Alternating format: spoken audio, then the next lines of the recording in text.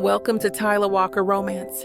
You're about to dive into one of Miss Tyler's free full audiobooks. She always knows how to make you forget your life with handsome alpha male billionaire heroes and sassy strong heroines who grab love with both hands.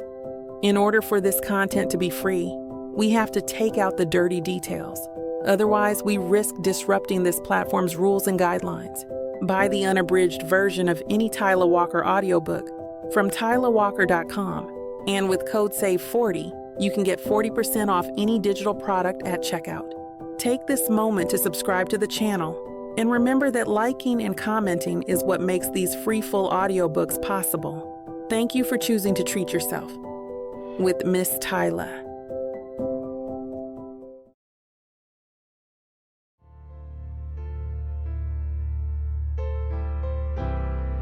Chapter 1. Misty. I should have just stayed home and ignored that email. And I definitely should not have agreed to this nonsense, no matter how much Valerie's smug, power-tripping assistant assured me that it was just a casual professional meeting for publicity.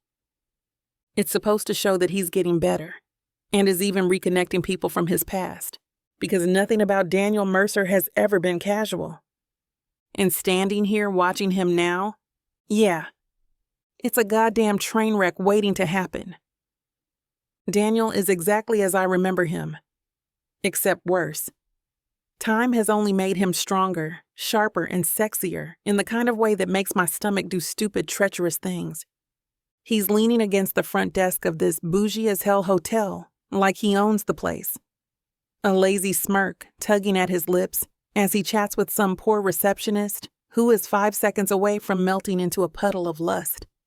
I get it. Daniel Mercer has always had that effect, that unfair mix of cocky, effortless charm, and I'll ruin your life, but you'll thank me for it energy. He was like that when I met him. He was like that when I fell in love with him, and he was exactly like that when he ripped my heart out and left me bleeding on the ground 5 years ago. But now he's different. Or maybe not different, just refined. Like someone took a reckless rockstar hurricane, stripped it of the drugs and chaos, and left behind a god of lovemaking and destruction in a leather jacket. He's cleaner now, sharper. His hair, once messy and wild, is shorter but still just disheveled enough to beg for fingers to run through it. His jawline is carved from pure sin, dusted with the kind of stubble that makes women want to sit on his face. Those blue eyes. Christ. He used to look at me as if I was the only thing that mattered. Now he's looking at me like he doesn't remember a goddamn thing. Well, screw me, he mutters. And there it is. That voice. That stupidly smooth, deep, panty-destroying voice that used to whisper filth into my ear at 3 a.m. He straightens, his smirk widening as his gaze drags over me like a slow, dirty caress. They didn't tell me my past was sexy. I could kill him, right here, in broad daylight, and I'd sleep like a baby afterward. I have to remind myself that this man suffered a life-altering accident, causing an amnesia. It's the very reason why I'm even here in the first place. I wanted to know if it's really true and he forgot what he did to me. Cut the crap, Daniel. My voice is steady, cold. We're not doing this. He tilts his head, watching me like he's trying to solve a puzzle he doesn't even know exists. Doing what? I exhale sharply.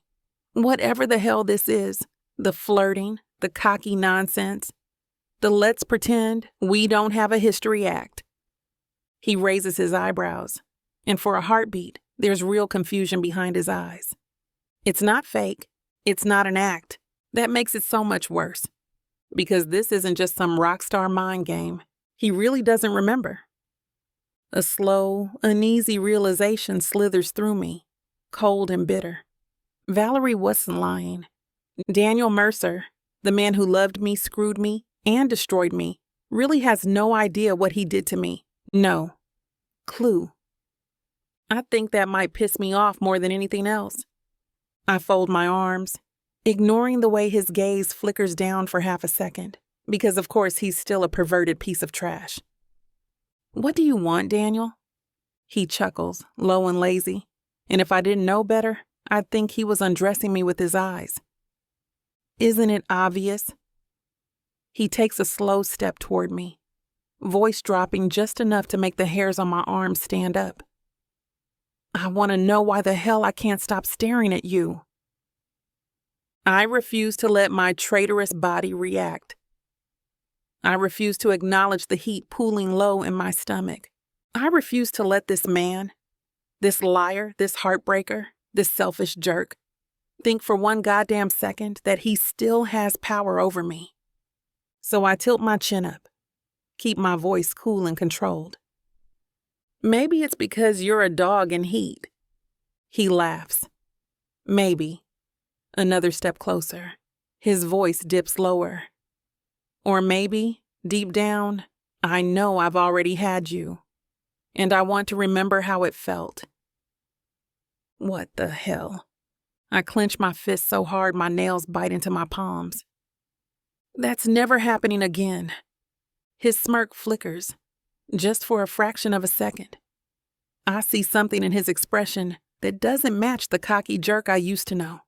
Curiosity, real raw confusion, maybe a tiniest trace of regret. "Then tell me something," he says, voice quieter now. "Tell me why, when I look at you, it feels like I've already lost something I can't get back."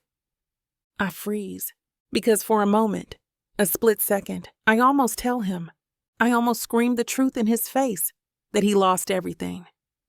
That he didn't just walk away from me, he walked away from our child. That I spent nights crying myself sick, bleeding out a future we never got to have because of his selfish choices.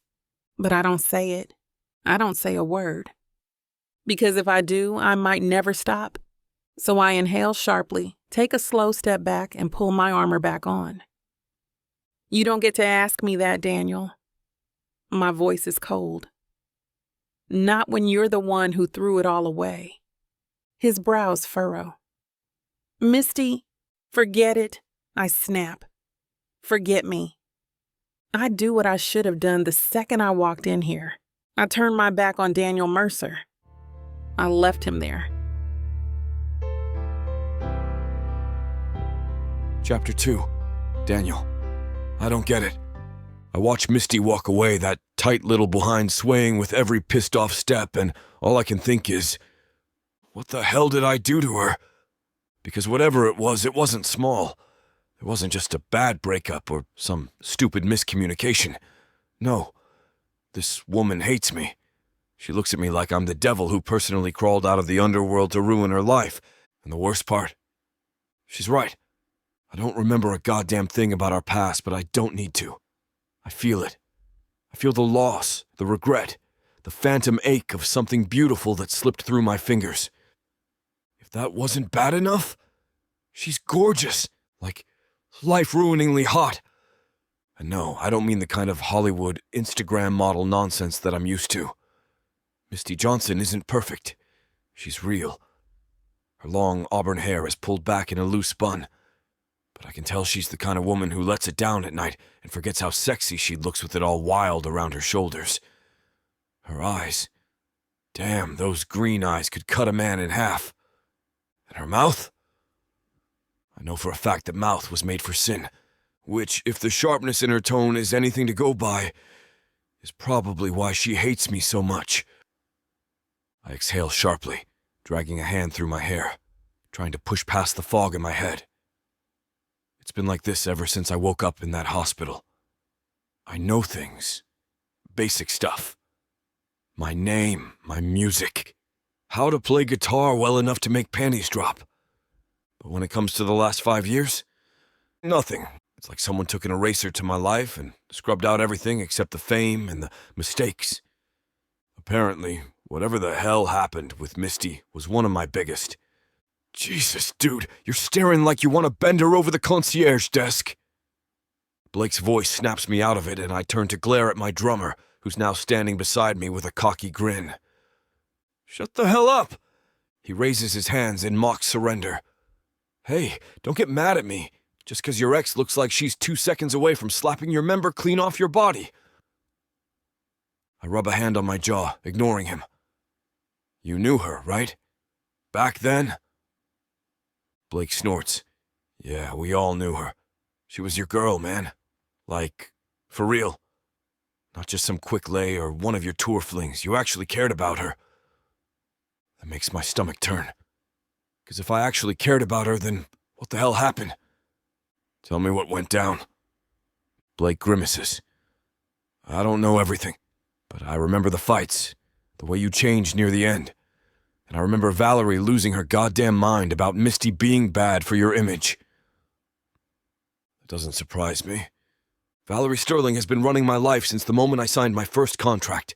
She's the one who built my brand, controlled my image, made me into a goddamn rock star instead of just a musician. She's the reason Misty isn't in my life anymore. I don't even have to think twice about it. I pull out my phone and dial Valerie's number. She picks up on the second ring. Daniel, darling, I was just about to call you. Her voice is syrupy sweet, fake as hell. Cut the crap, Val. I step away from Blake, lowering my voice. Why the hell didn't you tell me about Misty? There's a pause, and then, with the practiced grace of a seasoned liar, Valerie sighs dramatically. Oh, sweetheart, I didn't want to burden you with painful memories. You and Misty, well, let's just say it didn't end well. My jaw clenches. Yeah, no duh, but why? Another pause. You outgrew her, Daniel. She was holding you back. She didn't fit the life you were destined for. Holding me back. The words land like a slap. Because if that's true, then why does it feel like I lost the best thing I ever had? I exhale through my nose, keeping my voice controlled. Don't lie to me, Val. If you had something to do with breaking us up, I will find out. There's the briefest flicker of tension in her voice when she replies. Daniel, sweetheart, I only ever did what was best for you. Yeah, right. I hang up without another word. When I turn back to Blake, he's smirking. That was quick. Let me guess. She fed you some PR-friendly nonsense? More like a half-truthed lie. He shrugs. That's Valerie for you. She always hated Misty. Said she was a distraction. But if you ask me, she was just pissed that you actually loved someone more than you loved your own career. That makes my stomach twist in ways I don't like. Because if that's true, then it means Valerie didn't just screw over some random ex-girlfriend. She screwed over the one woman I ever cared about. And that is not something I can let go. I need to see her again, I mutter. Blake snorts. Yeah? You sure that's a good idea? Because from where I was standing, Misty looked like she was 2 seconds away from setting your member on fire with her mind. I don't laugh. I don't joke. Because the truth is, it doesn't matter if she hates me. It doesn't matter if she never wants to see me again. I need to know the truth.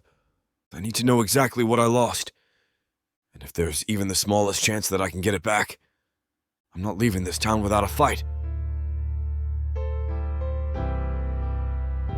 Chapter 3. Misty. I'm counting sheeps, lambs, and even ducks, but still, sleep seems to run away from me. I lie in bed, gazing at the ceiling, Daniel's voice looping in my head like a song I can't turn off. Then why does it feel like I screwed it all up? Because you did. Yet that hollow look in his eyes keeps haunting me. Daniel Mercer, the man who once stood on top of the world with a smirk and a sneer, looked lost tonight. Like he was drowning in the gaps of his memory. Like some part of him already knew the truth, that he had ruined something important, even if he couldn't remember how. I pressed the heels of my palms against my eyes, trying to force the exhaustion to take over. It doesn't work. I keep remembering things I don't want to. His hands on my body, tracing every inch like he was memorizing me. The way he used to whisper my name, slow and reverent. The memories turn darker. His cold voice the night he ended things. The way he didn't even fight for me. The way he walked away and never looked back. Pain clenches around my heart like a fist. I flip onto my side and squeeze my eyes shut. But it doesn't help. Because there's one memory I never let myself think about. One I buried deep down. Now that Daniel is back, it's clawing its way to the surface again. The pregnancy test, the trembling hands, the overwhelming panic. Just a few weeks later, the devastation. I don't realize I'm crying until a tear slips down my cheek, landing on my pillow. I swipe it away, frustrated. I will not fall apart over him again. Not now, not ever. By the time the sun rises, I've managed to pull myself together. I show up to work at the library like I haven't spent the entire night drowning in my past. I paste on a polite smile, wave at the elderly patrons who visit every morning, and lose myself in the predictable comfort of books. Until, of course, he walks in. I look up from the front desk just as the door swings open. And there he is, 6 feet of bad decisions, wrapped in a leather jacket. I hold onto the counter so hard my knuckles turn white. "What the hell are you doing here?" I hiss the moment he reaches me. Daniel lifts a brow, looking entirely too comfortable in my space. Checking out a book, obviously. I scowl. "You can't even read." He grins. The butthead actually grins. "You wound me, baby. I can read just fine." It's the thinking before I speak part that I struggle with. I pinch the bridge of my nose, inhaling deeply. "You're not supposed to be here, Daniel." His smirk fades. "You left before we finished talking last night." "Because I didn't want to talk." "Too bad." He leans against the counter, voice dropping. "I'm not leaving until you tell me the truth." I swallow, trying to steady my heartbeat. "What truth?" "What the hell happened between us?" His blue eyes burn into mine. "Because no one will tell me, not even Valerie. And if there's one thing I've learned in the past 24 hours, it's that I don't trust a goddamn word out of that woman's mouth." I gaze at him, my heart pounding. "She lied to me, didn't she?" His voice is rough now. Urgent. "She told me you were bad for me, that you were a mistake. But that's not what it feels like, Misty. It feels like losing you was the worst thing I ever did." I turn away, gripping the desk so hard it digs into my palms. "Daniel, please." He steps around the counter. Too close. Way too close. "Just tell me," he murmurs, voice low. "If I hurt you, I need to know how. If I screwed up, I need to fix it. But I can't do that if you don't give me a goddamn chance." "Some things can't be fixed." His jaw clenches. "So I did hurt you." I don't answer, because I don't need to. The silence says everything. Daniel exhales sharply, dragging a hand over his face. I can see the frustration, the desperation, the regret. And it's almost enough to break me. Almost. But I spent 5 years learning how to survive without him, and I won't let him unravel me now. I lift my chin.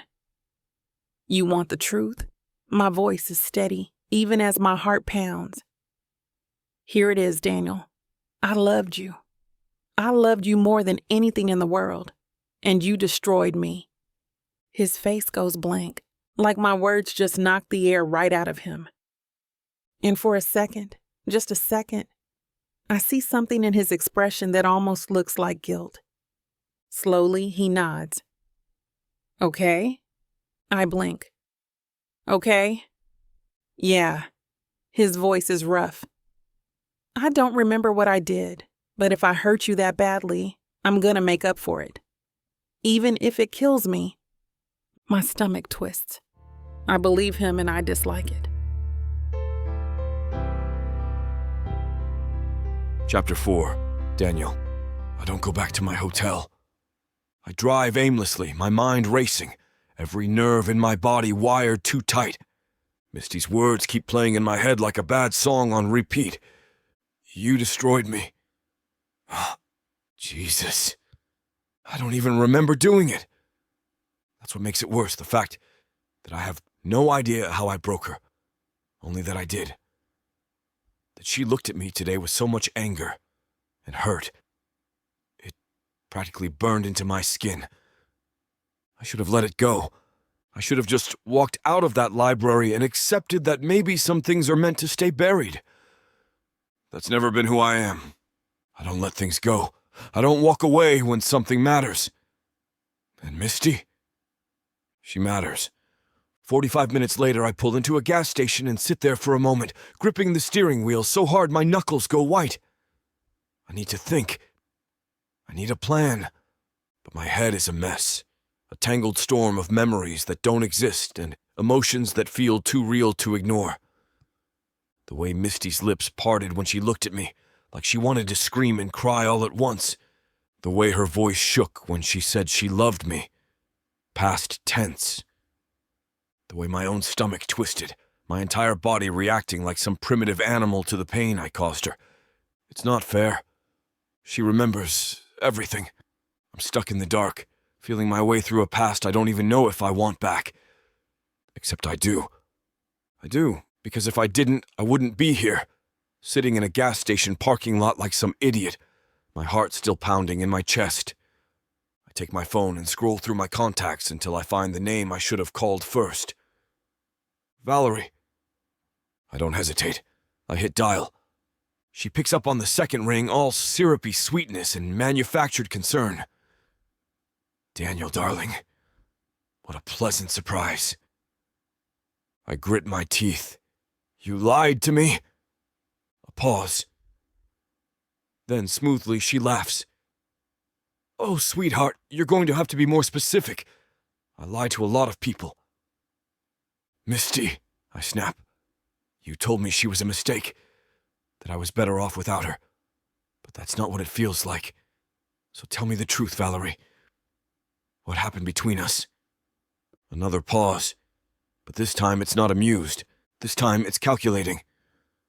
I see she's been filling your head with nonsense. Valerie sighs, her voice shifting, softening into something motherly, manipulative. She does this, twists the conversation in a way that makes it seem like she's the reasonable one, like she's the only person I can trust.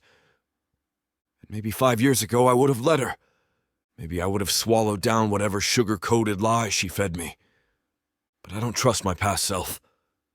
And I sure as hell don't trust her. I want the truth, I growl.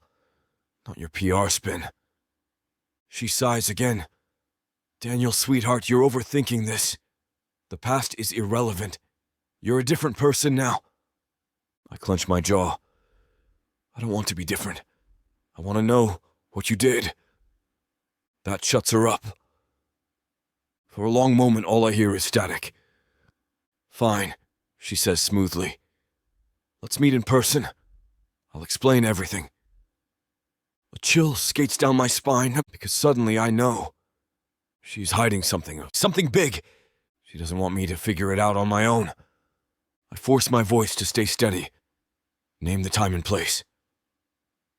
An hour later in Valerie's office, I'm stuck here. She keeps me waiting. Classic Valerie. I sit in her ridiculous office, all polished wood, expensive bookshelves, and overpriced art, tapping my fingers against my knee. I could leave. I should leave. But I won't. Not until I get the truth. Finally, the door swings open and Valerie strolls in, all sharp heels and tailored confidence. She smiles like she's greeting an old friend. But I see the tension in her shoulders, the way she clutches her designer purse a little too tightly. She's nervous. Good. You know, she says, breezing past me to sit behind her desk. When you called, I thought, oh dear, my Daniel is having one of his broody moments again. But now, I see it's worse than that. You've got that look in your eye. I lean forward, resting my elbows on my knees. What look? The one that says you're about to make my life very, very difficult. I smirk. Good. Her smile tightens. You want the truth? Fine. Here's the truth, Daniel. Misty Johnson was never meant to be in your life. She was a distraction, a pretty little writer who didn't belong in your world. So, yes, I did what I had to do to make sure she stayed out of it. The air thickens. I should have expected this. I did expect this. But hearing her admit it so easily, like she didn't ruin something important, like she didn't rip a hole in my life, make something sharp and angry rise inside me. So you manipulated me. She rolls her eyes. Oh, don't be dramatic, darling. You were on the verge of superstardom. I simply nudged you in the right direction. I gaze at her. The right direction? Away from a nobody. Something inside me snaps. I stand so fast my chair scrapes against the floor. Valerie barely flinches. You don't get to decide that, I say, my voice quiet, cold. You don't get to tell me who matters. She tilts her head, eyes sharp, studying me. Then, slowly, she smiles. You remember more than you're letting on, don't you? I go still. Because no, I don't. But she's afraid that I do. And that tells me everything. You're hiding something, I say, voice low. I swear to God, I'm going to find out what it is. She doesn't respond. She just keeps smiling. But I see it now, the slight tension in her jaw, the flicker of unease in her eyes. I don't know what she did. I don't know how deep this goes, but I'm going to find out. I'm taking Misty back. Chapter 5. Misty. I shouldn't be thinking about him. I shouldn't be checking my phone every few minutes, waiting for a text that won't come. I shouldn't still feel his voice in my chest, vibrating under my skin like a song I thought I'd forgotten. But I do. It pisses me off. I spent 5 years learning how to live without Daniel Mercer. 5 years scraping myself back together, piece by piece. 5 years convincing myself that the ache in my chest was just scar tissue, not something I was still waiting to heal. And now he's back. Not just back, but digging. Digging into the past. Digging into me, digging into the truth I've spent so long burying. I don't know how much he remembers yet, but I know one thing for certain. If Daniel keeps chasing ghosts, he's going to find the one thing I never wanted him to know. There's no surviving losing him all over again. The next day, I throw myself into work, hoping the endless task of cataloging books will keep my mind off Daniel. It doesn't. Every time the front door opens, I brace myself, expecting to see his tall, broad, leather-clad form standing there like a mistake I can't outrun. Every time my phone buzzes, my pulse jumps, only to sink when I realize it's just a spam email or a reminder about the upcoming library fundraiser. It's ridiculous. I don't want to see him. I don't want to talk to him. But some stupid, desperate part of me, the part of me that still remembers what it felt like to love him, is waiting anyway. I'm shelving a stack of returns when Harper, my coworker, pokes her head into the aisle. Misty, there's a guy here asking for you." My stomach drops. I already know who it is. I close my eyes for a second, inhale sharply, then force myself to turn around. There he is, standing near the front desk, hands in his pockets, watching me like he's trying to figure out what the hell he's supposed to say. Daniel. I take a slow, steady breath and walk toward him. "What are you doing here?" Again. He's here again. Damn it. His lips twitch like he's fighting back a smirk. "You don't like people coming into libraries now?" I narrow my eyes. "I don't like people who show up where they're not wanted." He exhales, rubbing the back of his neck. "I needed to see you." My pulse jumps, but I ignore it. "Why?" He hesitates, his jaw tightening. "I talked to Valerie." My stomach clenches. Here we go. I fold my arms. And she admitted she lied, that she kept us apart, His blue eyes burn into mine, searching. But that's not the whole story, is it? I stiffen. I don't know what you mean. Daniel steps closer, lowering his voice. Misty, I know there's more. I can feel it, and I need to know the truth. My heart pounds. This is it. This is where it all unravels. If I don't stop him now, he's going to keep pushing. He's going to find everything. You think the truth is going to fix anything? I say, my voice tight. You think knowing what you did to me is going to make it all better? Daniel's jaw clenches. I don't know, but I need to try. I step back, almost holding my breath. Some things aren't meant to be fixed. A flicker of frustration flashes across his face.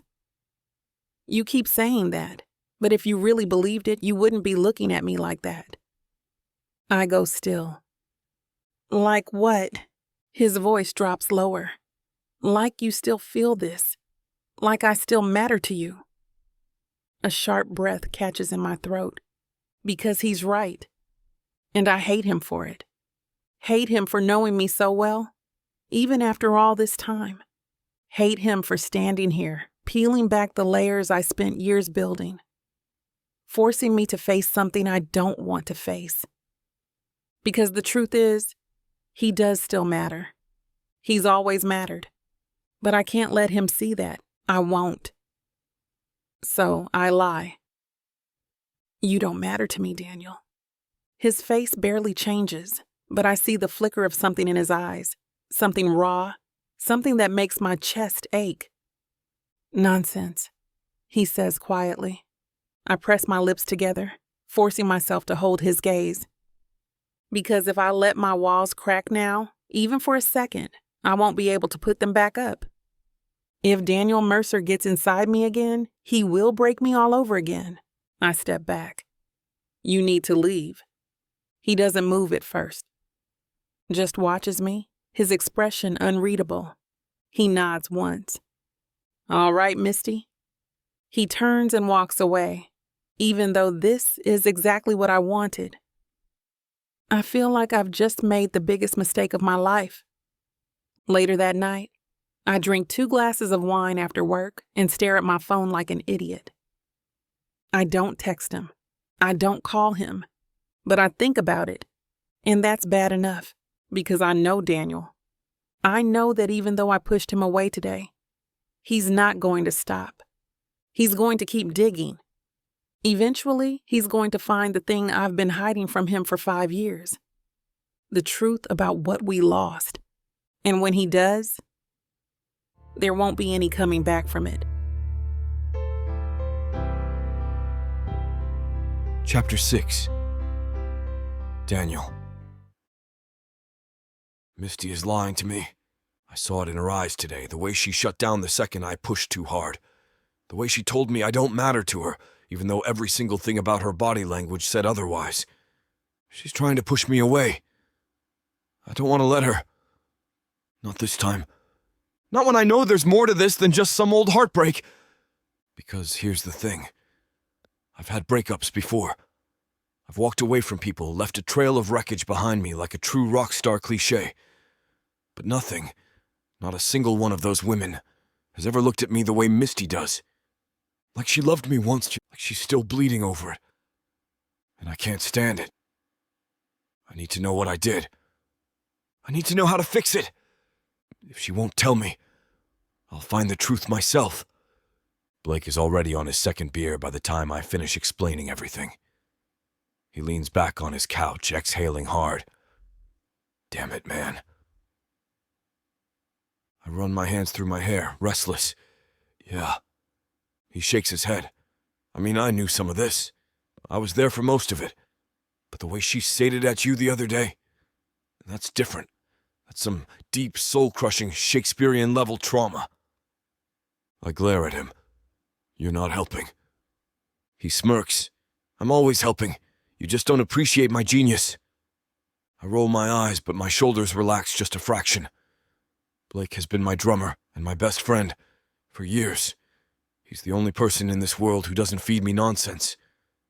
Right now, I need someone like that. I lean forward, elbows on my knees. Valerie's lying to me. Misty's lying to me. I need to know why. Blake hums thoughtfully, tapping his beer can against his thigh. You sure you want to do this? I shoot him a look. What does that mean? He shrugs. Just saying. Sometimes people hide stuff for a reason. Yeah, well, I don't like being kept in the dark. Blake watches me for a second, then nods. All right, let's find you some answers. Blake's been busy. It's been 3 days since we had that conversation, which, honestly, is a little concerning because I'm pretty sure most of what he's doing is illegal. But I'm not questioning it. Not when the information starts rolling in. The first thing we find, Misty left LA 5 years ago without a trace. She disappeared completely. No social media, no connections to the industry, nothing. 1 minute she was the woman everyone thought would be the next big songwriter, and the next she was gone. That doesn't happen by accident. Someone made sure her name was erased. I have a strong suspicion it was Valerie. Blake hands me a file, shaking his head. Bro, this is some real burn the evidence type stuff. I flip through the pages, my pulse pounding. Old articles, all negative, rumors, lies, headlines like, Misty Johnson, songwriting scam or genuine talent. Why did Daniel Mercer really leave his muse? Industry sources say, she was never the genius behind his songs. Every single one is a hit piece. Every single one was planted to destroy her reputation. I exhale sharply. Valerie did this. Blake nods. No doubt about it. The timing lines up. These articles started dropping right after you two split. My stomach twists. Misty didn't just leave. She was forced out. I let it happen. I close my eyes, inhaling sharply through my nose. This still doesn't explain why she looked at me like I personally ripped out her heart with my bare hands. Blake hesitates. I know that look. He found something. Blake. My voice is sharp. What aren't you telling me? He sighs, rubbing a hand over his face. There's one more thing. I stare at him, waiting. He hesitates, then pulls out a hospital record. My stomach drops. I reach for it, my hand suddenly not so steady. And then I see it. Misty Johnson, patient admitted. Pregnancy loss due to severe stress. The room tilts. No. I read the words again. And again. No. I feel like I can't breathe. I had a child, and I lost it. I close my eyes, gripping the edges of the paper so tightly it crinkles under my fingers. When? Blake's voice is quiet. A month after you left her. I inhale sharply. She didn't tell me. Blake sighs. Would you have listened? The words hit me like a punch to my core. I don't know. Because if what Misty said is true, if I destroyed her before I walked away, would I have even cared? The thought makes me sick. I drop the paper onto the coffee table and lean forward, pressing my palms against my forehead. She lost our baby. And I wasn't there. The implication of it crushes me. The way she gazed at me. The pain in her voice when she said I ruined her. Jesus Christ. Now I know why. I stand abruptly, my chair scraping against the floor. I need to see her. Blake doesn't stop me, just nods. Yeah, you do. I pound on her door, my heart slamming against my ribs. Nothing. I knock again. Misty, open the door! Silence. I know she's inside. I can see the glow of a lamp through the curtains. Misty. Nothing. I swear under my breath. I take a step back, glancing at the door, my chest tight. I know what she's been hiding. I know why she pushed me away. I know what I cost her. I realize there might not be a way to fix this. But that doesn't mean I'm going to stop trying. Not this time. Chapter 7. Misty. I don't open the door. I can't, because if I do, Daniel will be standing there and I'll see it all over his face. The truth. He knows. He knows everything. I knew this day would come.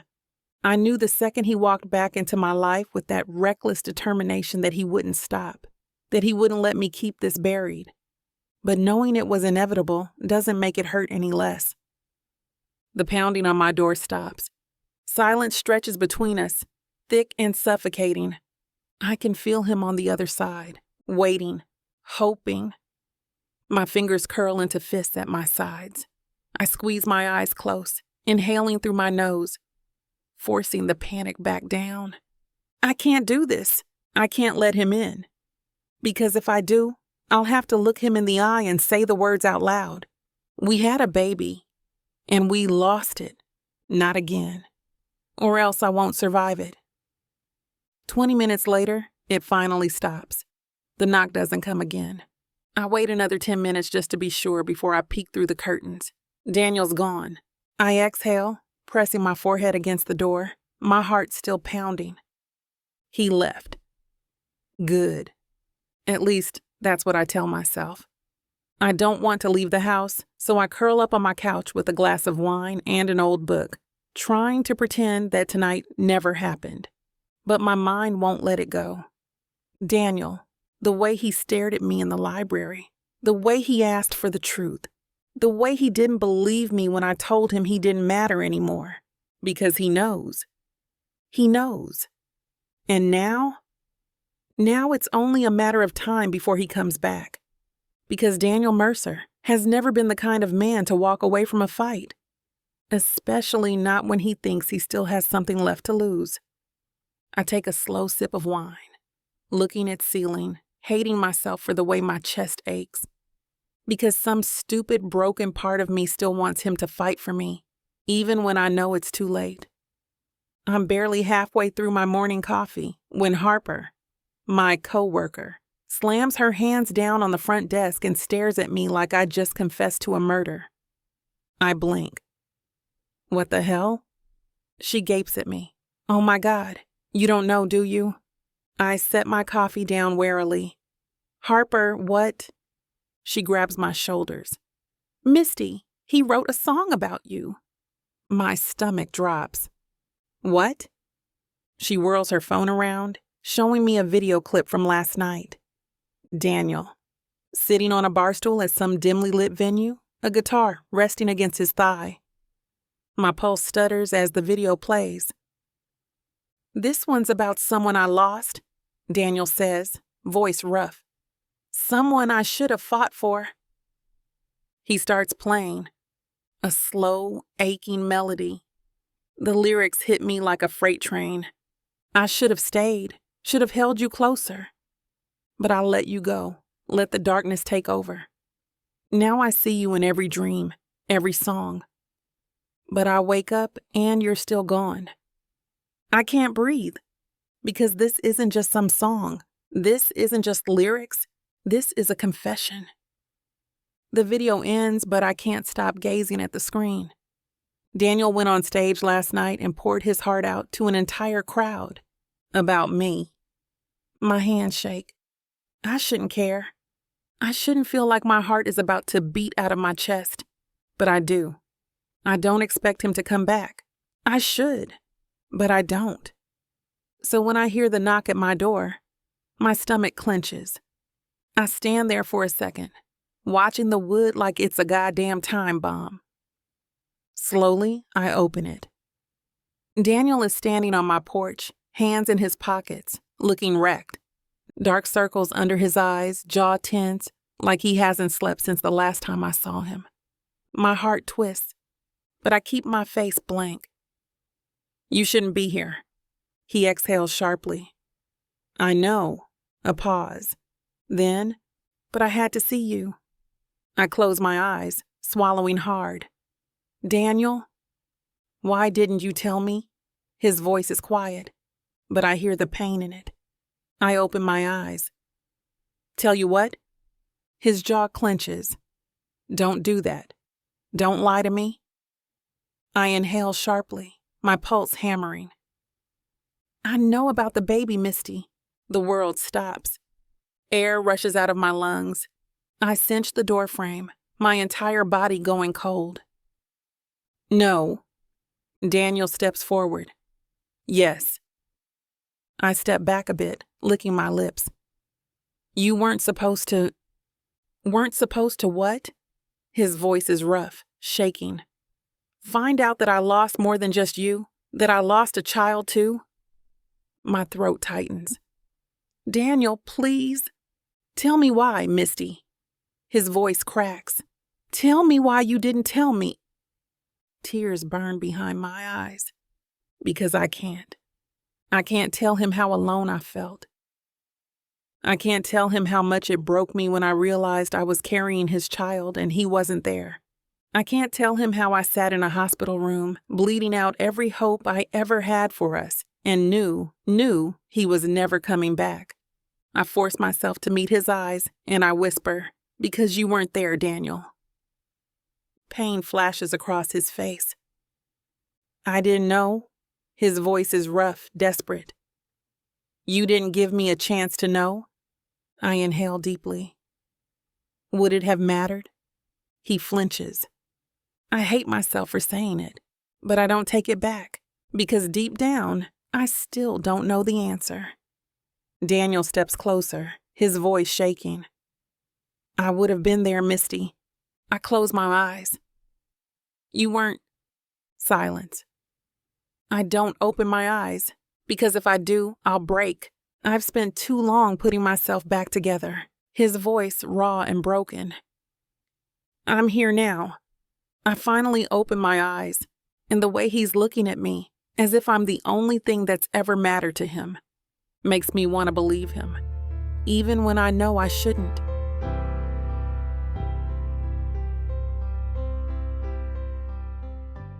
I thought I was getting a fake marriage, but I didn't know my story was being told by Miss Tyler. This isn't just any fake marriage, now is it? No, you introduced me to the devil. Come on, girl, Jacob isn't that bad. Oh, I love Jacob. His family, on the other hand... Beggars can't be choosers, Nyla. You should be grateful I even let Jacob Stone look your way. I just wanted to save my granddaddy. Is that so bad? Why couldn't you let this be a normal fake marriage? Instead, you put me in a twisty story filled with money, betrayal, power, and lies. Let's not forget love. That's what keeps me going. But not gonna lie, Miss Tyler. This story you got me in ain't the simple fake marriage, happy ending I thought it would be. It's not. Because where would be the fun in that? Treat yourself to Say Less I Love You. Tuesdays and Thursdays. New seasons premiere every month. Or skip the wait and grab the full series bundle from TylerWalker.com. Treat yourself with Miss Tyler.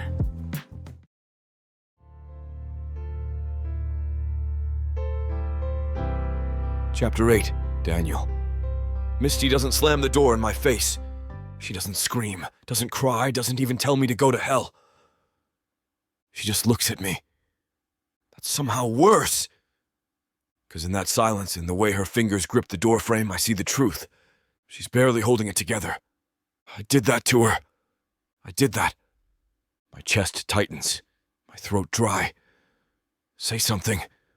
She exhales sharply, her voice barely above a whisper. You shouldn't have come here. My hands curl into fists at my sides. Yeah, well, I did. Her jaw tenses. That's the problem, Daniel. You keep showing up, you keep pushing, but you don't get to do that anymore. I step forward, closing the space between us. I had a right to know. Something flickers across her face. Anger, pain, something close to grief. She laughs, but it's hollow, bitter. A right? Her voice shakes. Where was that right 5 years ago? My stomach clenches. Because she's right. I wasn't there. I was chasing some version of myself that wasn't even real, letting Valerie pull the strings while Misty was left alone, to grieve, to suffer, to go through something no one should have to survive alone. I didn't even know. I inhaled deeply, my voice hoarse. Misty, No, she cuts me off, stepping back like even the space between us is suffocating her. You don't get to stand here and act like you suddenly care. The words punch through me. I do care. Her lips press together so tightly they turn white. Now? Sure. Now that it's convenient. Now that you suddenly want to dig through the past and play the hero. She shakes her head, something sharp and broken in her eyes. Where was this version of you when I needed you, Daniel? I don't have an answer as there is no excuse. I step inside. Her eyes widen as I push past her into the house. Daniel. No. My voice is rough, unsteady. You don't get to shut me out. Not after this. She lets out a sharp breath, the sound filled with disbelief. This isn't your choice. It is when it's about us. She flinches. I see it. The way her breath catches, the way her fingers tremble slightly at her sides. She's fighting me. She's fighting herself. But I know she still feels something. I'm done pretending I don't feel it too. She lets me stay. Not because she wants to, but because she doesn't have the strength to throw me out. I don't sit. I don't move deeper into the house. I just stand there watching her as she folds her arms over her chest like she's trying to build an invisible wall between us. She looks exhausted, like this conversation is draining the life out of her. And I hate that I'm the reason why. She exhales, her voice quieter now. Why are you really here, Daniel? I look at her, my chest aching. You know why? She shakes her head, her throat working as she swallows. No, I don't. I step closer, my voice hoarse. Because I lost something I never should have let go. Her breath shudders, and for a second, just a second, she looks at me the way she used to. Like I still matter. Like there's still something left between us, even after everything. But then, just as quickly, she shuts it down. She straightens, shaking her head again, harder this time. You can't just come back after all these years and act like you want to fix this. I inhale sharply. I don't just want to fix it, Misty. I want another chance. She goes still. I know that's the last thing she expected me to say. Her hands tremble slightly as she exhales. You don't deserve one. My throat tightens. I know. She looks at me, something broken in her eyes. Then why are you asking? I take another step, my voice low. Because I still love you. She sucks in a sharp breath. I don't take it back. I won't, because it's the truth. Because I've spent 5 years not knowing what I was missing, but now I do. And it's her. It's always been her. She presses her lips together, her breathing unsteady. Daniel. I step even closer, my voice quiet, but firm. Tell me you don't feel it. Tell me right now, and I'll walk away. She doesn't say anything. She just gazes at me, her green eyes swimming with too many emotions to name. I realize she can't. She can't tell me she doesn't feel it too. Because she does, because she never stopped. Just like me. That's the crack in her armor I needed. Chapter 9. Misty. Because of him, I'm spending the whole night staring at the ceiling, his words clawing at me. Because I still love you. It's cruel that after all this time, after everything we lost, everything he put me through, he still has the power to hurt me.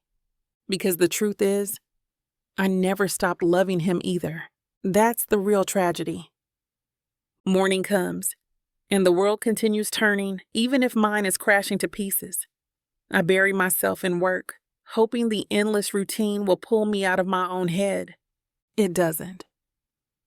Every time I look up, I expect to see him. Every time the door opens, my pulse jumps. Every single thing reminds me of him. It's ridiculous. I spent 5 years training myself to live without Daniel Mercer, and in less than 2 weeks, he's everywhere again. I clench the counter, inhaling sharply. I can't let this happen. I won't. Harper is watching me, which isn't new, but the way she tilts her head, eyes narrowed like she's studying me under a microscope, makes me want to scream. I try to ignore her. I fail. Just say it, I mutter, shelving the last of the new arrivals. She crosses her arms. Say what? I glare at her. Whatever is brewing in that over-caffeinated little brain of yours. Her lips twitch. You look like a woman on the verge of a nervous breakdown. Gee, thanks. She leans against the desk, tapping her fingers. So are you going to talk about it? There's nothing to talk about. Her eyes narrow. Nonsense. You've been jumpy since Daniel came back. And last night, you left early looking like someone just ripped your heart out. I lick my dry lips, because that's exactly what it felt like. Harper, she holds up a hand. I'm just saying, if you don't want to talk, fine. But if you do, I'm here. And if you don't tell me soon, I will get you drunk and pry it out of you. I sigh, rubbing my temples. Why are we even friends? She grins. Because I'm the only one who puts up with your emotionally constipated behind. I roll my eyes. Go away. She does. But I know she's right. Because if I don't talk about it soon, I might explode. When I get home, I spend the evening cleaning. Not because I need to, but because I need something to focus on that isn't him. I scrub the counters, organize the bookshelf, fold the laundry, but nothing helps. Daniel is already inside my head again. He's in my heart. Still. Always. I hold on to the edge of the kitchen counter, inhaling sharply. I should hate him. I should slam the door in his face the next time he comes knocking. But the problem is, I don't want to. I want to let him in. I want to see if maybe, just maybe, there's something left to salvage. I want to know if love is enough to fix what he broke. Because if I let him back in again, what happens when he leaves? Because he will, eventually. There's no surviving it a second time. What if he kills me this time? I prepare to go to sleep, wanting to just forget today. But there's a knock at my door. It's late. Too late for anyone but one person. I freeze, my stomach dropping as I look at the door. I don't move. Maybe if I pretend I'm not here, he'll leave. Another knock. Firm, steady. Daniel. I close my eyes, my heart hammering. I should ignore him. I should let him walk away. But my feet betray me. I open the door. There he is, standing on my porch looking wrecked. His eyes are bloodshot, his hair messy, like he hasn't slept. Like he's been thinking about me just as much as I've been thinking about him.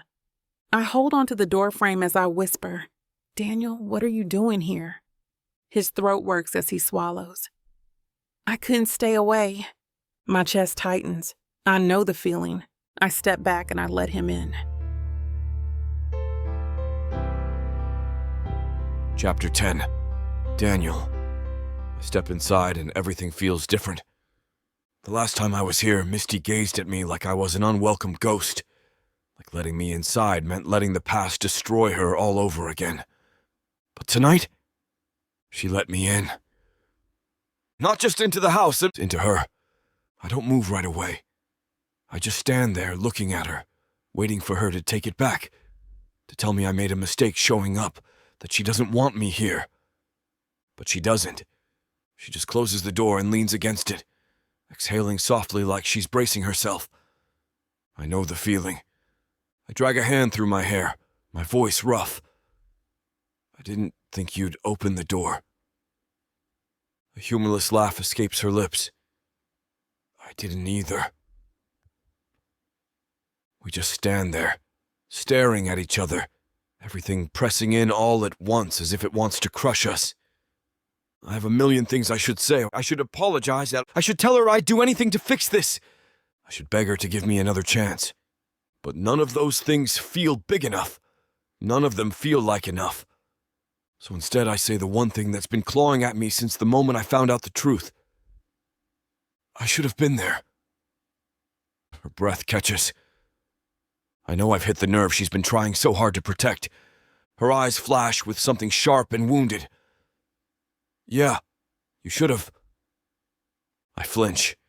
I have no idea if I would have done the right thing back then. Her brows pull together. Then why the hell are you here now?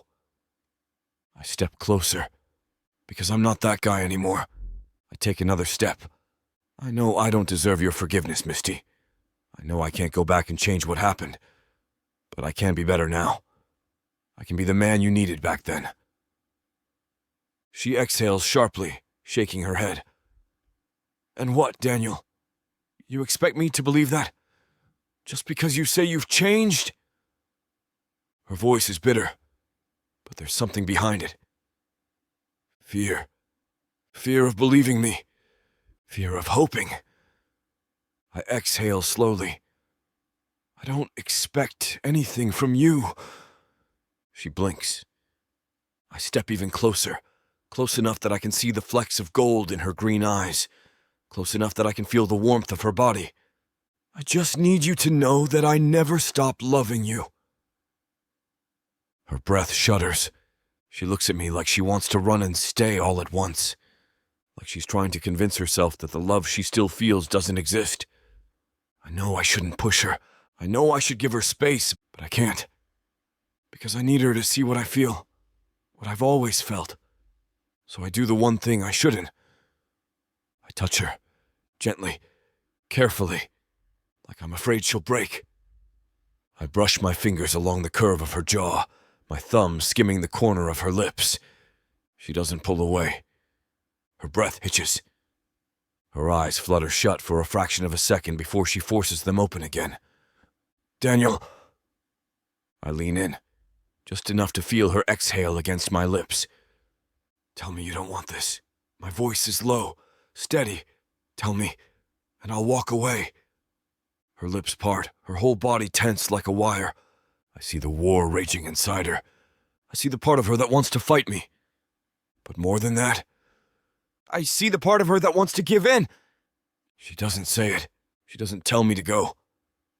And that's all I need. I close the distance, pressing my lips to hers. She shatters. Her hands grip my shirt, pulling me closer, and then suddenly we're not just kissing. We're consuming. She kisses me like she's furious, like she's punishing me for every mistake I ever made. Damn, I'll take it. I'll take every ounce of her anger, every bite of her pain, as long as it means she's still feeling something for me. Her hands tangle in my hair and I groan into her mouth, my grip tightening around her waist. I want her. God, I've always wanted her. But it's not just about that. It's about everything we lost, everything I need to prove to her. I kiss her slowly, deeply, like I'm memorizing her all over again. A soft, broken sound reverberates from Misty, and something in me snaps. I lift her. She gasps, but her legs wrap around my waist, and I carry her through the house like I never left, like I still know every inch of her. Like this right here, is what I was always meant to find my way back to. I press her up against the nearest wall, dragging my lips down the column of her throat, and she lets out a sharp, needy breath. And then she freezes. I go still. She pushes against my chest, shaking her head. I can't. Her voice is hoarse, barely a whisper. My pulse pounds, my breathing ragged, but I force myself to pull back. I set her down, my hands shaking as I run them through my hair. She steps back, her chest rising and falling with heavy, uneven breaths. Her arms wrap around herself, like she's trying to hold herself together. Like she's trying to figure out what just happened. Like she's just as lost as I am. I exhale, my voice raw. Misty. She shakes her head, looking away. You should go. The words rip through me. Even breathing makes my chest ache. I want to fight her. I want to stay. But I can't force her into this, not when she's not ready. So I do the last thing I want to do. I leave. I don't know if she's going to let me come back. Chapter 11, Misty. I close the door. Lock it. I slide down against it, pressing my palms to my face, trying to breathe. My heart is racing. My skin is still burning from where he touched me, from where his lips branded me like they never left. But the worst part is the fact that I let it happen. I let him in. I let him touch me. I let him kiss me. For one stupid, reckless moment, I let myself forget everything he put me through. I wanted to forget. Because when Daniel kisses me, when he looks at me as if I matter to him, he makes me want to believe in something again. That's exactly why I had to stop, why I had to make him leave. Because if I let him stay, if I let him touch me for even 1 second longer, I wouldn't have stopped. That would have ruined me. Morning comes, and I feel like a walking disaster. I barely got any sleep. I didn't eat breakfast. Harper is already sniffing out my secrets like a bloodhound. She leans against the front desk, arms crossed, eyes narrowed. All right, spill. I pretend to be busy organizing a stack of books, even though they're already perfectly sorted. I don't know what you're talking about. A sharp laugh spills from her mouth. Misty, you look like you just survived a 5-alarm fire. Your hair is a mess. Your eyes are bloodshot. And you're jumpier than a virgin at a prison rodeo. I choke on air. Jesus Christ, Harper. She grins, unrepentant. So are you gonna tell me why you look like you got laid but hated every second of it? My cheeks burn. I did not, she gasps. Oh my God, did you almost have sleep with Daniel? I freeze. That's all the confirmation she needs. Her eyes go wide. Holy crap, you did. I groan, pressing my forehead against the desk. Kill me. Harper smirks. Oh, babe, if I killed you, I wouldn't get to hear the juicy details. There are no details. She hums. Sure. That's why you're practically vibrating with sexual frustration. I grab a book and lightly smack her with it. Shut up. She laughs, dodging away. So what happened? I need the full play-by-play. I sigh, dropping into the chair behind the desk. We kissed. Harper wiggles her eyebrows. And it got heated. Her eyes gleam. Did he touch you? Harper? She throws her hands up. What? I need to know if this was just a kiss or if it was a pants-melting, soul-destroying, make-your-legs-shake kind of kiss. I groan. It was a lot. She whistles low. Damn. I nod, swallowing hard. Yeah. She studies me for a second, then tilts her head. Then why do you look like someone just ran over your puppy? Because it doesn't change anything. Harper frowns. Doesn't it? I bite my lips, thinking of the past. No, Daniel still left me. He still broke me. And even though he swears he's different now, even though he says all the right things, a part of me can't trust him. Harper is quiet for a long moment. Then she says, "And do you still love him?" The answer is too easy and hard at the same time. Yes, yes, I love him. Yes, I never stopped. Yes, it's killing me. I press my fingers to my temples, exhaling slowly. I don't know if love is enough. Harper leans against the desk, her voice soft now. Then you need to figure that out, Misty. Because if it isn't, then you have to let him go. For real this time. Her words settled deep inside me, because I know she's right. This can't keep happening. I can't keep teetering on the edge of wanting him and hating him, needing him and fearing him. I need to make a choice. It has to be the right one. I don't expect to see him, not after last night. But that doesn't stop me from checking the window, from half hoping, from missing him. I sigh, rubbing my hands over my face. This is a mistake. I shouldn't be thinking about him.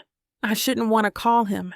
I shouldn't be remembering the way he gazed at me before I pushed him away, like I was something worth fighting for. But I do, and it's driving me insane. I grab my phone, stare at it. Do I call him? Do I tell him I regret making him leave? Do I tell him I still want him? I close my eyes. I do something I haven't done in years. I let myself remember the good parts. Not the pain, not the loss. Just him. The way he used to play his guitar with his eyes closed, lost in the music. The way he used to pull me close in the middle of the night, his breath warm against my neck.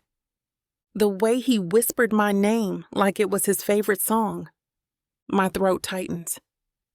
Because I want that again. But can I trust him not to break me? Can I trust myself not to fall apart if he does? I don't know. But I do know one thing. If I don't take this risk, if I don't at least try, I'll regret it. I grab my phone, and before I can overthink it, I send him a text. Chapter 12. Daniel. I don't expect to hear from her. Not after the way she pushed me away. The way she stared at me like I was something she needed to lock out before I wrecked her all over again. So when my phone buzzes at 1 a.m, I think I'm imagining it. But then I see her name. Misty. Suddenly I'm wide awake. My heart slams against my ribs as I notice the screen. I don't open the message right away. Because this is the moment. The one that tells me whether she's pulling me back in or shutting me out for good. I take a breath and tap the notification. Misty, I don't know what I want. Misty, but I think I want to see you. I read the words, my pulse hammering. Because for Misty, this is huge. She doesn't just admit things like this. She spent 5 years pretending I don't exist. 5 years burying whatever she felt for me. Now she's saying she wants to see me. She's cracking. I'd be an idiot not to take the opening. I type and erase at least 3 different responses before settling on the truth. Me. Where? A few seconds pass. Then. Misty. The park. 30 minutes. I'm already grabbing my jacket before I send my reply. Me. I'm on my way. When I arrive at the park, the place is empty. It's late enough that the usual joggers, dog walkers, and couples have long since gone home. The only sound is the wind rustling through the trees, the faint hum of the nearby road. I see her. She's sitting on one of the swings, rocking back and forth slightly, her arms wrapped around herself. She looks tired, like she hasn't slept, like she spent the whole night fighting her own thoughts. I get it, because I've been doing the same damn thing. I take a breath, then walk toward her. Her head lifts at the sound of my boots on the pavement. For a second, she just stares, like she's still deciding whether she made a mistake by texting me, like she's still looking for an excuse to push me away. So I make it easy. I shove my hands in my pockets and nod toward the swing next to her. That taken? A small, almost smile tugs at the corner of her lips. It's a free country. I sit down, the old metal chains groaning under my weight. For a moment, we just sit there. Just existing in the same space again. Somehow, that feels bigger than any words I could say. But eventually she speaks. I don't know why I texted you. I turn to her. You sure? She exhales sharply, staring down at the sand beneath her feet. No, that's the problem. I nod slowly because I get it. She spent so long being angry at me, so long believing that what we had was over, that letting me back in, even a little bit, feels like a betrayal to herself. I don't blame her, not for a second. So, I don't push. I just keep my voice quiet, steady. Then tell me what you do know. She hesitates. After a long pause, she says, I don't want to hate you anymore. The words punch the air from my lungs. 'Cause that's it. That's what this has always been about. Misty never stopped feeling something for me, but it's been buried under years of hurt, resentment, and grief. Now, she's finally letting herself want me again. I clutch the chains of the swing, nodding slowly. I don't want you to hate me either. She exhales, her breath shaky. But I can't seem to let go of it. I look at her, my chest aching. Because she's asking me for something I can't fix overnight. She's asking me how to undo 5 years of pain. I don't have a clue. But I do know one thing. I'll wait. I'll wait as long as it takes for her to look at me and not see the guy who ruined her. So I reach out, slow and careful, and cover her hand with mine. She doesn't pull away. That's everything, I state, my voice rough. Then let's figure it out together. She looks at me. This time, she doesn't look away. An hour later, I pull up in front of her house, killing the engine. Neither of us moves. No one speaks. There's something heavy in the air between us now, something different than before. Before, there was anger, resentment, pain, but now there's possibility. She shifts in her seat, inhaling softly. You didn't have to drive me home. I smirk, leaning back against the headrest. You said that last time too, and yet here we are. She rolls her eyes, but there's no real heat behind it. We're comfortable again. Right now it feels like we're moving towards something instead of running from it. She turns to face me, her lips pressing together like she's holding something back. I don't know what this is. I nod, my fingers tightening on the steering wheel. Neither do I. She exhales, shaking her head. This is a bad idea. Probably. She looks at me, eyes narrowed. You're not supposed to agree with me. I grin. Would it help if I lied? She snorts, shaking her head. No. A pause. She sighs, gripping the door handle. I should go. I nod, even though I want to keep her here. I want to tell her to stay. To tell her she's not alone in this. But I don't. I'll wait. So I just watch as she gets out of the car. She hesitates, standing by the open door for a second too long. Good night, Daniel. I smile, even though my chest is tight. Good night, Misty. She closes the door. She walks up to her front porch. I realize something. She didn't run this time. Maybe she won't. Chapter 13, Misty. Another sleepless night again. Because of Daniel freaking Mercer?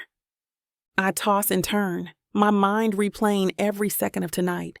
Daniel's words, when he looked at me, the way he didn't push when I told him I didn't know what this was. I don't want to hate you anymore. I didn't mean to say it, but it was the truth, because hating him takes too much energy, and I'm so damn tired of carrying the weight of it. I stare at my ceiling, my hands gripping the blanket like it might ground me. What the hell am I doing? This is dangerous? Letting him back into my life. Letting him sit next to me on that swing, holding my hand, making me remember all the things I swore I wouldn't. It's a mistake. It has to be. But then why do I feel lighter than I have in years? Why does my heart feel like it's beating for something again? I still love him. No matter how hard I try to pretend otherwise, no matter how many times I tell myself that love isn't enough, it's still there. It never left. That's what terrifies me the most. Harper is waiting for me when I walk into work the next morning. She knows. She takes one look at my face and lets out a low whistle. Oh, yeah, you saw him. I sigh, rubbing my temples. Please don't start. She grins. Too late. Spill. I groan. Harper, I swear to God. Did you sleep with him? I choke. Jesus, no. Her grin widens. Did you want to? I glare. You are the worst. She winks. Here I am, your favorite person. I drop my bag onto the counter, exhaling sharply. We talked. She leans forward. And I don't know. Her brows lift. Misty. I frown, clenching my hand. I mean it. I really don't know. He's different, Harper. Or at least he says he is. But what if I let him in again, and it's all just... I swallow. What if I can't survive losing him again? Harper studies me far longer than necessary, then reaches out and squeezes my hand. Then don't let him go this time. My breath catches. She shrugs. You're waiting for him to prove that he won't hurt you again, right? I nod. She tilts her head. Then let him... I blink. She smirks. You don't have to forgive him right away. You don't have to fall back into his arms overnight. But if he's really different, if he really wants to prove himself, then let him. I exhale, shaking my head. I hate that you're always right. She grins. I know. I don't know why I do it. Maybe it's Harper's words still echoing in my head. Maybe it's the fact that I'm sick of fighting something that feels inevitable. Or maybe I just want to hear his voice. But before I can overthink it, I grab my mobile phone and call him. He picks up on the first ring. Misty? My stomach flips. Hey, there's a pause. Didn't expect to hear from you this soon. I chew my lip. Me either. Another pause. Then his voice is softer. What's on your mind? I grip my phone tighter. I want to see you. Silence. I almost think I've made a mistake. Where? A shaky breath spills out of me. Come over, just for a little while. Another pause. Then a slow exhale. Okay, I'll be there soon. Daniel stands in my doorway, looking like he's not sure if he should be here. Maybe I'm not sure either. But I step aside. Come in. He walks in and for a second, no one moves. The atmosphere is suffocating. Heavy, not just with the past, but with everything that still exists between us. I clear my throat, motioning toward the couch. Sit. He does, leaning forward, his elbows on his knees.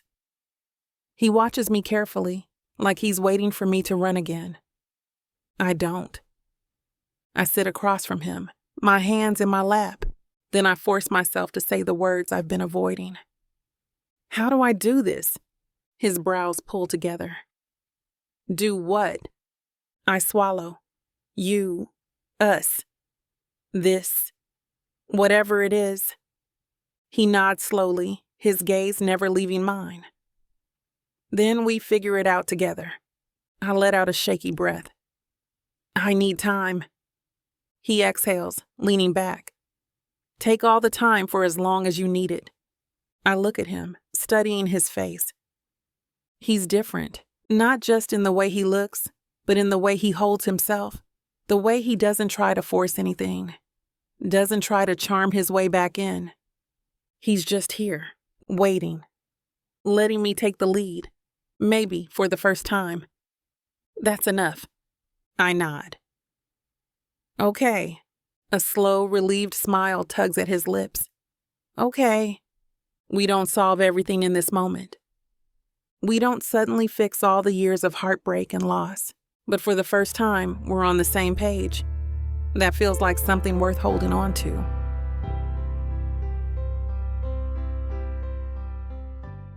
You know that feeling when a book pulls you in, wraps around you, and refuses to let go? When the tension is so thick, you swear you can feel it? Welcome to 30 sinfully addictive romance audiobooks that will ruin your sleep. Wow, I wasn't ready for this. One chapter in, and I'm already hooked. Oh, you thought this was just another audiobook collection. No, sweetheart. This is the Dirty 30. Forbidden love, dangerous desires, billionaires with secrets, bad boys who bite back. And every last word is dripped in temptation. I thought I could just listen to one chapter before bed. Now it's 2 a.m. and I need answers. Need. So what are you waiting for? Click the link. Start listening. Let the Dirty 30 ruin you in the best way possible. Escape your life with Miss Tyler.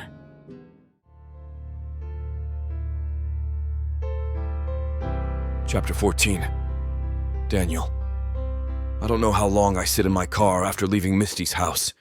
Minutes, maybe hours. Just gripping the steering wheel, staring at nothing, trying to process the fact that she let me in.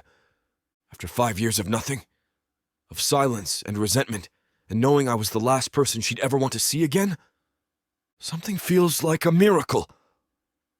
I exhale, pressing the heels of my hands into my eyes. I'll give her time. But Jesus Christ, it's going to be the hardest thing I've ever done. Because now that I've had a taste of her again, now that I've sat across from her and seen the way she's starting to let her walls crack, it's like a switch has flipped inside me. I want her back. Not just in my bed. Not just as some fleeting, screwed-up second chance.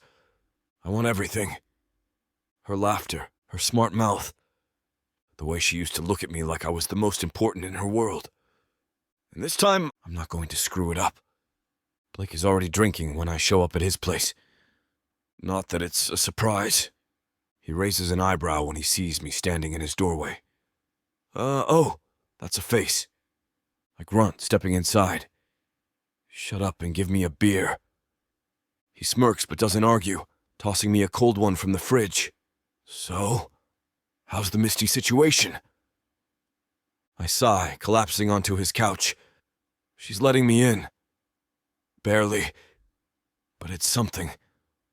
He whistles low. Damn, never thought I'd see the day. I take a long swig. Yeah, me neither. Blake leans back, studying me. You really serious about this, huh? I don't hesitate. Yeah. His brows lift. Like, forever serious? I set my beer down, exhaling. Like, if she lets me, I'll never walk away again. He watches me for a long second, then nods. Then don't screw it up. I let out a humorless laugh. That's the plan. I take it slow. I don't push. It has been days and I've never been this patient with anyone. I don't try to force my way back into her life. Instead, I show up. I text her, check in, ask how her day was. I don't press when she doesn't text back right away. I let her take the lead. Slowly, so slowly it's killing me, she starts letting me in. It's little things. Small cracks in her walls. Like when she texts me first, just a casual message about something stupid that happened at the library. Like when she doesn't make an excuse to hang up the phone after a few minutes. Like when I catch her looking at me with something other than anger. It's not much, but it's enough. So when she texts me on a Friday night and asks if I want to come over for dinner, I nearly drop my phone. Misty, I made too much food. If you want some, come over. I stare at the message for a full 10 seconds before I type back. Me, be there in 20. I don't know what I was expecting. Maybe tension. Awkward silences. Misty watching me as if she wants me to screw up. But instead, it feels easy. Almost normal. She's moving around the kitchen, pulling plates out, and I can't help but watch her. The way she moves. The way she still bites her lip when she's concentrating. The way she belongs here. I clench my hands. Because this is what I could have had. This is what I lost. She catches me looking and raises an eyebrow. What? I shrug. Nothing. She smirks. You're staring at me like I have a second head. I lean back in my chair. I just forgot how bossy you are in the kitchen. She snorts. Some things never change. Just like that, we're okay. Not fixed, not whole, but okay. I feel like I'm home. After dinner, we sit outside, side by side on the porch swing, drinking coffee. She doesn't talk. I also keep my mouth shut. But it's not the bad kind of silence. It's comfortable. The kind that makes me want to stay. I glance over at her, watching as she pulls her cardigan tighter around herself, staring out at the yard like she's lost in her own thoughts. Penny for your thoughts? She laughs softly. They're not worth that much. I tilt my head. Try me. She exhales, fingers tightening around her mug. I think I want to try this. My stomach clenches. I turn to face her fully, my pulse hammering. Try what? She swallows hard, looking at me. You. Us. I don't know how. I don't have a clue if I'll ever stop being scared, but I want to try. My breath catches. Because this is more than I could have ever asked for. I reach over, taking her hand in mine, squeezing gently. Then we go slow. We take it one day at a time. She nods, exhaling shakily. Okay. I smile, brushing my thumb over her knuckles. Okay. Right this moment, it doesn't feel like I'm fighting for something that's already lost. It feels like I'm winning her back. This time I won't let her go. Chapter 15. Misty, I should feel better about this. About deciding to try. About letting him back in. But all I feel is terrified. It sits heavy in my stomach, this constant gnawing fear that I just made the biggest mistake of my life. That I just let the man who ruined me waltz right back into my world with nothing but a few soft words and a promise I can't afford to believe in. But I remember how he stared at me on the porch last night, like I was the only thing he'd ever wanted. Maybe I want to believe in that more than I'm afraid of it. Despite my feelings, I throw myself into work. If I keep busy, I won't think about the fact that I let Daniel stay last night, that we sat together for hours just talking, just existing in the same space like the years between us never happened, that I let myself hope. Hope is dangerous. Hope is what destroyed me last time. I slam a book onto the return cart harder than necessary. Harper, who's been watching me with the sharp, knowing eyes of a woman who refuses to mind her own business, finally speaks up. You look like a woman having an existential crisis. I scowl. I'm fine. She leans against the desk, smirking. You're alphabetizing the new arrivals by color, Misty. That is not the behavior of a fine person. I glance down at the books in my hands. I sigh, rubbing my temples. I don't know what the hell I'm doing. Harper straightens, studying me carefully. You let him in, didn't you? I nod. A little. Her grin is immediate. And? I hesitate, trying to find the words for what I'm feeling. And it feels like standing on a frozen lake, waiting for the ice to crack. Harper blinks. That's dramatic. I shoot her a flat look. It's true. She shrugs. Then don't stand still. Keep moving. Keep testing the ice. Figure out how much it can hold before you run back to shore. I exhale, dropping into the chair behind the desk. What if I fall through? She tilts her head, considering. Then at least you'll know for sure. I don't know whether to be annoyed or grateful for her blunt wisdom. Probably both. I pace the kitchen, my phone sitting on the counter like a loaded gun. I told him I wanted to try, so why is it so hard to call him? Because it's real now. Because if I reach out first, If I invite him into my life again, it means I actually have to trust him. I take a slow breath, pressing my palms against the counter, grounding myself. I can do this. I can take this one step at a time. Before I can talk myself out of it, I pick up my phone and dial his number. It barely rings once before he picks up. Hey. My stomach clenches at the warmth in his voice. I clear my throat. Hey, are you busy? No, what's up? I hesitate. I was gonna make dinner. Thought maybe you'd want to come over. There's a beat of silence. Yeah, I'd love that. Okay, 7. I'll be there. We hang up, and I immediately start panicking, because this isn't like last time. This time, I invited him. This time, I'm choosing him. I have no idea what the hell that means. I'm nervous, but I try not to overthink it. I keep it simple pasta, garlic bread, a salad that I know he probably won't eat. I move around the kitchen, chopping vegetables, boiling water, forcing myself to focus on the task instead of what's about to happen. Every few minutes, I catch myself glancing at the clock. It's stupid how nervous I am. I lived with this man once. I used to know everything about him. His favorite foods, the way he liked his coffee, how he always hummed under his breath when he was happy. But now it feels like I'm meeting him for the first time again. I wipe my hands on a towel just as the doorbell rings. Suddenly, my heart is in my throat. I inhale sharply, shake off the nerves, and head for the door. He's standing there, hands in his pockets, looking a little nervous himself. I hate that. I hate that I made him nervous, because no matter what's happened between us, now Daniel Mercer was never unsure about me. Yet here he is, waiting for permission to step inside. I swallow past the rocks stuck in my throat and step aside. Come in.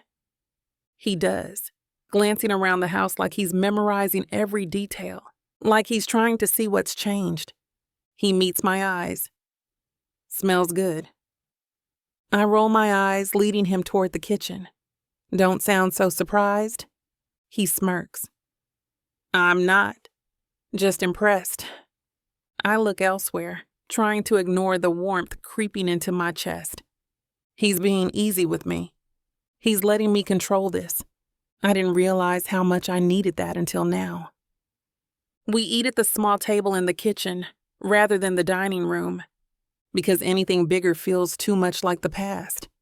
It's easy, comfortable. We talk about stupid things. Harper, the library, a new song he's working on. It feels normal, like we're just Misty and Daniel again. Not two people with a lifetime of baggage between them. Not two people trying to outrun the past. Just us. And it's terrifying, because I want this. If I want it, that means I have something to lose again. He lingers at the door, like he doesn't want to leave. Maybe I don't want him to. But I'm not ready for more. Not yet. So I just smile softly. Thanks for coming. He nods. Thanks for inviting me. Another pause. Can I see you again tomorrow? I should say no. I should tell him I need space. But I don't. Instead, I nod. Yeah, tomorrow. His eyes darken slightly, like he wasn't expecting me to agree so easily. Slowly, he reaches out, not grabbing me, not pulling me closer, just brushing his fingers against mine. A silent question. I don't pull away. When he finally leaves, I realize something terrifying. I think I'm starting to trust him again. Chapter 16. Daniel. Sleep eludes me. I lie awake in bed, staring at the ceiling, playing back every second of tonight over and over again. Misty invited me over. She chose me, not because I pushed, not because I wore her down, but because she wanted to. Since I got my memories wiped clean, This is the only time I feel like I'm finally on the right path. But there's still this voice in the back of my head whispering doubts. This isn't the finish line. This is the starting point. She's still scared. Still waiting for me to prove that I won't screw it up again. I will. I have to. Because if I lose her again, I won't survive it. I push myself harder than usual the next day. The punching bag takes every bit of frustration I can throw at it, but it's not enough. Not enough to get rid of the lingering want still burning under my skin. Because last night, sitting across from Misty at her kitchen table, watching the way she chewed her lip when she was nervous, the way her fingers twitched like she wanted to reach for me but didn't. It took everything I had to not close the space between us, to not remind her that my hands still know the shape of her waist, that my mouth still remembers how she tastes. But that's not what she needs, so I shove the thought down, gritting my teeth as I land another hit. The gym is mostly empty this early, just me, the bag, and the sound of my own breathing. I'm so focused that I don't hear Blake walk in. "Well, would you look at that? Daniel Mercer voluntarily awake before noon. Someone call the press." I glance over, panting, sweat dripping down my temples. "Screw off." Blake smirks, grabbing a water bottle from the mini-fridge. Let me guess. The sudden burst of energy wouldn't have anything to do with a certain woman finally letting you in, would it? I throw a punch harder than necessary. Blake whistles. "That's a yes!" I exhale sharply, stepping back from the bag and rolling out my shoulders. "She asked me over for dinner." His brows shoot up. Damn, didn't think she'd get there this soon. "It doesn't mean anything yet," I say. Blake snorts. "Nonsense. You don't just invite an ex to your house for no reason, especially not an ex you were practically engaged to." I glare at him. "We weren't engaged." He smirks.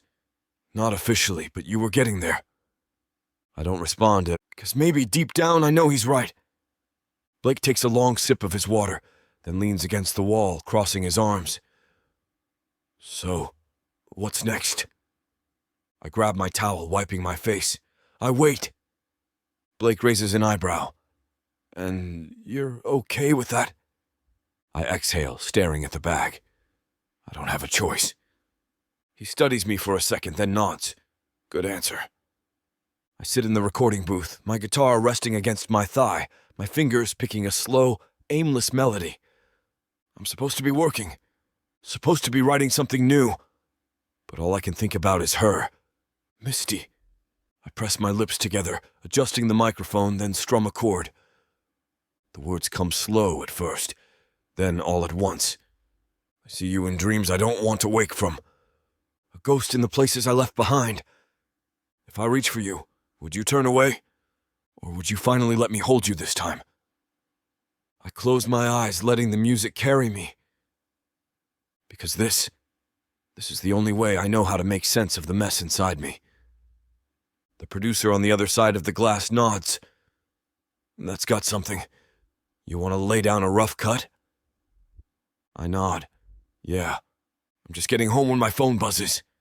I pull it out, my chest going tight when I see her name. Another one. I want her messages to keep coming. Misty. Hey, are you busy? I don't even think before replying. Me. Never too busy for you. What's up? There's a pause before she types back. Misty, I want to see you. My pulse hammers and it's late. She never texts me this late. I don't know what's going through her head, but I do know one thing. I'm not about to turn her down. Me. Be there in 10. She's waiting for me at the door. She looks different. Softer, more open, but also determined. I step inside, shutting the door behind me. Everything okay? She exhales softly, nodding. Yeah, She bites her lip. I don't want to overthink this anymore. I blink. Overthink what? You, me, us. My stomach tightens, because I know what she's saying, what she's offering. But I need to be sure. I take a slow step forward, tilting her chin up so she has to look at me. Misty, tell me what you want. Her eyes darken, her breath shaky. You. That's it. That's all it takes. My mouth is on hers, my hands in her hair, on her skin, pulling her against me like I'll die if I don't. And this is 5 years of longing exploding all at once. I might have forgotten those years, but the feeling can't be fake, right? Her fingers clutch at my shirt, her body pressing against mine, heat radiating between us. I groan against her lips, lifting her effortlessly, carrying her toward the bedroom like I never forgot the way. Like I still belong there, because maybe, just maybe, I do. And tonight, she's finally letting me prove it. Chapter 17. Misty, the dim light of my bedroom, casts Daniel in shadows as he shrugs off his jacket, letting it fall to the floor with a soft thud. His eyes, dark and intense, burn into mine, possessive and hungry, like I'm the only star in his vast personal universe. Clarity pierces through the fog of 5 long years. This is what I crave. Him, all of him. No hesitation, no second guessing, no fear. Not tonight. My heart hammers against my ribs, a frantic bird trapped in my chest as I take a hesitant step forward. He tenses, muscles coiling beneath his skin, his jaw tight. An unspoken question hangs heavy in the air between us.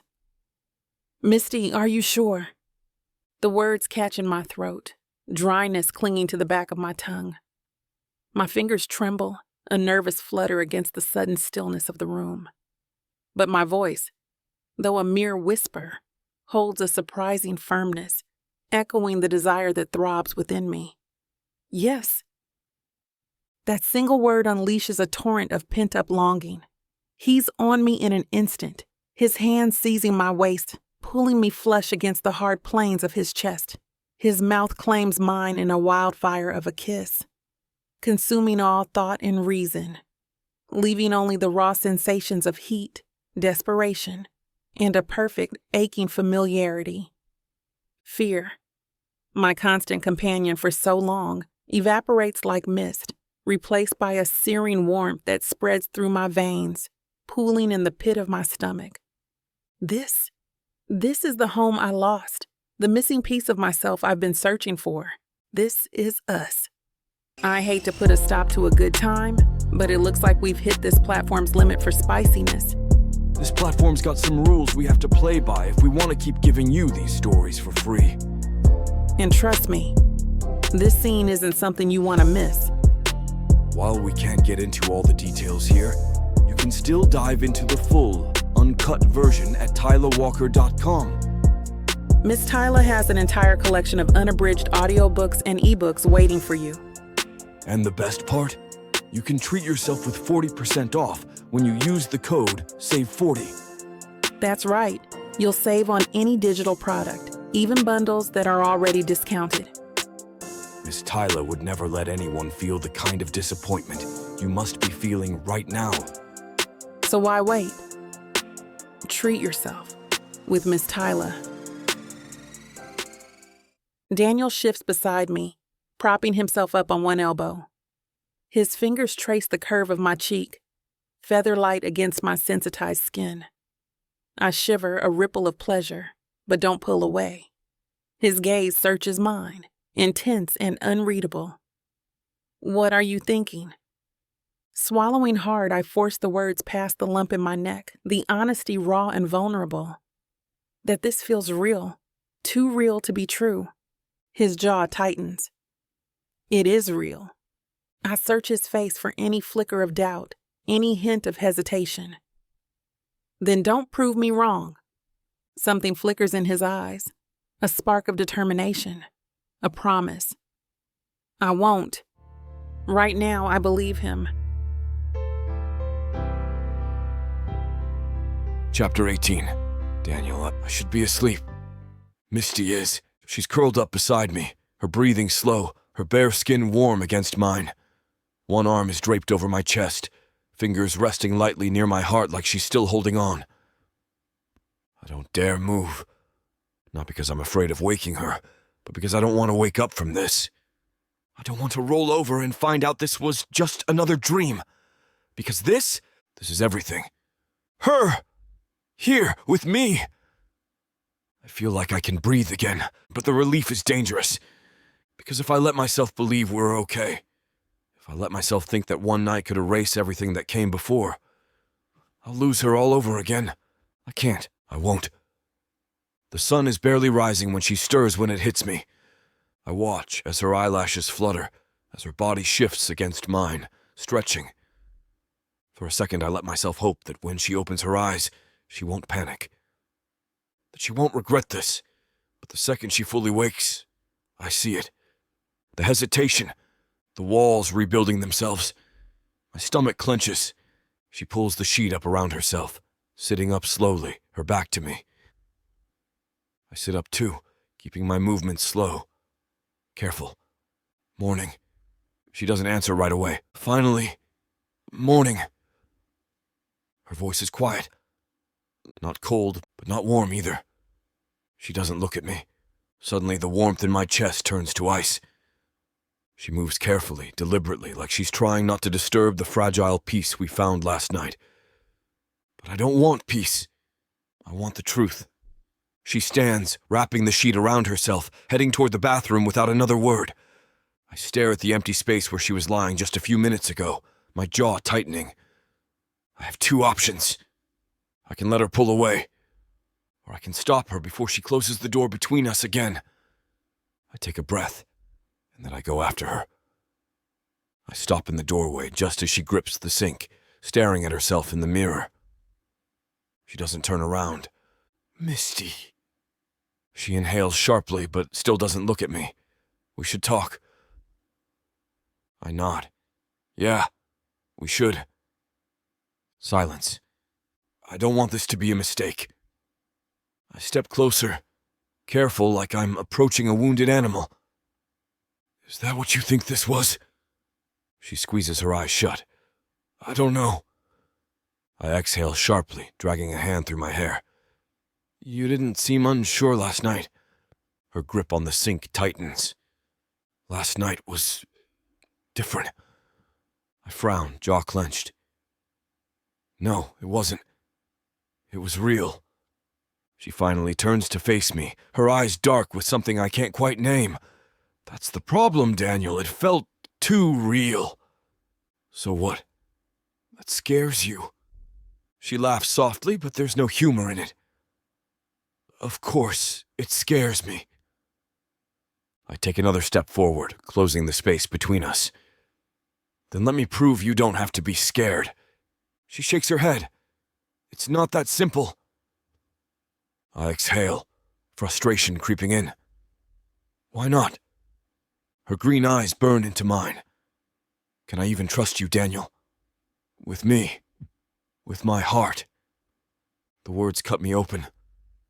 Because I get it. I get it. But hearing her say it out loud, it wrecks me. I step even closer, lifting a hand to her cheek. She doesn't pull away. That's the only opening I need. I know I don't deserve it. My voice is rough, raw. I know I hurt you. But Misty, I swear to God, I will spend every day proving to you that I won't hurt you again. Her breath shudders. What if you do? I won't, I reply as I clench and unclench my hand. She laughs again, but this time it's painful. You can't promise that. I grip her chin, tilting her face up so she can't look away. Yes, I can, and I will. She searches my face looking for the lie, looking for the old Daniel. But I'm not him anymore. I need her to see that. I brush my thumb along her jaw. You don't have to believe me yet, just don't push me away. She's torn. She wants to run. I can see it in the way her fingers twitch, in the way her shoulders tense. But she doesn't. She stays. And that's enough. For now, I can handle it. She lets out a shaky breath, stepping back. I need some time. I nod even though it kills me. Take all of it. I'll wait. She watches me carefully like she's testing my reaction, waiting for me to push. But I don't. This time, I'm not rushing her. She exhales slowly. I have work later. I need to clear my head. I nod again, reaching for my jeans. Then I'll go. She blinks, like she wasn't expecting that. Like she was waiting for me to fight her on this, but I won't. Not like this. Not when she's already choosing me, even if she doesn't fully realize it yet. I finish getting dressed, slipping my jacket on. Before I go, I step up to her one last time, brushing my fingers against her wrist. You don't have to figure this all out today. Just don't pretend last night didn't happen. Her eyes soften. I know she won't. I press a kiss to her forehead, and then I walk away. But this time, I know she'll let me come back. Chapter 19. Misty. I should feel different. I should feel satisfied, happy, something other than this tangled mess of emotions curling in my stomach like a storm waiting to break.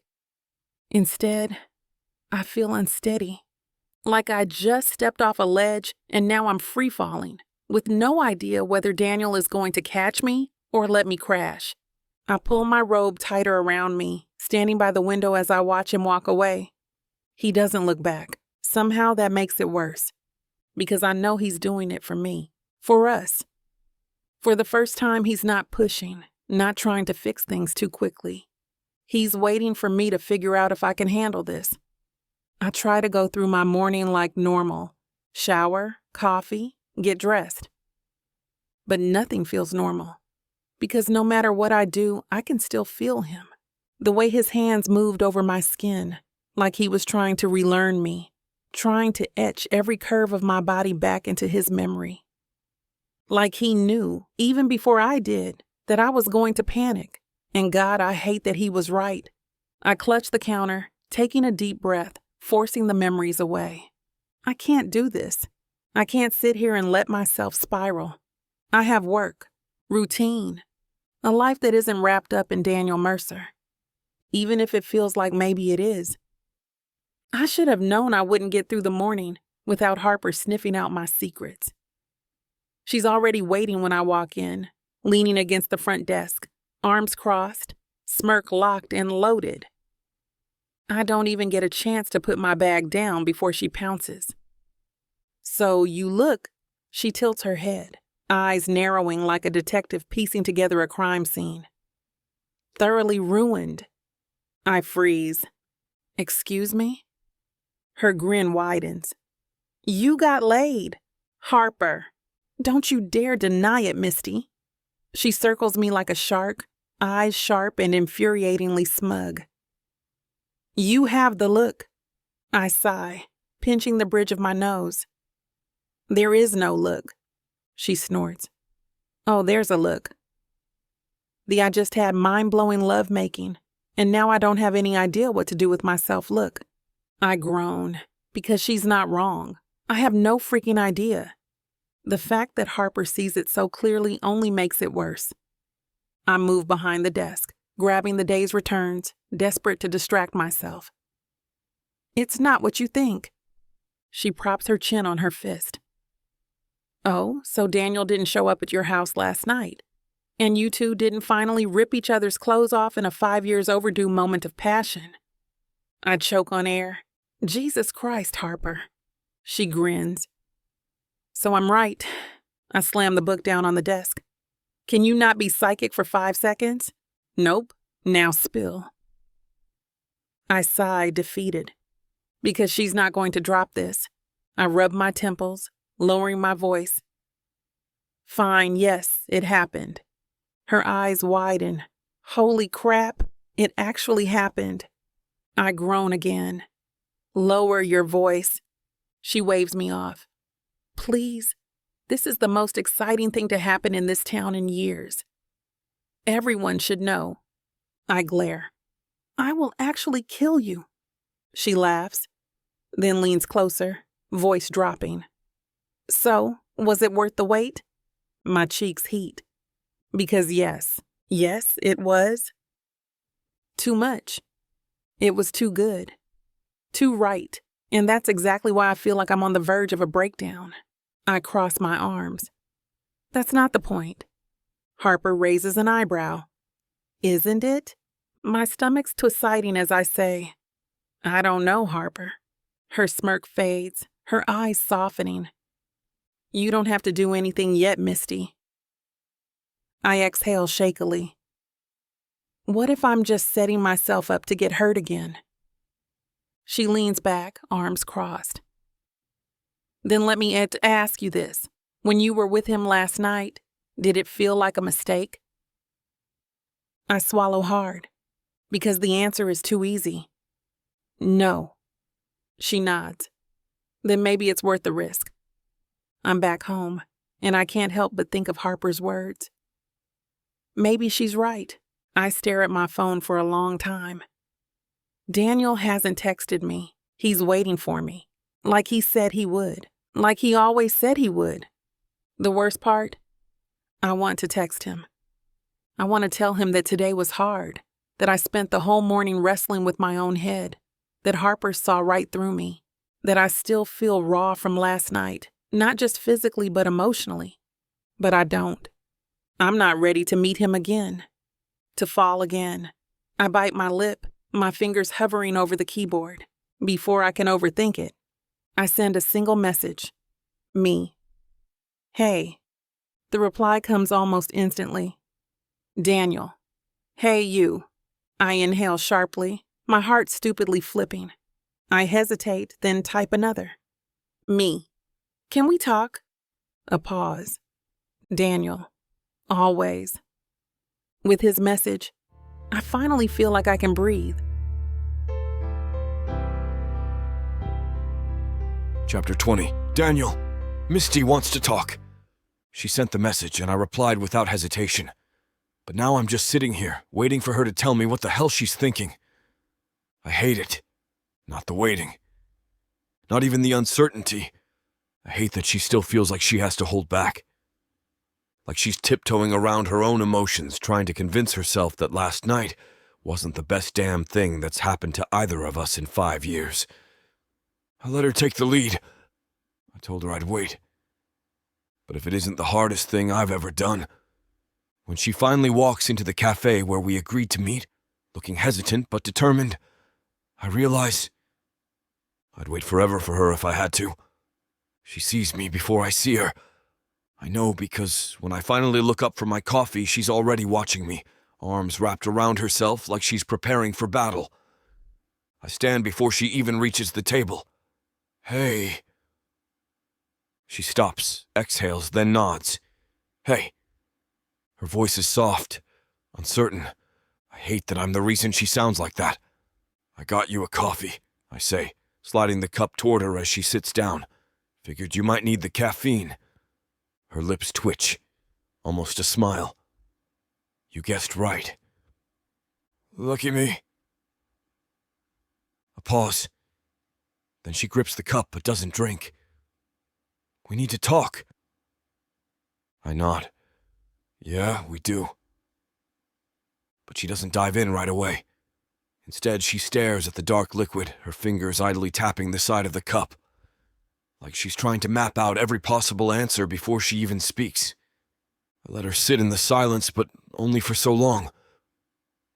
Misty. She looks up, startled. I meant what I said this morning. You don't have to figure everything out today, but don't sit here and pretend you don't know what you want. She freezes as her eyes flicker with something sharp. I want to trust this. The words cut through me. Because I can handle her doubt. I can handle her anger. I can handle every defense she throws at me. But hearing her say she wants to believe in me again, that's enough to break me. I inhale deeply, my hands curling into fists beneath the table. Then let me prove to you that you can... She exhales sharply like she's been holding her breath. And what if I can't? Then I'll keep trying until you can. She stares at me, her eyes searching. I let her see everything I'm feeling. Everything I've been holding back because she's still scared of how deep this runs. I let her see that I'm not walking away. Finally, she looks down at her coffee. I don't want to lose myself in you again. The confession is barely a whisper, but it hits harder than a punch. I lean forward, keeping my voice steady. I don't want that either. She blinks. You don't? I want you, Misty. Not just as someone beside me, but as who you are. I don't want you to feel like you're drowning this time, I declare. Her jaw tightens. And you think you can promise that? I reach across the table, my fingers brushing over hers, slow and careful. She doesn't pull away. I don't have all the answers, but I know I'll do whatever it takes to keep from losing you again. She swallows hard, but she doesn't say no. And that's something. Neither of us wants to go home yet. So instead, we walk. Through town, past places that feel like they should mean something. I stop outside a bookstore, a strange tightness settling in my chest. Something about it is familiar. Misty hesitates beside me. You used to complain every time I dragged you in here. I look at her. I did? She nods, a small smile tugging at her lips. But you always stayed. The words stir something deep in my brain, a shadow of a memory, but not quite enough to grasp. I frown, rubbing my temple. It's weird. I don't remember it, but I feel like I should. She studies me carefully. It'll come back when it's ready. I nod, even though I don't know if that's true. Even though I want to remember. Because I want all of it back. Not just the pieces, not just the emotions. I want to know what we were, what we lost, and how the hell I let her go in the first place. We stop in front of her house, the porch light flickering softly in the dark. She hesitates before turning to me. I don't regret last night. My breath catches, because that's the first time she's actually said it. I nod slowly, my chest tight. Me neither. She shifts, exhaling softly. I need more time, Daniel. I take her hand, brushing my thumb over her knuckles.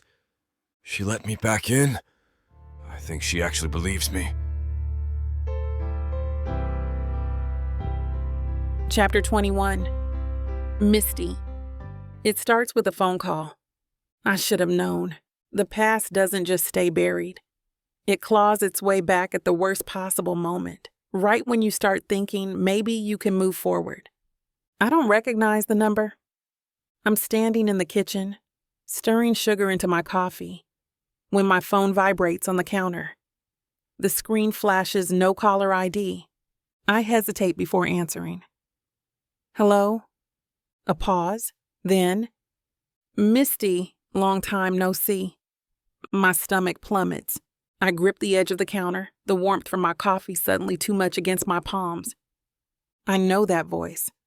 Valerie Sterling, Daniel's manager, his gatekeeper, his biggest manipulator. What do you want? My voice is sharp, clipped. No small talk. No pretending. Oh, come on. No, how have you been? No, nice to hear from you. Her tone is syrupy sweet, fake as hell. I must say I'm surprised you're still lurking around, but I suppose nostalgia is a powerful thing. I close my eyes, exhaling slowly through my nose. Stay calm. Don't give her anything. Say whatever you called to say, Valerie. She sighs, like I'm the one being difficult. Fine, I'll get to the point. I wanted to extend a friendly warning. I tighten my hold on the counter. Oh, this should be good. Daniel's making progress, she continues, ignoring me. The accident was a tragedy, but in a way it was also an opportunity, a fresh start. You understand, don't you? My pulse spikes. Fresh start. A fresh start, because he doesn't remember everything, because she wants to keep it that way. I press my lips together, fighting back the instinct to lash out. You and I both know Daniel was always meant for bigger things, she says. He's finally in a place where his career can evolve. His comeback is going to be spectacular, Misty. But tell me. She pauses, letting the silence stretch, letting me fill in the blanks. I don't. Where exactly do you fit into all of this? A slow, insidious shiver crawls up my spine. There it is, the warning shot. Stay away, let him go. My hands curl into fists, not this time. I don't need to explain myself to you, I say evenly. Valerie hums, amused. No, I suppose you don't, but you might want to start thinking about it. Because the thing about amnesia, dear, is that it's a blank canvas, and whoever gets to paint the picture first, they decide the story. My breath catches. She's trying to rewrite his past. Twist it, shape it, control it. I swallow the rage clawing up my throat. Don't let her get to you. You can try to manipulate him all you want, I say. But at the end of the day, Daniel isn't your puppet, and sooner or later he's going to remember what you did.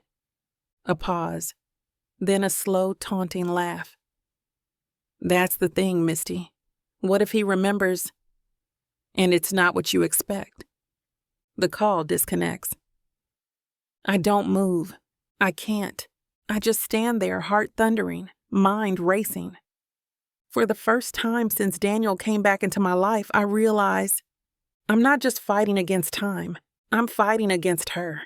She's already rewriting our history. I spend the day trying to shake off the call. I don't tell Harper. I don't text Daniel. Instead, I bury myself in work. I reshelve books, organize archives, take inventory of damaged returns. But none of it helps. Because Valerie's words won't leave my head. Where exactly do you fit into all of this? What if he remembers, and it's not what you expect? It's a reminder of something I already knew, but tried to ignore. Daniel still doesn't know the truth. About how we broke up. About what Valerie did. About how she engineered every piece of our downfall. When he remembers, what if he believes her version of the story instead of mine? The fear is sharp, a knife's edge pressing against my ribs. Because that's the thing about the past. Memories aren't always clean. If Valerie gets to him first, before the truth does, I could lose him all over again. By the time I get home, the exhaustion is bone deep. I set my bag down, toe off my shoes, and move to the couch, rubbing my temples. I should tell Daniel about the call. I should warn him. But what would that do? Would he even believe me? Would he think I was just trying to turn him against Valerie? I exhale sharply, my mind at war with itself. Then, a knock at the door. My breath catches. I already know who it is. I stand slowly, crossing the room, pausing just long enough to collect myself before opening the door. Daniel stands on the porch, hands in his pockets, blue eyes searching mine. Hey. His voice is soft, familiar, like home. I swallow visibly. Hey. He tilts his head, studying me. Something wrong? I want to lie. I want to say no. I'm fine. But I can't. Because I don't know how much longer I have before Valerie gets to him. If I don't tell him the truth now, I might never get the chance. I step aside. Come in. His brows furrow slightly, but he does. I shut the door behind him. Before I can second guess myself. I need to tell you something about Valerie. His being goes still. His hands clench. In that moment, I know whatever happens next changes everything. Chapter 22. Daniel. Misty's words slam into me like a punch to the gut. I need to tell you something about Valerie. I don't move, I don't speak. I just stand there, pulse pounding. Because the way she says it, serious, urgent, like the ground beneath us is about to shift, makes my stomach twist. Something's wrong. I step farther into her house, shutting the door behind me, my jaw tight. Okay, tell me. She hesitates, like she's picking her words carefully. And that? That makes me uneasy. Misty isn't careful, and not with me. Not with the truth. She's the one person who always said what she meant, even when it hurt. So if she's hesitating now, it's because whatever she's about to say is something I won't want to hear. She takes a breath. Valerie called me today. My muscles go rigid. What? She nods, arms crossed over her stomach like she's bracing herself. She called me, out of nowhere. And do you know what she said? I shake my head, my pulse thundering. She said that amnesia's a blank canvas. Misty's eyes lock onto mine, sharp and unreadable. And whoever gets to paint the picture first decides the story. A slow, dangerous heat crawls up my spine, because I know exactly what that means. It means Valerie's been controlling the story. My story. The thought makes my stomach churn. I force myself to keep my voice even. You think she's been lying to me? Misty's laugh is dry, humorless. I don't think, Daniel. I know. A sharp inhale. How? Her fingers tighten around her arms. Because she did it before. The words send a shockwave through my chest. Before the accident. Before I lost everything. Suddenly the room feels smaller. I drag a hand through my hair, with my head pounding. Tell me everything. Misty exhales, shoulders rising and falling, like she's been waiting for this moment. Like she's been holding it in for too long. 5 years ago, she tore us apart. Then she tells me. I don't breathe as she talks. I don't blink. Because every word that comes out of her mouth sounds like something out of a goddamn nightmare. Valerie lied. She manipulated me. She made sure I saw Misty as a liability. She planted fake rumors that Misty was cheating, that she was holding me back, that she never really loved me, just the idea of me. The worst part, I believed her. I let Valerie get inside my head. I let her turn me against the one person who ever truly mattered. I feel sick. I sit down heavily on the couch, gripping my nape as her words keep hitting me like waves, one after the other. Misty doesn't stop. She needs to say this. She needs me to hear it. And I do. Every word. When she finally stops talking, the silence is deafening. I stare at the floor, my pulse hammering, my breath coming too fast. It doesn't feel real, but at the same time it does. Because suddenly, things I never questioned before start making too much sense. The gaps in my memory, the way Valerie always tried to control the narrative, the way she avoided talking about Misty at all, brushing past it with easy reassurances. It didn't end well, Daniel. You don't want to remember that. She walked away first. She made her choice. You're better off without her. My fists clench. Because now I'm seeing it, really seeing it. Damn it, I was played, manipulated, controlled. For 5 goddamn years. A shaky breath leaves me, and I drag my hands down my face, trying to process. I gaze at Misty. She's watching me carefully, guarded. She wants me to doubt, second guess. Like she's waiting for me to choose Valerie again. That shreds me. Misty. My voice is rough, raw. Why didn't you tell me sooner? Her throat works as she swallows. Because I wasn't sure you believed me. And that's what breaks me. Because once upon a time I wouldn't have. I would have doubted her. Because Valerie had me wrapped around her goddamn finger. I exhale shakily, running a hand through my fingers, my body thrumming with anger. Not at Misty, at myself, at Valerie, at every missed moment that I let slip away because I trusted the wrong person. I stand suddenly pacing. I feel like I need to do something, punch something, destroy something. Misty stays quiet, watching me carefully. I stop pacing, turning back to her. She did this to us. Misty nods, quiet. Yeah. She ruined us. My voice is tight, filled with rage. She doesn't argue, doesn't try to calm me down, because she knows. She lived it. I exhale sharply, jaw clenching. She's still trying to control me. Misty nods again.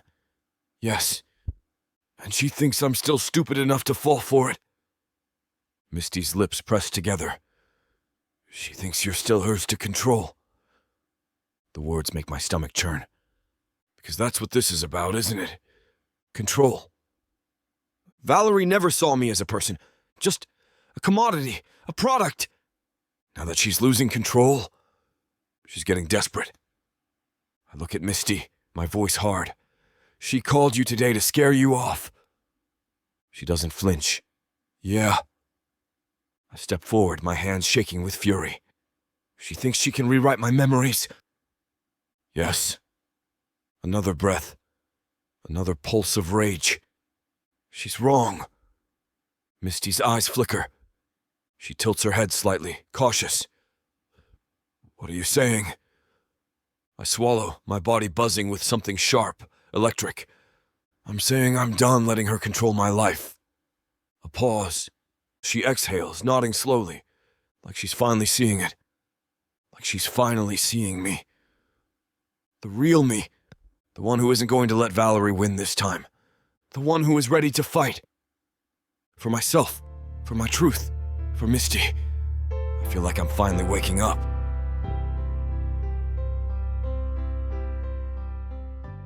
This is it, baby. This is what you can get me that'll make me happy. You know I'll get you whatever you want. All you need to do is ask me and I'll give it to you. This ain't just it. This is everything I could ever want. Now I'm curious. What does a strong, sassy woman like yourself want so badly? Baby, you know what I want? I can't wait to hear. The Big Baddie Bundle from Tyler Walker. It has everything I need. 20 ebooks with over 1 million words of sassy romance and spice that'll keep you on your toes.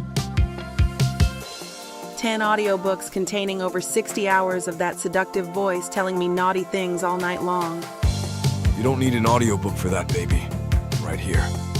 You may be fine and all, but no one tells it like the way Miss Tyler does. And I need her in my life. The Big Baddie Bundle is everything you need. You can get it for 80% off. Go to tylerwalker.com to browse the bundles that earn you the best deals. It's time you treat yourself. Because you deserve it. Escape your life with Miss Tyler.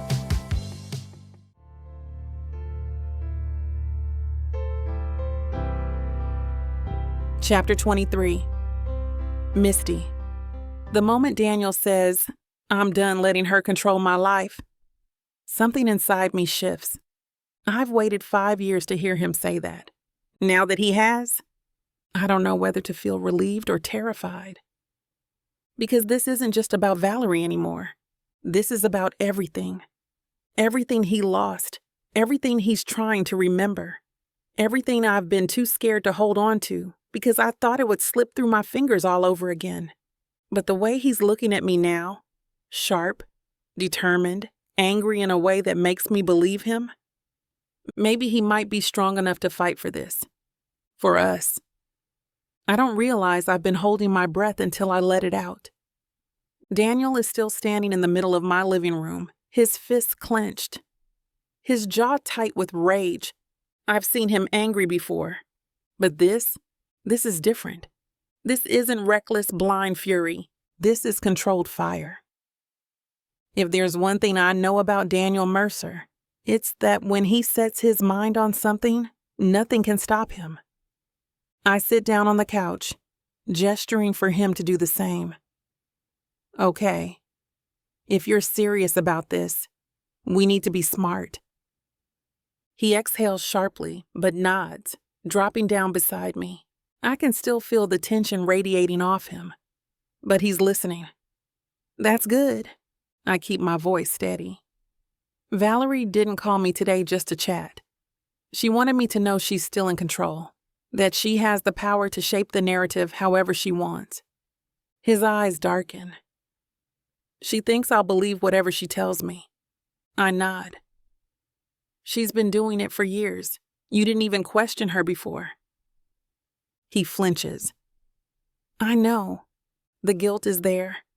I see it in his posture, the way his hands flex like he wants to hit something but won't. But guilt doesn't help us now. Action does. I lean forward. We need proof? His brows furrow. What kind of proof?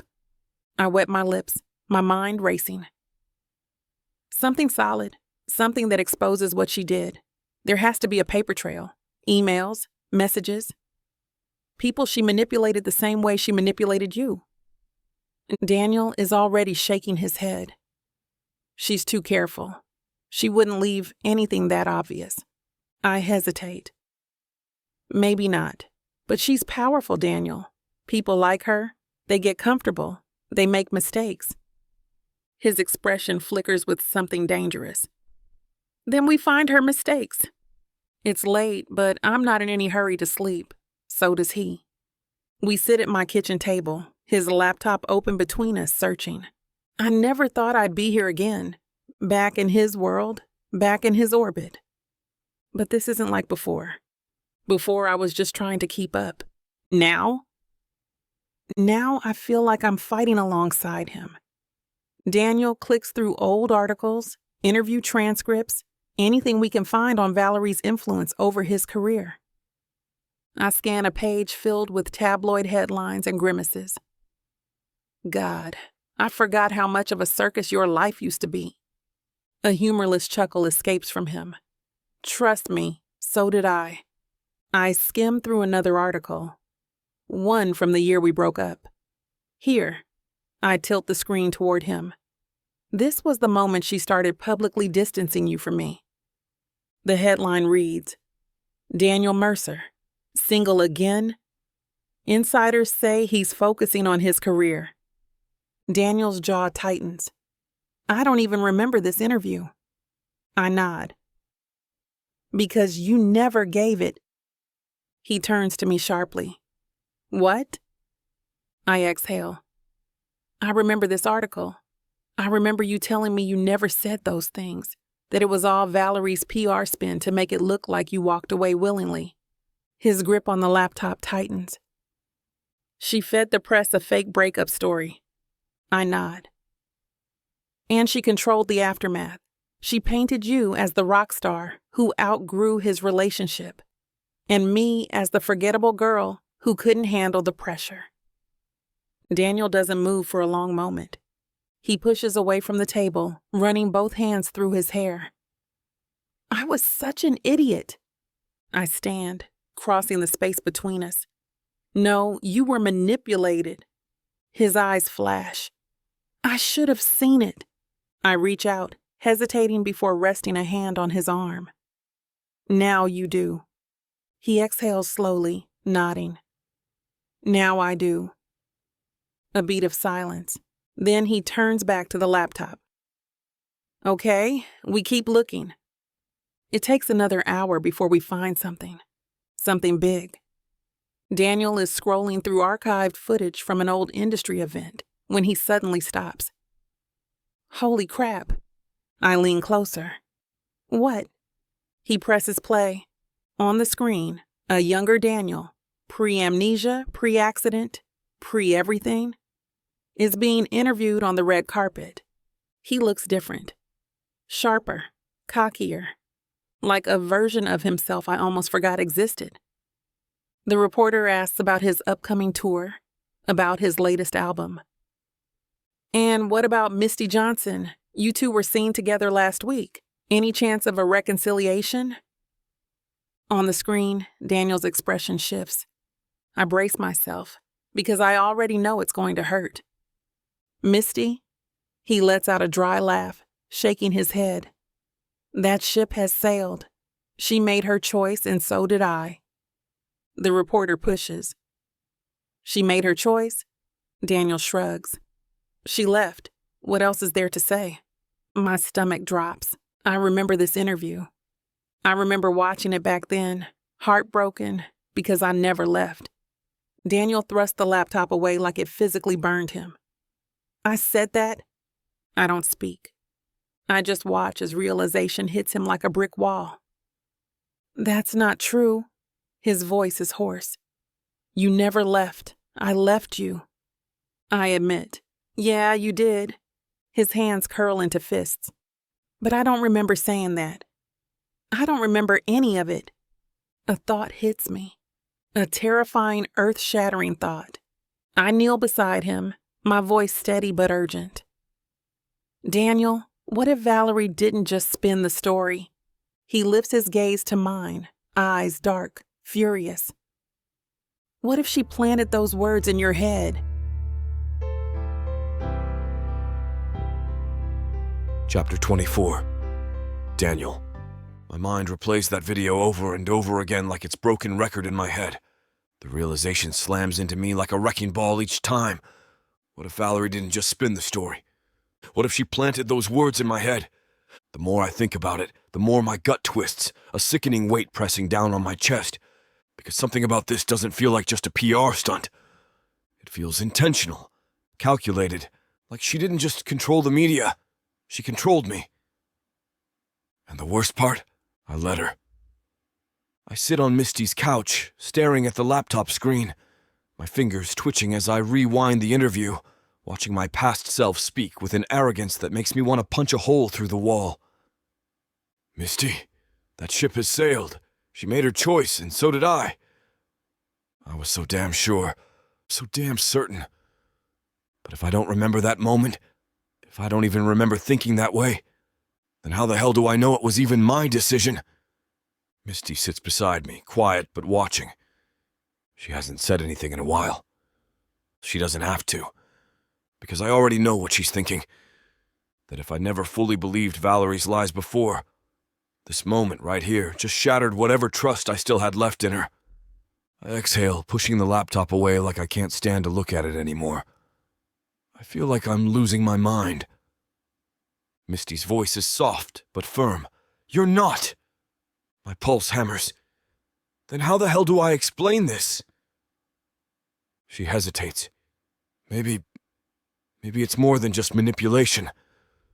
I snap my gaze to hers. What does that mean? She chews on her lip, considering. It means... What if Valerie didn't just twist the truth? What if she... I don't know. Conditioned you? Slow, cold dread slithers through me. Because that makes sense in a way I hate. The more I think about it, the more the gaps in my memory start to feel less like random amnesia and more like something designed. Like someone erased what they didn't want me to remember. Like someone made sure that when I thought about Misty, all I felt was anger. Not grief, not longing, just resentment. Who would benefit from that? Valerie! I stand up abruptly, pacing. Misty stays seated, her eyes following me, cautious. Daniel... No. I frown, my pulse hammering. I'm done sitting here trying to figure this out. I need answers. She exhales. Okay, how do we get them? I grind my teeth, my mind racing. There has to be someone who knows something. Someone who saw things I didn't. Someone Valerie didn't cover her tracks with. Misty nods. Your old bandmates? I frown. No. They were too busy living their own lives back then. They weren't paying attention to the way Valerie handled my personal stuff. She frowns. Then who? And then it hits me, like a lightning bolt. Jared, my former assistant, my shadow. The guy who was always around, always listening, always picking up the pieces when things went sideways. He left the industry a couple of years ago. Said he was done dealing with the toxicity of fame. But if anyone saw the things I didn't, it was him. I grab my phone, already searching through old contacts. I need to find him. It takes an hour. A goddamn hour of digging through old messages, trying to figure out where the hell Jared disappeared to after quitting the business. But I find him. And I call. The line rings. Once. Twice. I was wondering when you'd figure it out. I freeze. My stomach drops. Jared? A soft chuckle. It's been a long time, man. You sound different. I grip my phone tightly. You knew. A pause, then... Yeah, I knew. The room spins. I hear Misty inhale sharply beside me, but I can't focus on anything except Jared's voice on the other end of the line. Why didn't you say anything? My voice is tight, sharp. barely contained rage simmering beneath the surface. Jared sighs. Because you wouldn't have believed me, Daniel, not back then. Valerie had you so deep in her pocket, you would have thought I was the one lying. I grit my teeth, because he's right. Damn it, he's right. But that doesn't make this any easier to swallow. I pace the room, gripping my nape. Tell me everything. Jared exhales. I hear something in his voice I never noticed before. Regret. Valerie made sure you only saw what she wanted you to see. You don't remember the interviews she canceled, do you? The people she kept you away from? The way she always made sure you were just distracted enough to never question anything? A sharp pulse of rage surges through me. I don't remember. But that's the problem. I'm missing things. Not just from the accident, from before. Jared lowers his voice. She controlled everything, Daniel. And when you started questioning it, when you started pulling away, she made sure you wouldn't. I swallow hard. How? A long pause. I don't know the full extent of what she did, but I know this. Your accident, it wasn't random. The air in the room vanishes. I feel Misty's hand grip my arm, grounding me. I barely register it.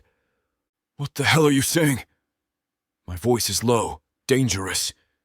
Jared exhales. I'm saying you need to start asking the right questions. Because if you think Valerie is just some cutthroat manager, you don't know what you're dealing with. My vision tunnels. I don't even realize I'm shaking until Misty squeezes my arm harder, pulling me back. Jared sighs. You need to be careful, man. If she knows you're digging into this, she won't go down without a fight. The call disconnects. I'm left standing there, fists clenched, heart racing, blood roaring in my ears. Because this just became more than just a battle for my memories. This is about the truth, the real reason I lost everything. Chapter 25. Misty. Jared's words still echo in my head long after the call ends. Your accident? It wasn't random. Daniel is still standing in my living room, his hands clenched into fists. His breathing sharp and uneven. He's not okay. Neither am I.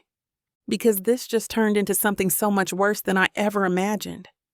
I was prepared for Valerie being a manipulative, power-hungry control freak. I wasn't prepared for the possibility that she had something to do with Daniel's accident. I wasn't prepared for this feeling in my chest. A deep, sinking dread that tells me we're standing on the edge of something dangerous. I don't know how the hell we come back from it. Daniel hasn't moved. He's still gripping the edge of the table like it's the only thing keeping him upright, his head hanging low. His shoulders coiled so tight I think he might snap. I call out, Daniel!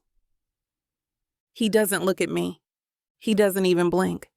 I step closer, placing a hesitant hand on his arm. Daniel, say something. His jaw tightens. She did this to me. His voice is so quiet, so deadly calm that it sends a shiver down my spine. He finally lifts his head. And the look in his eyes, it's pure rage. The kind that doesn't just burn, it consumes. I keep my voice steady. We don't know anything for sure yet. His laugh is harsh, bitter. Don't we? I don't answer, because maybe I do believe it.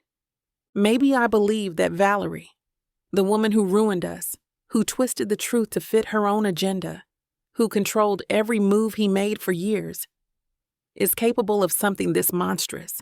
But I also know that if Daniel lets himself fall too deep into this anger, he'll do something reckless, something he won't be able to come back from. I step in front of him, forcing him to see me. We need to think this through. His breathing is heavy, his body tense. There's nothing to think about. I'm going to confront her. I shake my head immediately. No, you're not. His eyes flicker with frustration. Misty. Daniel, listen to me. I grab his hands, squeezing tight.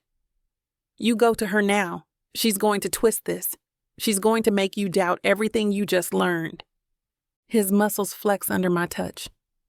I don't doubt it. Not now, you don't. I meet his gaze, unwavering. But you know what she does, how she works. You can't go at her like this.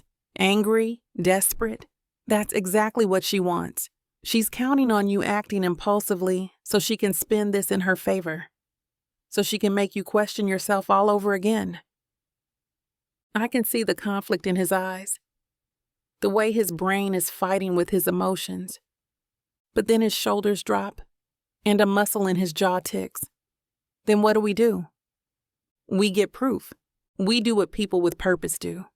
We spend the next few hours going over everything we know.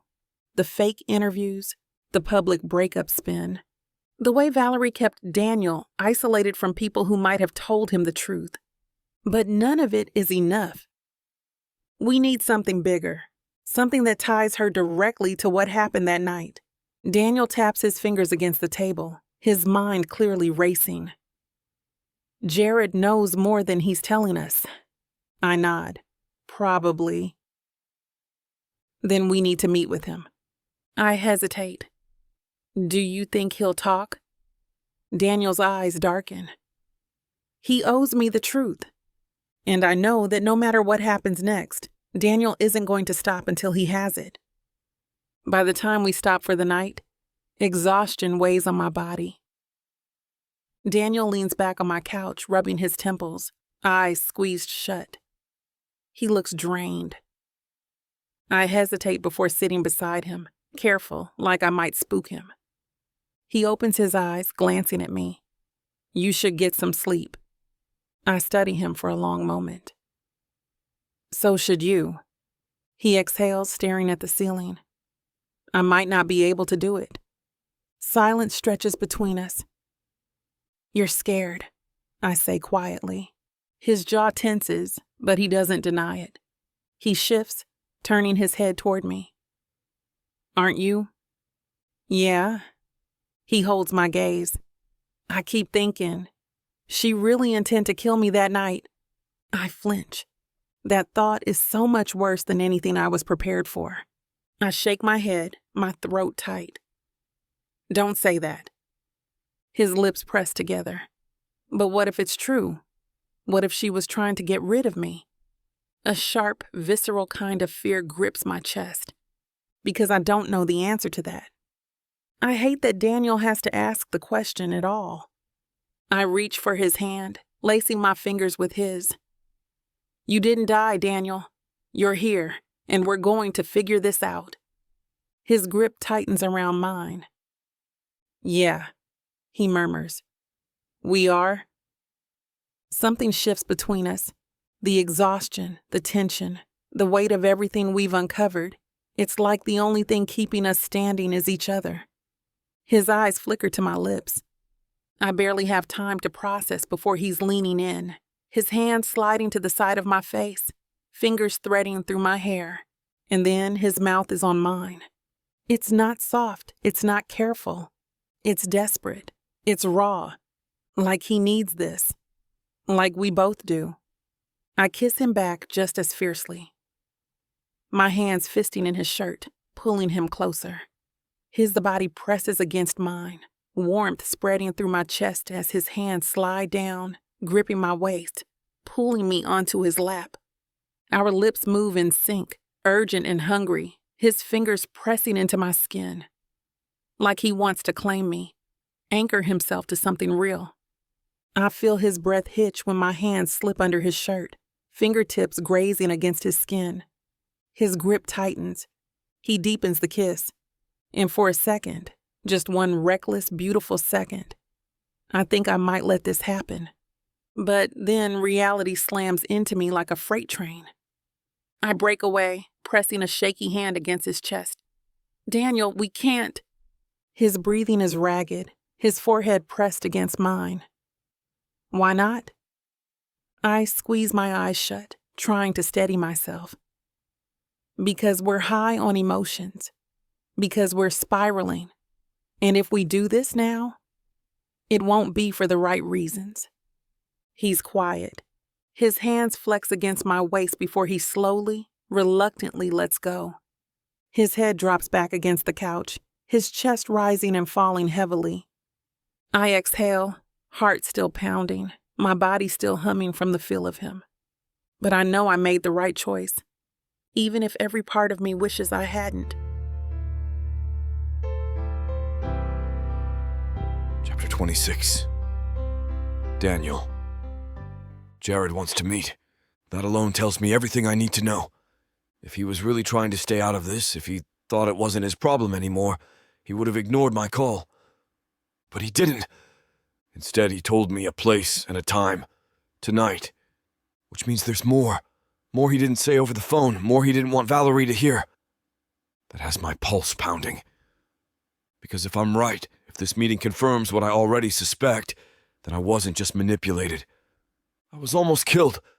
I'll be damned if I let that go unanswered. We pull into a crappy little parking lot behind an even crappier bar on the outskirts of town. The kind of place that doesn't ask questions. The kind of place where secrets stay buried. Jared is already waiting.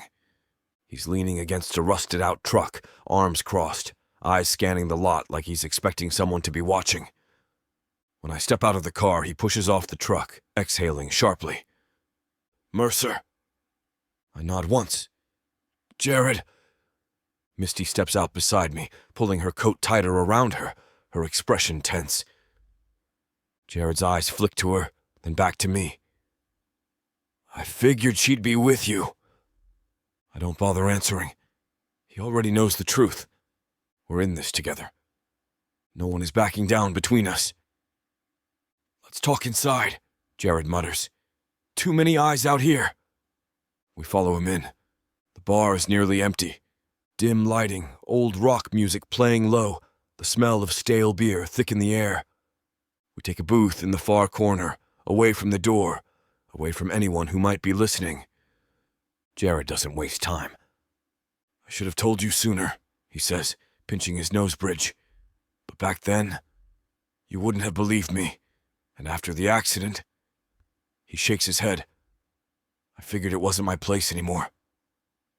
I lean forward, voice low. Tell me now. He exhales.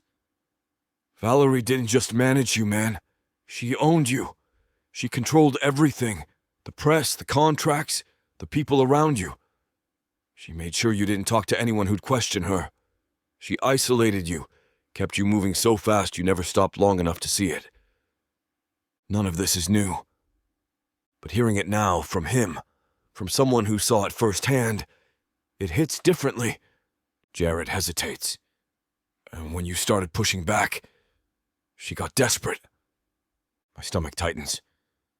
Misty shifts beside me, silent but listening. I force my voice to stay even. What did she do? Jared rubs his jaw. She was losing control. You were talking about going independent, breaking the contract early. You were done letting her pull the strings. Something sharp flickers in my chest. Because I don't remember that. I don't remember deciding to leave. But Jared does. Which means Valerie took that memory from me too. His next words make my blood turn to ice. And then you got into your accident. I go completely still. Misty's fingers dig into her jacket. Are you saying... She trails off like she can't bring herself to say it. Jared nods grimly. I'm saying it wasn't random. It wasn't just bad luck. I don't breathe. I don't move. Because I knew it. I knew it. But hearing it confirmed, it makes me want to burn the whole world down. Jared hesitates before speaking again. I don't have proof. He glances at me, his expression unreadable. But I know someone who might... Misty and I both straighten. Who? I demand. Jared's eyes flick toward the bar. Tommy Baines. I frown. The driver? Jared nods. Yeah, the guy who hit you. He was a nobody, Daniel. No record, no history. And after your accident, he disappeared. Settled in some small town across the country and never spoke about it again. Misty leans in, her voice tight. Are you saying Valerie paid him off? Jared shrugs. I'm saying it's suspicious. I clench my jaw because he's right. If Tommy Baines has answers, I need to find him. Now. I stand abruptly, hands on the table. Where is he? Jared sighs. Last I heard, Arizona. Changed his name. Works as a mechanic in some no-name town. But if you're going after him, be careful. If Valerie really is behind this, she'll do anything to keep you from finding out the truth. I already know that. I don't care. Because now I have a name, a lead, a chance. I'll be damned if I let it slip through my fingers. I grab my coat, glancing at Misty. We leave tomorrow. She nods immediately. No hesitation. Because she knows. She understands. Jared sighs, shaking his head. You're not going to let this go, are you? I meet his gaze, my voice like steel. Would you? He doesn't answer, because we both know the truth. I'm done running. And Valerie, she's about to realize that the man she tried to bury is back. This time, I'm not going down without a fight.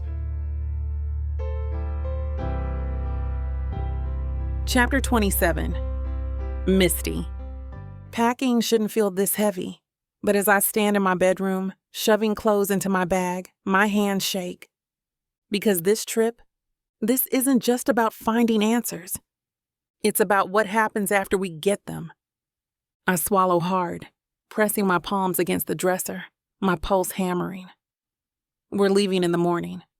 Tomorrow, Daniel and I are getting on the road to track down a man who might hold the truth that could change everything. I'm terrified, not just of what we'll find, but of what it means for Daniel. Because once we cross this line, there's no going back. I zip my bag shut and sit on the corner of the bed, exhaling shakily. Harper's voice rings in my head from earlier when I told her what we were doing. Are you sure this is a good idea? No, I'm not, but I'm doing it anyway, because I can't let Daniel do this alone.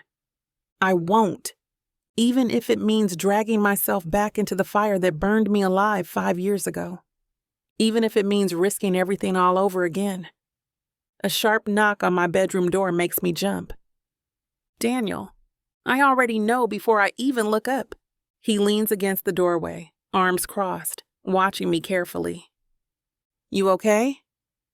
I nod, but it's a lie. He knows it. I know it.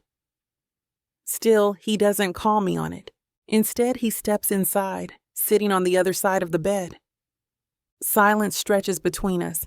Not uncomfortable, just heavy. I look down at my hands. This is really happening, isn't it? Daniel exhales, rubbing a hand down his face. Yeah. I bite my lip, staring at the floor. What if we don't like what we find? He's quiet for a long moment. We deal with it. I turn to him. Just like that?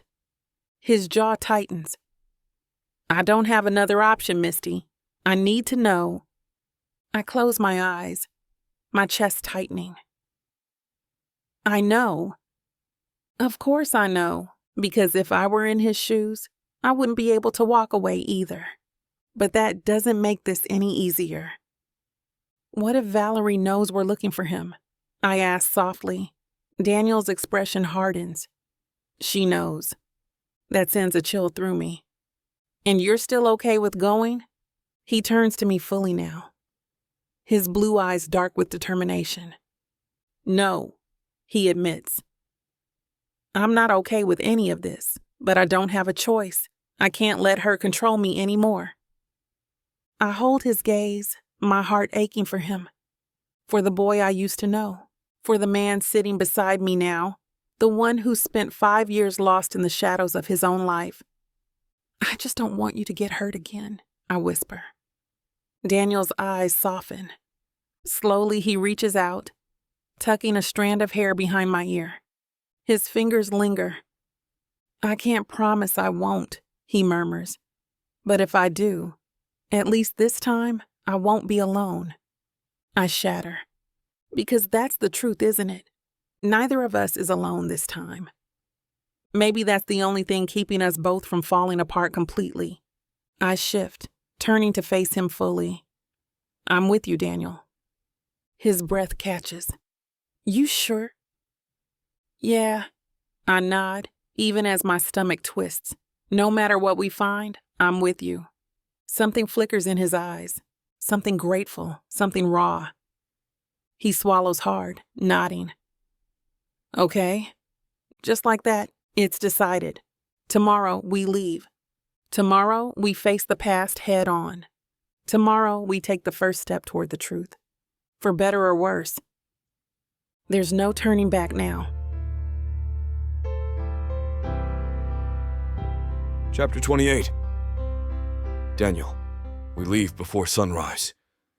The road stretches out ahead, dark and empty, the sky still painted in shades of deep blue. Misty's curled up in the passenger seat, arms wrapped around herself, eyes heavy from lack of sleep. Neither of us slept much last night. Too many thoughts, too many what-ifs. Now that we're actually doing this, actually driving toward a truth that could break everything apart, I can feel it pressing down on my chest like blocks. But there's no turning back now. Not when I'm this close. Not when I know Valerie's been pulling my strings for years. Definitely not when there's a chance she had something to do with my accident. I grip the steering wheel a little too tightly, trying to shake off the uneasy feeling in my gut. Something isn't right. Misty shifts beside me, glancing out the window as the first rays of sunlight start creeping over the horizon. How long until we get there? She asks, her voice groggy from sleep. I check the GPS. About 6 hours. She rubs her eyes, stretching. Long drive? I nod, but my focus stays on the road. Because something is off. It's that same feeling I used to get before stepping on stage, like someone's watching. I glance in the rearview mirror. The black SUV is still behind us, not tailgating, not driving aggressively, just there. Has been for the last 20 minutes. I try to shake it off, probably just some other early riser heading in the same direction. But my gut says otherwise. I don't believe in coincidences anymore. After another few minutes, Misty shifts in her seat, adjusting her seatbelt. Why do you look like you're about to fight someone? I gaze at her. Do me a favor. Check behind us. Her brows knit together, but she does as I ask, twisting to look through the rear windshield. A beat of silence. Then, that black SUV? I nod. Yeah. She frowns. It's been there a while, hasn't it? Almost 30 minutes. She exhales, rubbing her arms like she's suddenly cold. Do you think... I don't know. But I have a damn good guess. Valerie. Her reach is long. And if she knows we're looking for Tommy Baines, she wouldn't just sit back and let it happen. Misty shifts again, her body tense. What do we do? I check the speedometer. I could try to lose them, but if this is a tail, they'll expect that.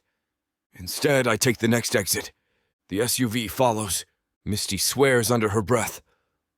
Okay, that's not just a coincidence. My jaw tightens.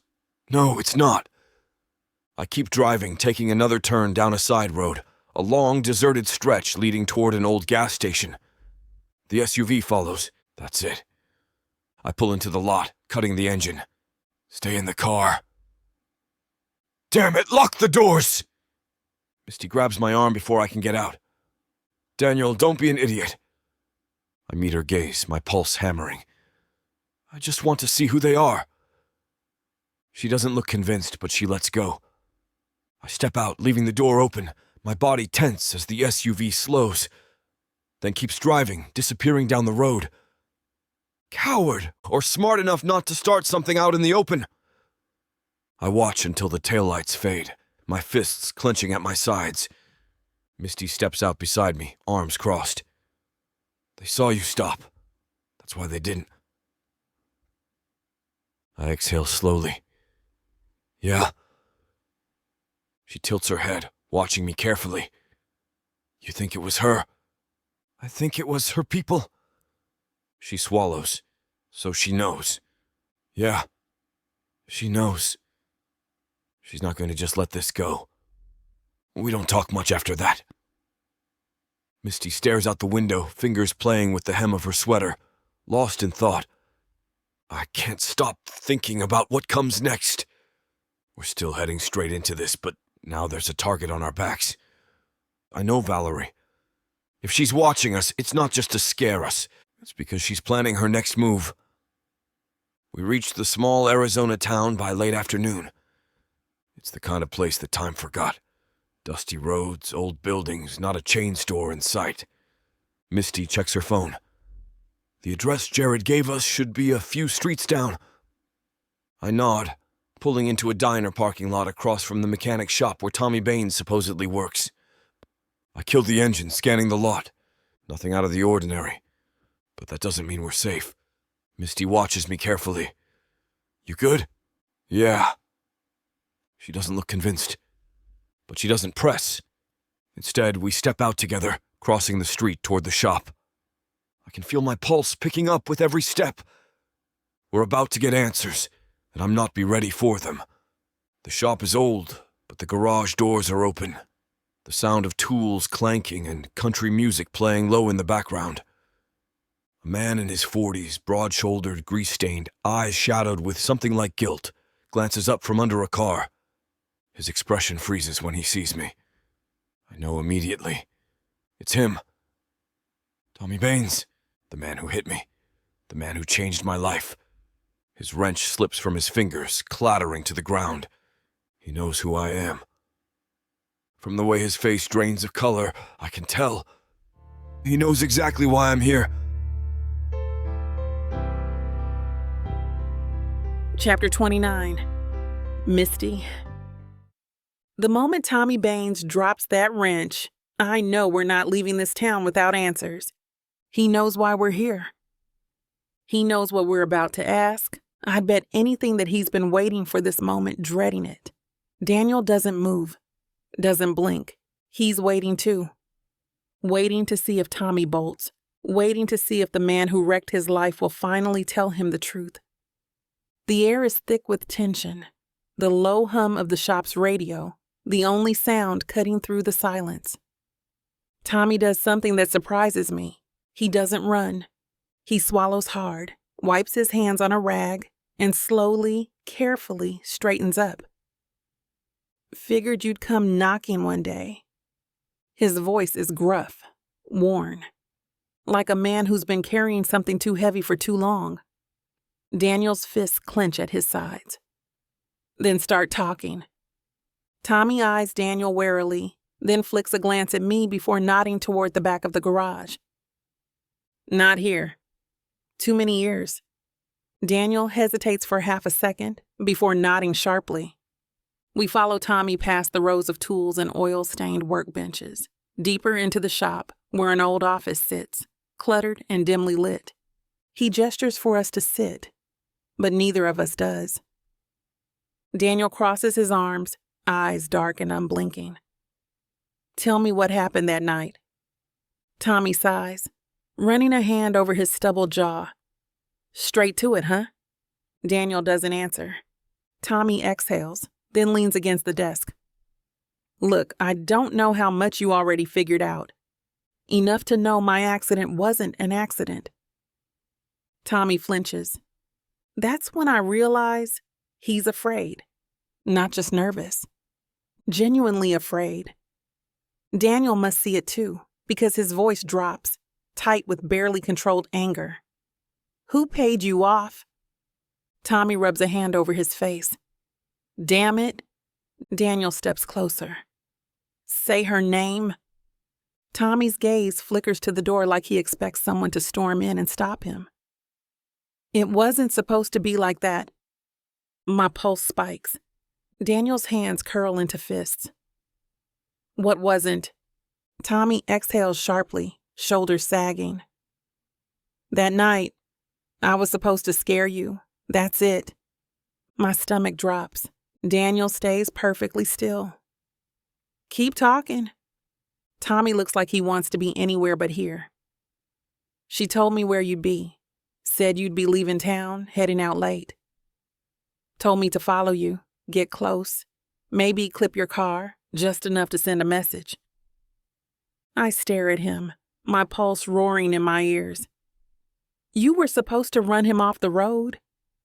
Tommy flinches. Not crash him into a damn tree? Daniel inhales sharply. His entire body is coiled, wired tight with fury. I take a step closer. So what happened? Tommy exhales shakily. I got too close. You swerved, and then it just spiraled. I clench my jaw. And after? His eyes dart to Daniel. I wasn't supposed to stick around. Just disappear, take the money, keep my mouth shut. Daniel's voice is deadly quiet. And you did. Tommy swallows hard. I thought you were dead, man. Daniel flinches just barely, like the words hit harder than they should. Like hearing someone else say it out loud makes it too real. Tommy says the words we were all waiting for. The words that make my stomach turn. The words that shatter whatever thin thread of hope I had left that this wasn't what we thought. It was Valerie. She set it up. The room plunges into silence. Daniel doesn't move, doesn't blink, doesn't breathe. His hands shake at his sides, his entire body rigid like he's trying to keep himself from exploding. Slowly, so slowly he exhales. You're telling me she tried to kill me. Tommy looks away. I don't know if that was the plan, man, but she definitely wanted you out of the way. I can't breathe. My mind races back through everything.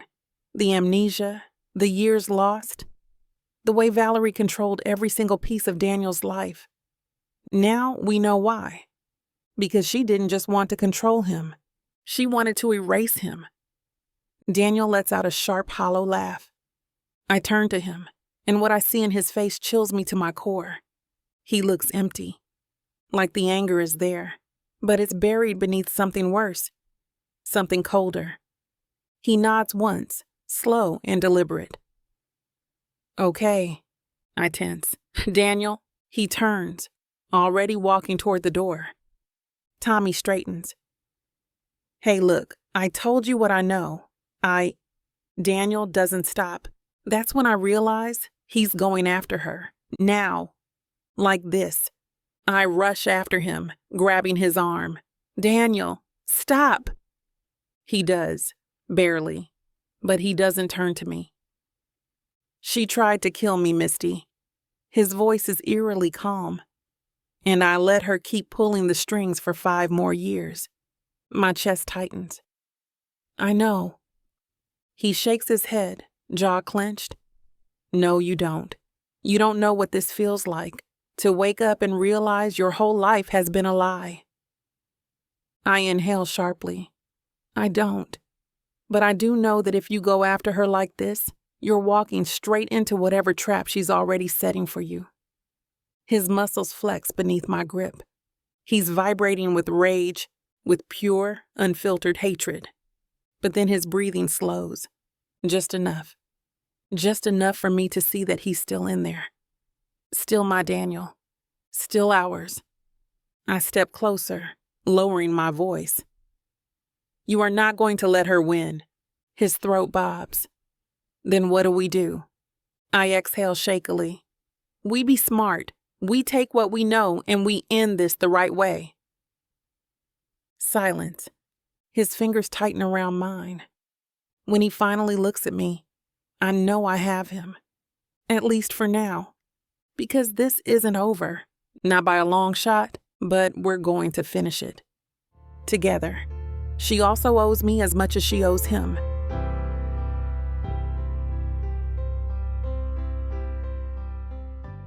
You think you can catch me? You think you can tame me? Oh, I know I can. And you know it too, baby. I gotta tell you, you're not the first to try. But don't worry, baby. I'll be the last. With sass like that, maybe I'll be the one that needs to tame you. Let's cut to the chase, big boy. What you selling me? Your appetite is big AF. I have just the thing that'll satisfy you. Oh, really? And what's that? Over 120 hours of romance audiobooks. Brought to you by Tyler Walker Romances in the Big AF Audio Bundle. 120 hours? That sounds amazing. Your knees won't work afterwards if I do my job right. Don't make promises you can't keep. Well, I can keep this promise. Because these audiobooks are unabridged with all the spicy scenes that will make you put your earbuds on. You know, Tyler can get freaky because she marked the bundle down by 69% for a limited time. I can't wait to take this bundle for a ride. Visit tylerwalker.com and get this audio bundle. Just don't start listening if you're going to be cooking dinner. Because you might just forget to feed your family. TylerWalker.com. Escape your life with Tyler.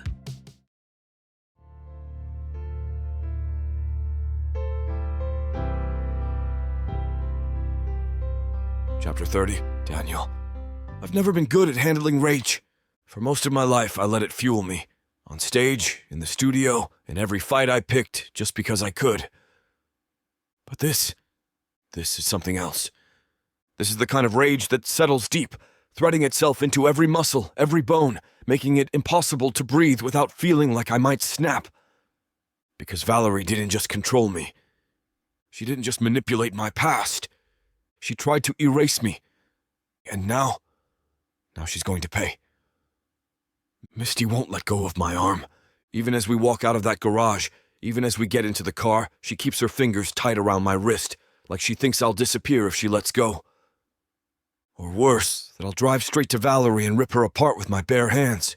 She's probably right. The only thing keeping me from doing it is the way she's looking at me. Like she's scared of what this is doing to me. Like she's scared I won't come back from this. I put both hands on the steering wheel, grip so tight my knuckles go white. Misty exhales. You okay? I don't answer right away, because I don't know. I don't think I've been okay since the moment I woke up in that hospital bed, my mind a blank slate, my life rewritten without my permission. Now, I know the real reason why. I turn to her. Do you think she knows we talked to Tommy? Misty doesn't hesitate. Yes? I nod, because I do too, which means we're already on borrowed time. I pull onto the highway, jaw clenched so tight my teeth ache. Misty shifts beside me. We need to be smart about this. I let out a sharp laugh, the sound bitter. Define smart. Because my first instinct is to walk into her penthouse and put her through a damn window. Misty doesn't even blink. Yeah, that's exactly why we need a plan. What do you suggest? She hesitates. We need proof. Real proof. I frown, thinking. Tommy's confession was real. Yeah, but we don't have it recorded. We need something undeniable. Something that, even if she tries to spin it, will bury her so deep she can't crawl out of it. She's right. I hate that she's right. Because it means I can't just destroy her myself. I need to be patient. Patience has never been my thing. I hold on to the wheel, my mind racing. If we need evidence, we go straight to the source. Misty frowns. What do you mean? Valerie keeps records. Contracts, emails, something. She's meticulous. If she ordered the hit on me, there's a paper trail. Misty's eyes widen slightly. You think she was that reckless? I look at her. She got too comfortable. She thought I'd never remember. She thought she'd won. That's her biggest mistake. We drive in silence for a few minutes before Misty says, So what? You're thinking of breaking into her office? I don't answer right away. Because honestly, yeah, I'm thinking about it. Misty sighs. That's not a no. I smirk, but it doesn't last long. She's too powerful to take down with just words. We need evidence. And if I know Valerie, she doesn't trust anyone but herself with her worst secrets. Misty tilts her head. So where would she keep them? Her office or her penthouse? Misty exhales, rubbing her temples. Daniel, do you hear yourself? You want to break into Valerie Sterling's personal files? This is insane. I tap my fingers against the wheel. Not if we do it right. She turns to me fully. Okay, let's say, hypothetically, I'm not completely against this. How do we even pull it off? Simple. I shoot her a sidelong glance. We make sure she's not home. Misty stares at me, then swears under her breath. God help me, I can't believe I'm even considering this. But she is. Because deep down she knows what I know. This is the only way. We can't outmaneuver Valerie with logic or morality. We have to beat her at her own game. By the time we get back to the hotel, we have a rough plan. Step 1. Figure out when Valerie's out of her penthouse. Step 2. Get inside and find the evidence. Step 3. Get the hell out before she knows we were there. It's not the most detailed plan, but I don't care. I feel like we're in control. Misty paces the room, arms crossed. I still can't believe we're actually doing this. I drop onto the bed, watching her. You're not backing out, are you? She stops, turning to face me, her green eyes burning. No. I'm just thinking about how much I'll regret this if we get caught. I smirk. You won't. She rolls her eyes. You sound awfully confident. I am. Because the truth is, I know how Valerie thinks. If she's as careless as I suspect, she's left a trail. I just have to find it. Misty sits beside me, finally letting out a long breath. Do you think we'll find what we're looking for? I glance at her, then look down at my hands, my scars, my past, the pieces of me Valerie tried to erase. I exhale. I think we already have. She frowns. What do you mean? I meet her gaze. I remember enough now to know who I was before all this. I know I wasn't perfect, but I know I didn't deserve what she did to me. Misty's throat works. She reaches for my hand, lacing our fingers together. I'm glad you remember that. Because so am I. Now it's time to make sure Valerie pays for everything she's done. Chapter 31. Misty. The plan is simple. In and out, find proof, expose Valerie, burn her to the ground. That's the goal. That's the only thing we should be focusing on. But as I stand in the elevator beside Daniel, my pulse hammering in my throat, I know that's a lie. Because my mind isn't just on the plan, it's on him. The way he's standing too still, too calm, like he's holding back a storm. The way his hands flex and tighten at his sides, ready for a fight. The way his jaw is set. His breathing slow and controlled, but his eyes are on fire. I should be thinking about breaking in, getting what we need, staying safe. But all I can think is, if this goes wrong, if we don't walk away from this, I don't want to waste another second pretending I don't love him. The elevator dings. Penthouse level. We step out into the dimly lit hallway, moving fast but careful. Daniel's wired tight beside me, his presence like a live wire sparking in the air. We're not supposed to be here. Valerie's out for the night at some industry event, and according to the plan, we have an hour, max, before she comes back.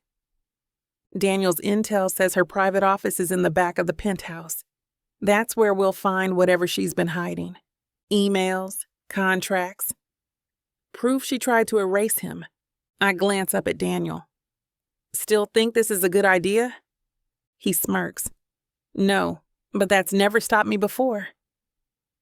I roll my eyes, but it doesn't stop the way my heart beats just a little harder.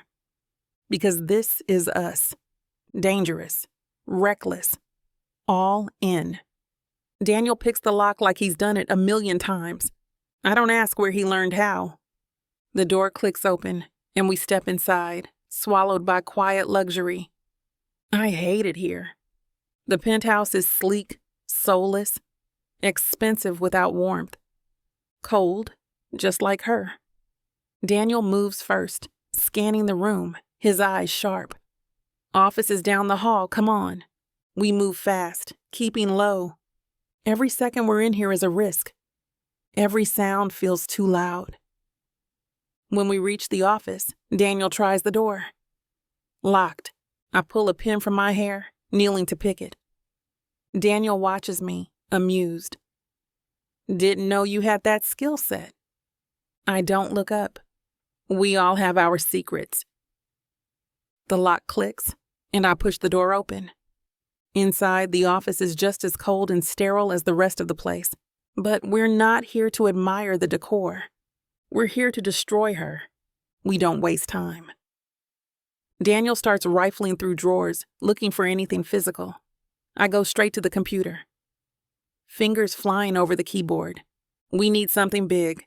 Something she can't spin. Something she can't explain away. I dig into her emails first, heart hammering. Thousands of messages, but one name stands out. Tommy Baines.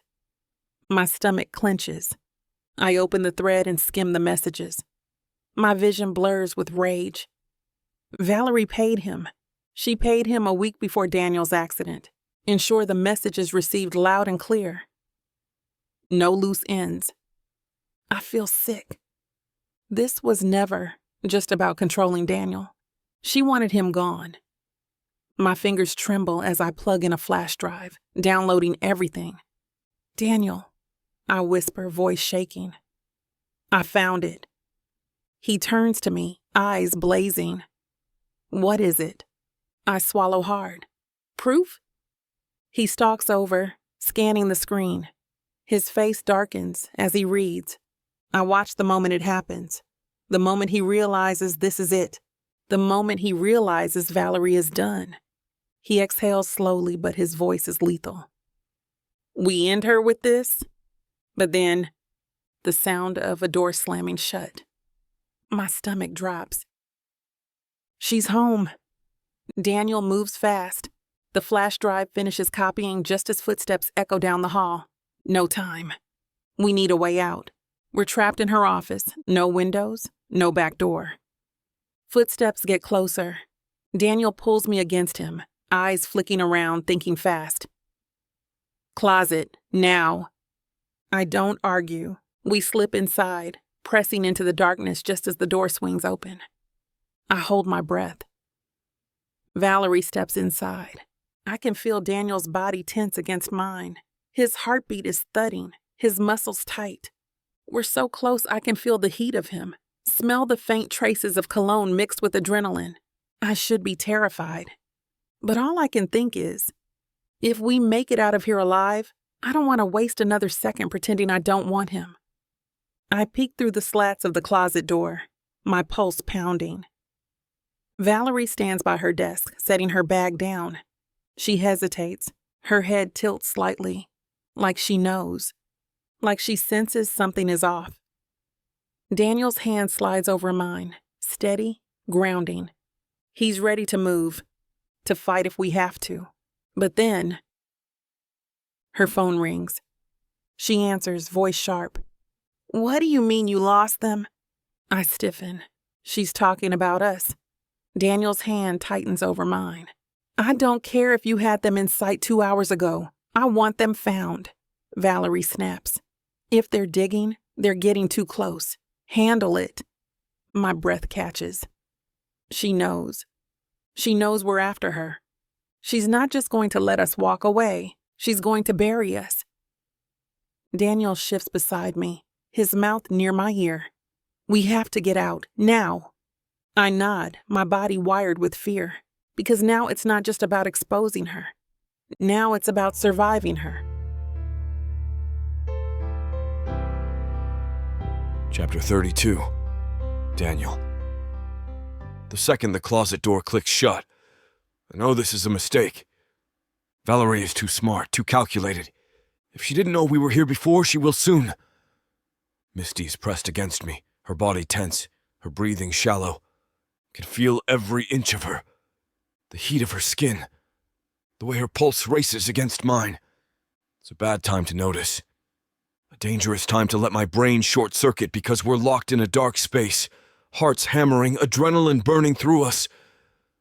But my mind doesn't listen. Because something about this Being this close to her in a moment of danger, it's familiar. It's more than familiar. It's a memory. It slams into me out of nowhere. The scent of rain. The sound of Misty's ragged breathing. The way I had her pressed against a wall just like this, whispering against her ear. Stay still, they're looking for us. My stomach drops. Because I remember this. It wasn't here, it wasn't now. It was years ago. One of the first times Misty ever snuck into a venue to see me before a show. Valerie had been pissed, losing her mind about how she wasn't part of the brand. We had hidden behind a backstage supply closet just like this. And I'd felt her like I do now. Felt her pressed against me, heart pounding. Her trust in me solid. After the danger passed, I kissed her. I kissed her like I was starving for her. Like I needed her more than my next breath. I don't know what's worse. The fact that I had forgotten it? Or the fact that I never really did? I inhale sharply, pulling myself back. Misty notices. She feels it. Her fingers tighten against my arm. "Daniel," she whispers. Her breath ghosts over my skin, and for a second, I don't know where I am. I might have been here before, but now I'm about to kiss her so hard. I remember. I say it almost instinctively. Misty stiffens. What? I turn my head toward her, our faces so close in the dark. I remember hiding with you before. Backstage in some crappy venue, I remember how you looked at me. She gasps. I grip my nape, my hands shaking. I remember kissing you. A sharp inhale. Daniel. Her voice is so soft, so wary. Like she wants to believe me. Like she wants to grab onto this with both hands. But she's scared. I can't blame her, because so am I. The moment shatters when we hear it. The beep of an alarm. The sound of a safe unlocking. Valerie is still in the office. But she's moving now. Toward the desk. Toward the computer. My heart pounds. She's going to see what we did. Misty's breath catches. She knows it too. I reach for her hand, gripping it tight. On my signal. She nods. The office falls silent. What the hell? Valerie's voice is sharp, furious. No, someone's been in here. Time's up. I shove open the closet door, yanking Misty behind me. Valerie whirls, eyes going wide. For half a second, she looks stunned. Her lips curl into something cold and venomous. Well. Run. I grab Misty's hand, yanking her out of the office, sprinting toward the penthouse exit. Behind us, Valerie shouts, "Stop them!" The sound of footsteps thundering. Guards, her damn security! I yank Misty faster, weaving through the massive penthouse, my vision tunneled. We dodge past furniture, rip through the halls. The exit, so close. A guard blocks the door. Get back inside. Misty grabs my arm. Daniel, no time. I swing first. My fist collides with his jaw, hard, sharp.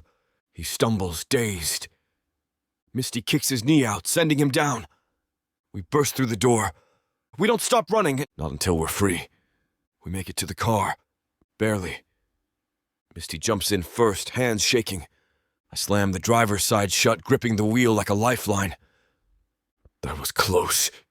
A shaky laugh spills from her lips. Too close. Silence. She turns to me, expression still tight with adrenaline. But her eyes are on fire. You remembered? I clench my jaw. Yeah. Her fingers tremble. Do you think more will come back? I exhale slowly, still high on adrenaline, on the taste of the past, clawing its way back into my head. I think about what I just remembered. About the kiss. About how I never stopped wanting her. I don't know, I admit. But if it does, I don't think I'll be able to stop it. Her lips part. I feel like I'm finally waking up. Chapter 33. Daniel. The drive back is silent. Too silent. Misty sits beside me, staring out the window, arms wrapped tightly around herself. She hasn't said much since we got away. She should be relieved. We barely escaped, and we got the evidence we needed. Proof that Valerie tried to have me erased. But that's not what's running through my mind. Because I remembered. Not everything, not yet. But something. Something about her. About us. Now I can't stop thinking about it. My hands are tight on the wheel, my knuckles white. I should be processing the fact that Valerie knows we're after her. I should be figuring out our next move. Instead, all I can hear is Misty's shaky breath beside me. I finally break the silence. We need to talk. She flinches just barely, then glances at me. About what? I risk a look at her. Her eyes are shadowed, guarded, like she's bracing for impact. Like she already knows exactly what I'm going to say. I remembered something. Her lips part, but she doesn't say anything. She just waits. I swallow my saliva, gripping the wheel tighter. Back there, in the closet, it hit me out of nowhere. She stiffens. What did you remember? I exhale slowly. The first time we hid like that. Backstage. When we were sneaking around so Valerie wouldn't find out. Misty freezes. I see her fingers twitch in her lap. You remember that? Yeah. I stare at her face. It wasn't just an image, Misty. It was real. I felt it. The way I held you. The way I told you to stay quiet. And after... I pause, because saying it out loud will make it too real.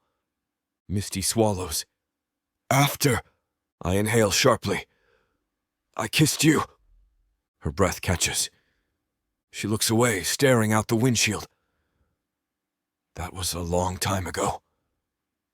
I know. My jaw clenches. But it wasn't gone, Misty. That memory was in me the whole time. It just took something to pull it back. Her fingers curl into her sweater. So what does that mean? It means I'm remembering. She doesn't look at me. That kills me. By the time we make it back to the motel, the air between us is too thick, too charged. I kill the engine, but Misty doesn't move right away. She sits there, silent, tense. I don't know what's running through her head, but I sure as hell know what's running through mine. The fragments of my past. The way she gazed at me back then. The way she's looking at me now. Like she wants to say something. Like she can't. I sigh, rubbing a hand on my nose. You coming in? A beat of hesitation. Then she nods, unbuckling her seatbelt. Inside, the motel room is small and dark, the only light coming from the neon glow of the sign outside. Misty tosses her bag onto the bed and exhales, pressing her palms to her face. Jesus, I don't think my heart has stopped racing since we got caught in that office. I lean against the dresser, crossing my arms. We got out. Barely. I don't argue because she's right. She turns to me, eyes searching. What happens now, Daniel? I watch her for a long moment. She's not just asking about Valerie. She's asking about us. Damn it, I don't have a good answer. Not yet. I take a step forward. She notices. Her breath hitches.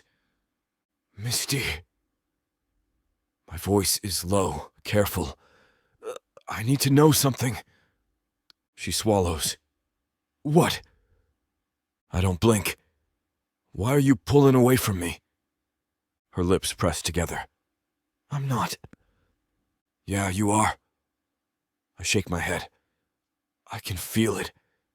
Ever since I told you I remembered, you've been different. She lets out a shaky breath. Daniel, this is a lot. I know. No, you don't. She exhales sharply, looking at me like she's on the edge of breaking. You don't know what it's like to love someone and lose them. To mourn them even though they're still alive. To have them look you in the eyes and not know who you are. Her voice shakes. I go completely still. I've spent 5 years trying to forget what it felt like to lose you, she whispers. And now you're here. And you're remembering. And I can't deal with that. I take another step closer. This time she doesn't back away. You don't have to do anything, I murmur. Just let it happen. Her eyes flicker with something raw, something unspoken. I can't lose you again. She doesn't say it, but I hear it anyway. I reach for her and she doesn't stop me. Her skin is warm under my fingers, her pulse racing. She looks up at me, her lips parted, her breath shallow. She's right there, and I could kiss her. I could, but this isn't about rushing. It's about letting her feel safe. It's about proving to her that I'm not going anywhere. So instead of kissing her, I just hold on. For now, that's enough. Chapter 34. Misty. The motel room is quiet, save for the occasional hum of traffic outside. Daniel is asleep on the other bed, his breathing steady, deep. I wish I could say the same. Instead, I lie awake, staring at the ceiling, my heart racing with 1,000 emotions I can't process. Because Daniel is remembering us, not just pieces of his life, not just his career. Us. If he's remembering the way we once were, then what happens when he remembers how it all ended? The ugly truth. The way he looked at me before he walked away. The way I broke into 1,000,000 pieces the day he was gone. I squeezed my eyes shut, trying to push the thought away. I never stopped loving him. I never stopped wanting him. Now he's here, back in my life, and the pieces of our past are slowly falling back into place. I am terrified. If I let myself believe in him again, and then he remembers everything and decides I was never enough, I don't think I'll survive losing him a second time. By the time the sun starts creeping through the window, I give up on trying to sleep. I sit up, pulling the motel blanket around me, watching the light spill across the room. Daniel stirs in the other bed. His eyes flicker open. He stretches, his muscles flexing, his voice rough from sleep. "You're up early." I lick my lips. Couldn't sleep. He studies me, his brows furrowing. "Because of last night?" I nod, but that's only half the truth. He sits up fully, rubbing his face, then looks at me. I stand by with what I said, I freeze. "What part?" I ask softly. He holds my gaze. That I'm remembering, that it's coming back. Something in his tone makes my chest tighten. "And?" I force myself to ask. He exhales. "And I think I need to remember everything before we talk about what that means." I look away, my fingers curling into the blanket. Because I know what's coming. He's going to remember how we ended. When he does, will he still look at me the way he does now?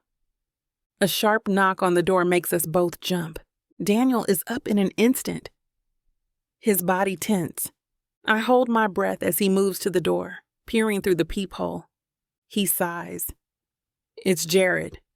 I exhale, some of the tension easing. Daniel opens the door, and Jared steps inside, eyes sharp, jaw tight. "We have a problem," he says immediately. Daniel crosses his arms. "Just one." Jared shakes his head, tossing a newspaper onto the bed. The headline makes my stomach drop. Daniel Mercer. The comeback lie? Beneath it is a picture of Daniel and me, a grainy shot from last night, outside Valerie's building. My chest tightens. She's already spinning it.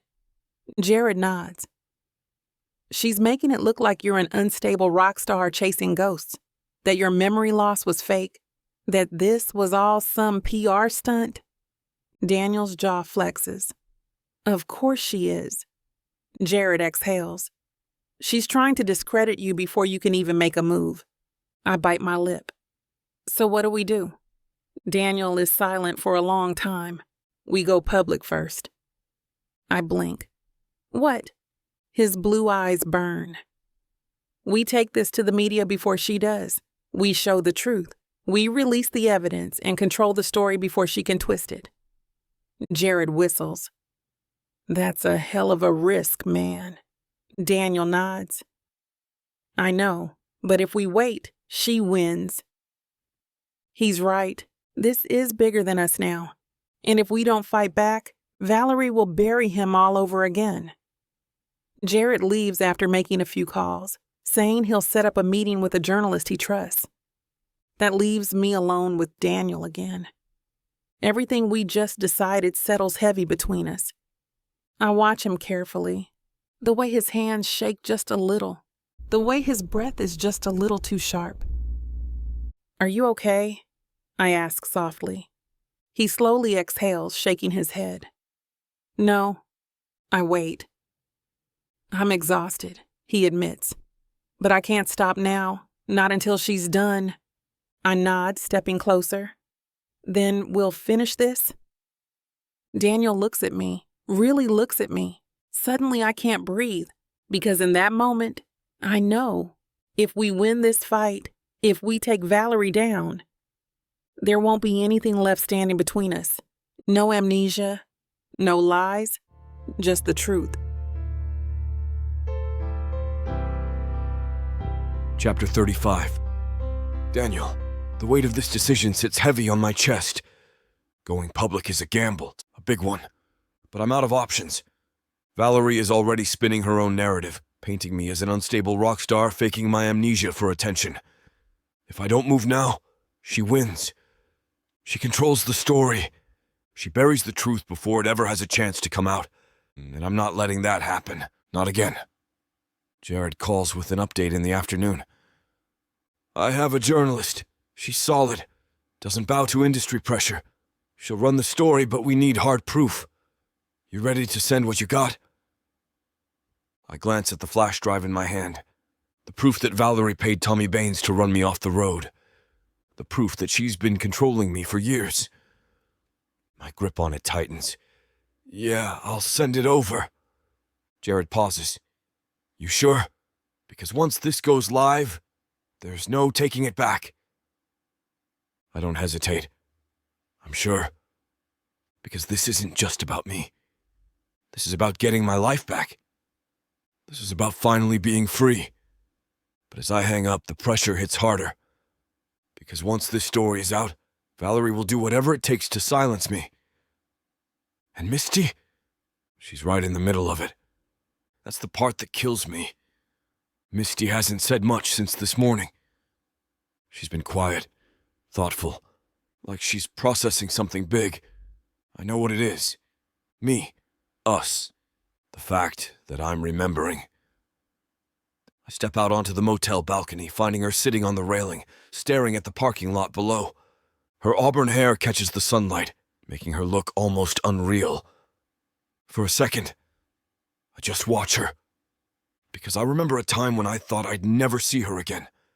Now she's here, close enough to touch. Close enough to lose all over again. I lean against the railing beside her. You okay? She exhales. That's a loaded question. I smirk, but it fades quickly. Talk to me. She hesitates, then looks up at me. You're really doing this? Yeah. I nod. It's the only way. Her fingers tighten around the metal railing. She's going to come after you, Daniel. Hard. I nod. I know. She hesitates. And if she does, I exhale, looking out over the street. Then I fight back. Misty doesn't say anything for a long moment. And what about me? I turn to her, brows pulling together. What do you mean? She swallows hard, her voice quieter now. What happens to me after this? After you win? Do I just disappear from your life again? That question. That wrecks me. Because I don't want her to disappear. I've spent too many years without her. Too many nights haunted by a woman I couldn't remember but knew I lost. I know exactly who she is. I'm not letting go. I step closer, my hand brushing against hers. She shivers, but she doesn't move away. I don't want you to disappear, Misty. Her breath catches. Then don't let me. The space between us disappears. She's right there looking up at me with so much fire, so much hesitation and hope wrapped into one. I want her. God, I want her. I could kiss her right now. I could end this push and pull, let everything unravel right here with her mouth on mine, with my hands gripping her like she's the only thing keeping me grounded. But I don't. Not because I don't want her. Because I do. I always have. But this isn't just about wanting. This is about being worthy of her. About proving that I'm not the same man who let her slip through my fingers before. I exhale, my forehead almost brushing hers. Her breath is warm against my lips. She's waiting, not moving. Like if I make the choice, she'll let me. Like if I take this next step, she'll fall with me. But I can't. Not until I remember everything. Not until I know I won't screw this up again. So instead, I pull back. Just slightly. Just enough. We should get inside, I murmur. Misty blinks like she's snapping out of a trance. She nods, clearing her throat. Yeah, okay. But as she steps past me, I hear it. The shaky breath she exhales, like she's just as wrecked by this as I am. That night, Jared calls again. But this time, his voice is urgent. Daniel, we have a problem. My stomach clenches. What is it? The journalist I set you up with? Someone leaked to her first. My blood runs cold. What do you mean? Jared exhales sharply. She got an anonymous tip that you've been spiraling, that you've been making up lies about Valerie, that you were seen sneaking into her building, trying to plant fake evidence. A sharp pain punches through my chest. She's already making her move. Damn it, I whisper. Misty steps closer, watching me. What's wrong? I brush a hand over my hair. She's beating us to the story. Jared sighs. Yeah, and if she controls the narrative first, we're screwed. We need to act now. We need to get the real truth out before Valerie smothers it in lies. I inhale sharply. Then we take this public ourselves. Jared pauses. You sure? Yeah, my voice is steady now. I'll do an interview, live, no PR, just the truth. Misty's eyes widen. Daniel, it's the only way, I interrupt. Jared exhales. All right, I'll set it up. The line goes dead. I drop my phone onto the bed. And when I look up, Misty is still watching me. Her eyes full of something I can't name. Something between admiration and fear.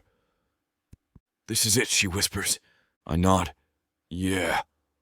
Her fingers twitch at her sides like she wants to reach for me. Like she wants to hold on to something before everything explodes. I don't blame her. I can feel it too. And this is the moment everything changes. There's no going back. Chapter 36. Misty. I have never hated the media more than I do right now. The moment Jared leaves to set up the interview, the meaning of what's about to happen slams into me. Daniel is about to go live on national television with no script, no PR safety net. Just the truth, his truth. The entire world is going to be watching, including Valerie. I sit on the bed, gripping the motel sheets, my stomach in knots. Daniel is across the room, pacing like a caged animal, wanted, one hand dragging through his hair. He's wired, tense, a million emotions running under his skin. I want to say something, anything. But I don't know what will help, because he's about to do something that could change everything, and there's no fixing it if this goes wrong. After a few minutes, I finally whisper, "Are you okay?"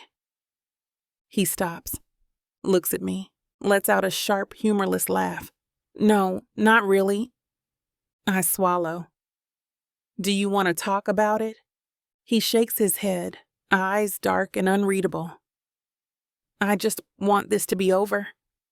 For some reason, that makes my chest ache. because I know what he means.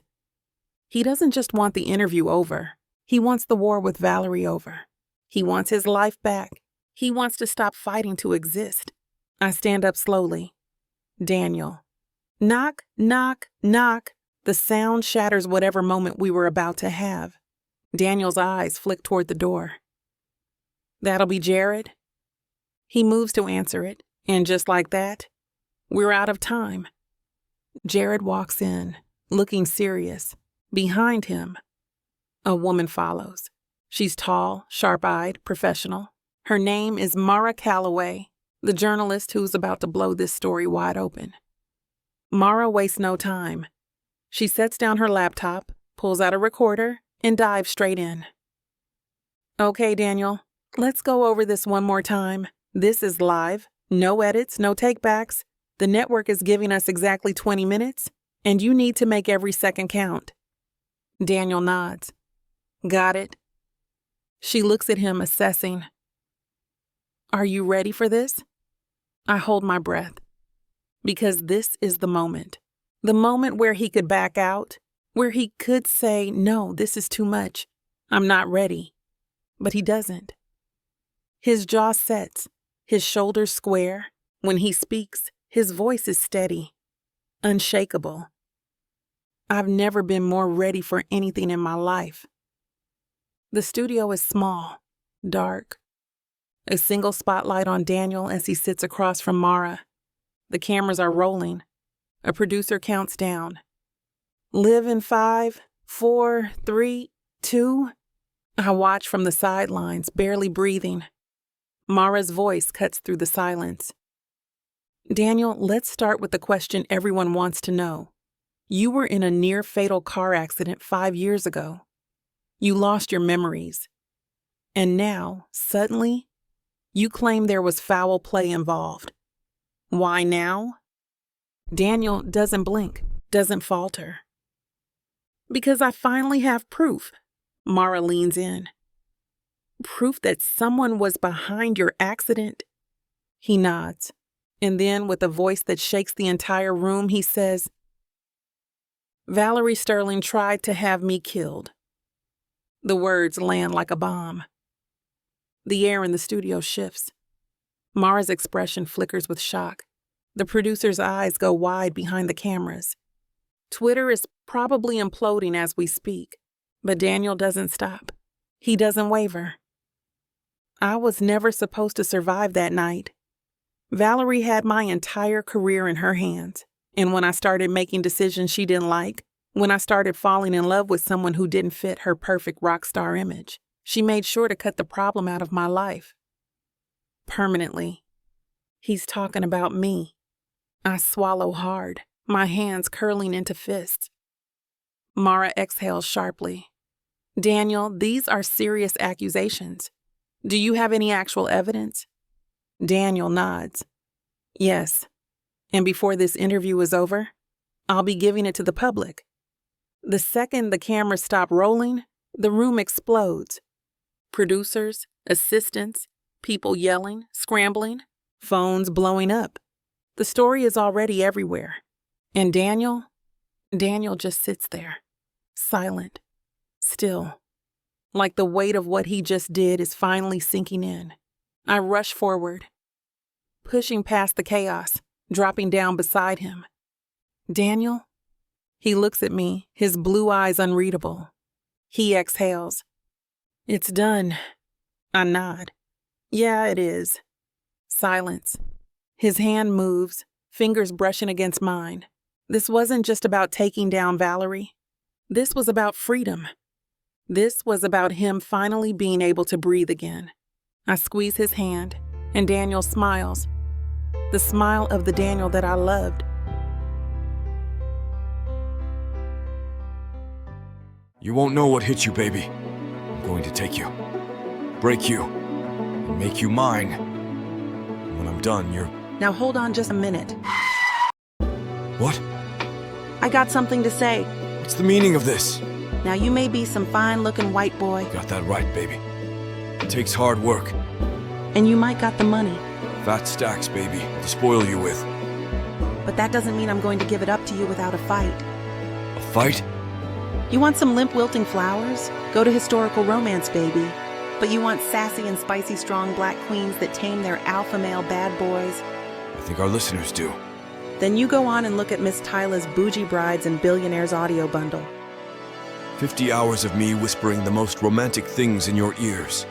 Fake marriages, alpha male billionaires, strong black women, steamy scenes that will make your eyes roll back. And everything wrapped up in a happily ever after that will put you in an afterglow.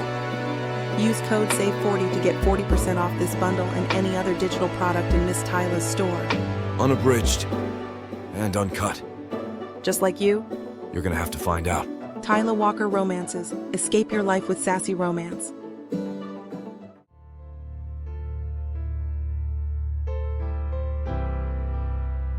Chapter 37.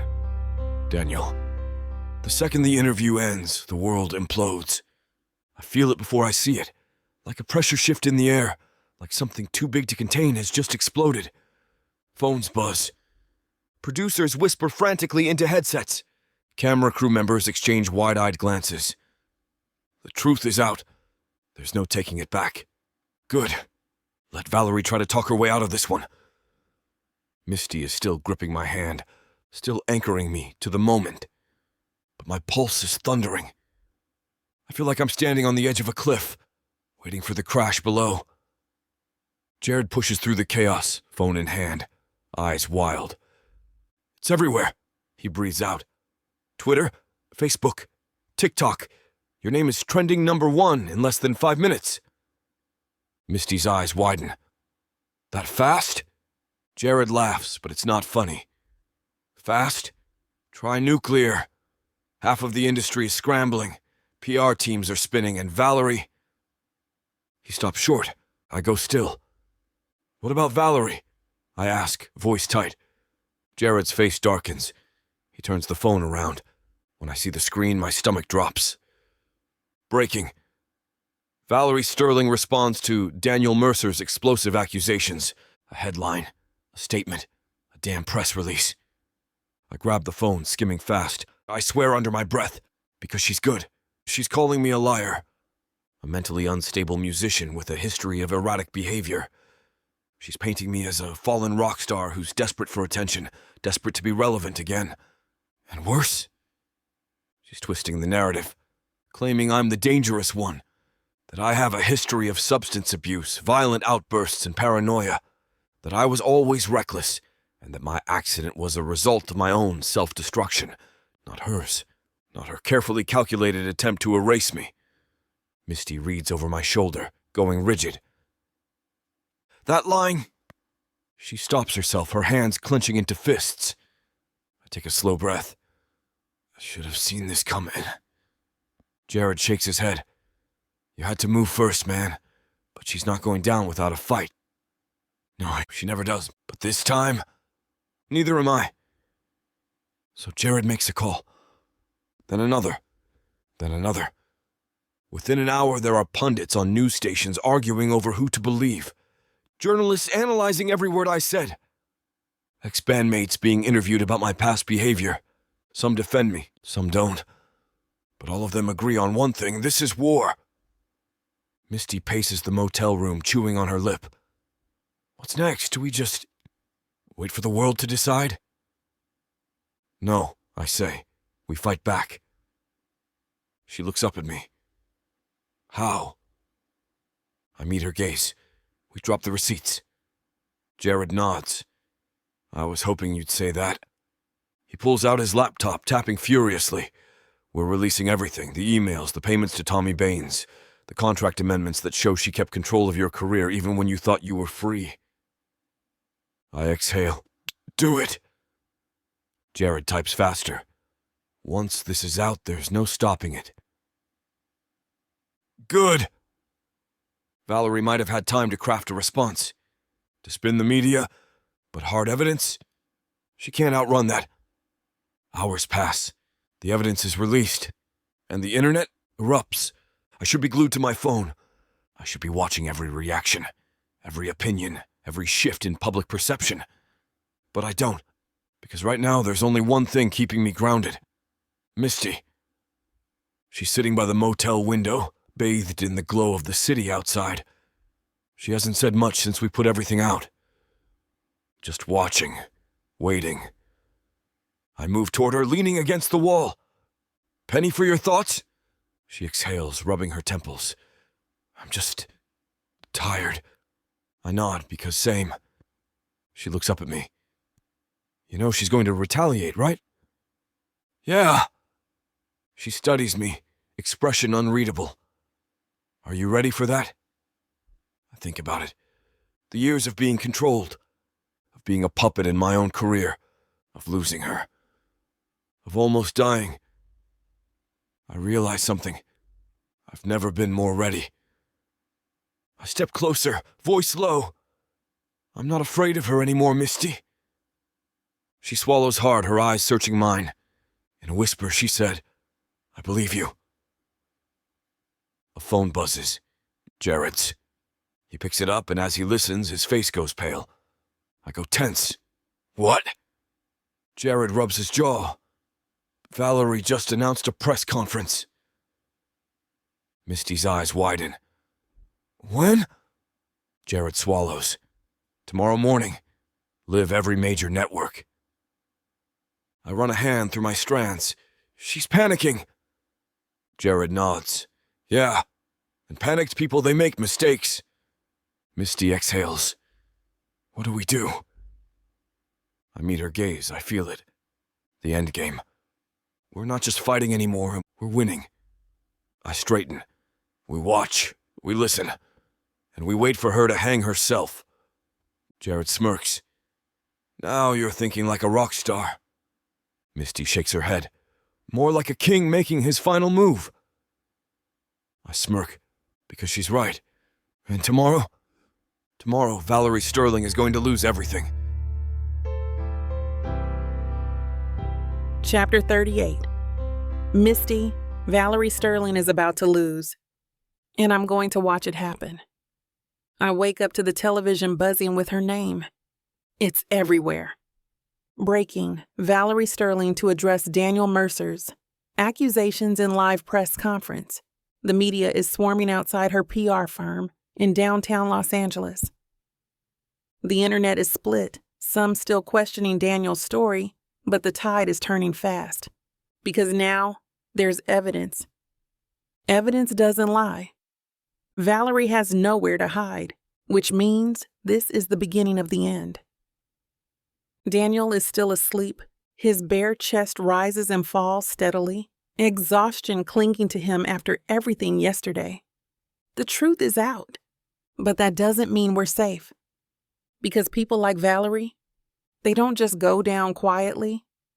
I slip out of bed carefully, grabbing the remote, turning the volume down.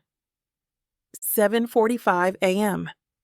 Her press conference starts in 15 minutes. I take a shaky breath and sit at the corner of the bed, eyes locked on the screen. Then I feel it. Movement behind me.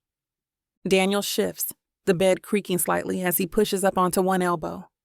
His voice is sleep rough, low. "You're up early." I don't look away from the TV. It's happening soon. A beat of silence. Then the sheets rustle as he moves closer. "You nervous?" I glance at him. He's a mess of rumpled sheets and tousled blonde hair. His blue eyes still clouded with sleep, but the exhaustion doesn't hide the determination. He's ready for this. "No," I say honestly. "I just want to see her burn." Daniel watches me for a moment, then smirks. "That's my girl." Just like that, my heart stumbles over itself, because I know he didn't mean it like that. But for a second, it felt like he did. Like it was true. So I just turn back to the TV and pretend I didn't feel my chest tighten. The screen flickers as the camera zooms in on a polished stage. A podium. Reporters packed into the room, flashes going off like fireworks. Valerie walks out. She's perfectly put together. Sleek navy blazer, subtle diamond earrings, not a hair out of place, but I can see it. The tightness in her jaw, the way her fingers grip the podium just a little too hard. She's scared, And she should be.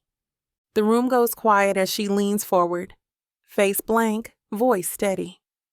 I'd like to begin by saying how deeply saddened I am by the recent accusations made against me. I roll my eyes.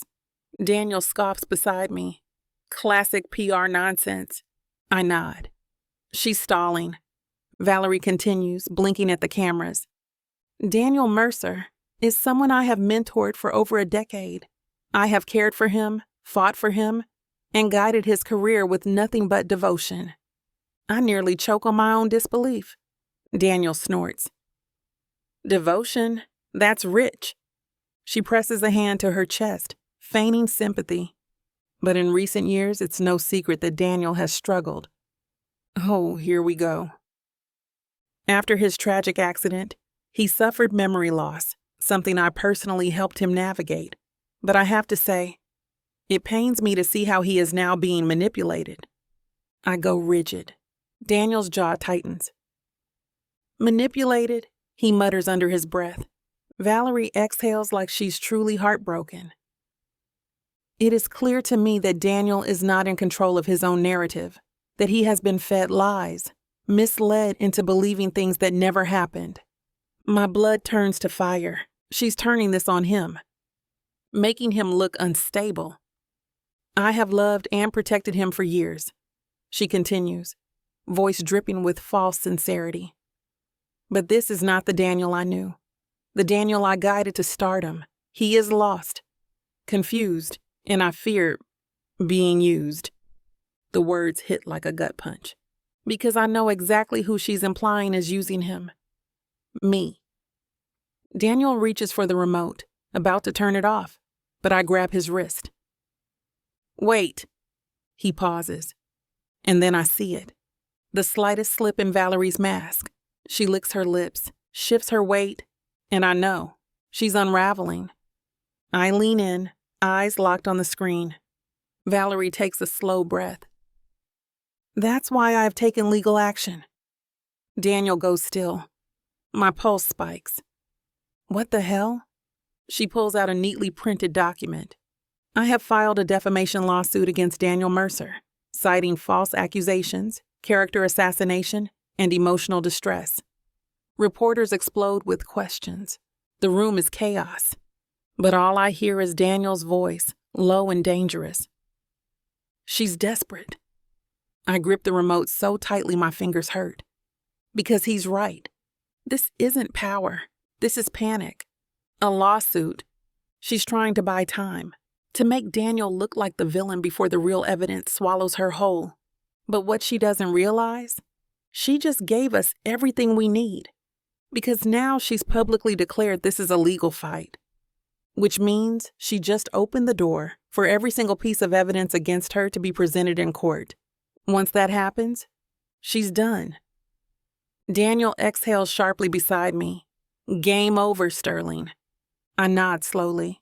Yeah, it is. The second the press conference ends, Jared calls. Daniel answers on speaker. You see that crap? Jared laughs. Oh, I saw it. And guess what? She just played herself. I smirk. That's what we thought. Jared hums. You ready to take the final shot? Daniel meets my eyes. He's free. He's not afraid. He's ready to finish this. Yeah, he says, voice unwavering. Let's end this. Chapter 39. Daniel. I wake up before the sun rises, my head heavy, my thoughts heavier. The interview is in a few hours, and everything we've worked toward is riding on it. I have to answer Valerie's interview with another of mine. I roll out of bed, moving carefully so I don't wake Misty. She's curled up under the sheets, her auburn hair fanning across the pillow. The sight makes my chest tighten. I wish I could freeze this moment, just hold on to it before we step into the unknown. But there's no time for that. By the end of today, everything will change. Jared picks us up outside the motel. He's unusually quiet, gripping the steering wheel like he's about to deliver bad news. I don't push. Not yet.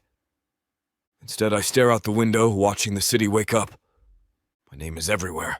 Billboards, headlines, social media.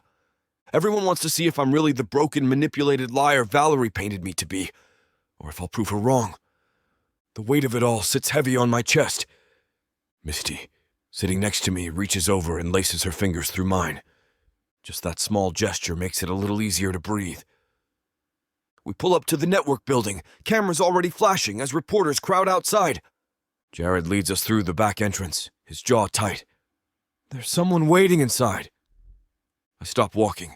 Who? Before he can answer, a voice echoes from down the hall. Took you long enough, Mercer. Damn, the bastard went to tour a few weeks ago. He never told me he was back. And now he's back. We stare at each other for a long second. The last time I saw Blake, he was heading off for tour. He looks different, more determined, more serious. It looks as if he's going to war himself, like he knows something I don't. I cross my arms. What the hell are you doing here? Blake smirks. Nice to see you too, butthole. Misty steps forward cautiously. Blake? He nods at her. Hey, Red. Looking good. She blinks. Why are you here? Blake's smirk fades. Because I couldn't sit back and watch anymore. And because I found something. Something big. Jared cuts in. I called him. I glare. You what? Jared shrugs. We needed more firepower. Blake's been digging while he was gone. Trust me, Mercer. You're gonna want to hear this. Blake steps forward, pulling out his phone. He taps the screen, then holds it up. An audio recording starts playing, and the second I hear Valerie's voice, my blood turns to ice. Valerie, on the recording. I don't care what it takes. I don't care who gets burned. He doesn't get to walk away from me, you understand? A second voice responds. Male. Nervous. Man. He's already talking to people. If this gets out. Valerie, then make sure it doesn't. Make sure he's ruined first. The recording cuts out. Silence. Thick. Heavy. I clench my jaw. Who's the guy? Blake exhales. One of our lawyers. He got sloppy. Started running his mouth after too many drinks at an after-party. Someone recorded him bragging about covering up your accident. Misty covers her mouth. Holy crap! Jared whistled softly. This is it, man. This is the bullet. My heart pounds. Valerie knew. She knew exactly what she was doing to me, to Misty, to my entire life. Now the world is going to hear it. The studio is packed. Cameras, producers, journalists sitting in the audience, waiting to pick me apart. We also invited fans. I take my seat across from the interviewer, mic clipped to my jacket. Misty is off camera, watching me with steady eyes. Blake sits next to me. A surprise guest. A game changer. The countdown starts. 3, 2, 1. We're live. The journalist leans forward, expression serious. Daniel Mercer, thank you for being here. Your last interview was small, but now you're on a bigger stage. I nod. Thanks for having me. There's been a lot of speculation since Valerie Sterling's press conference. She claims you're being manipulated, that your accusations are false, that you're trying to ruin her career out of revenge. What do you say to that? I look directly into the camera. I say she's lying. The journalist presses on. Do you have proof? Blake leans forward. We do, and we're playing one of them now. The recording plays. Valerie's voice fills the studio. Every single person watching at home hears the truth. The room erupts, gasps, murmurs. The journalist is visibly shaken. That was Valerie Sterling?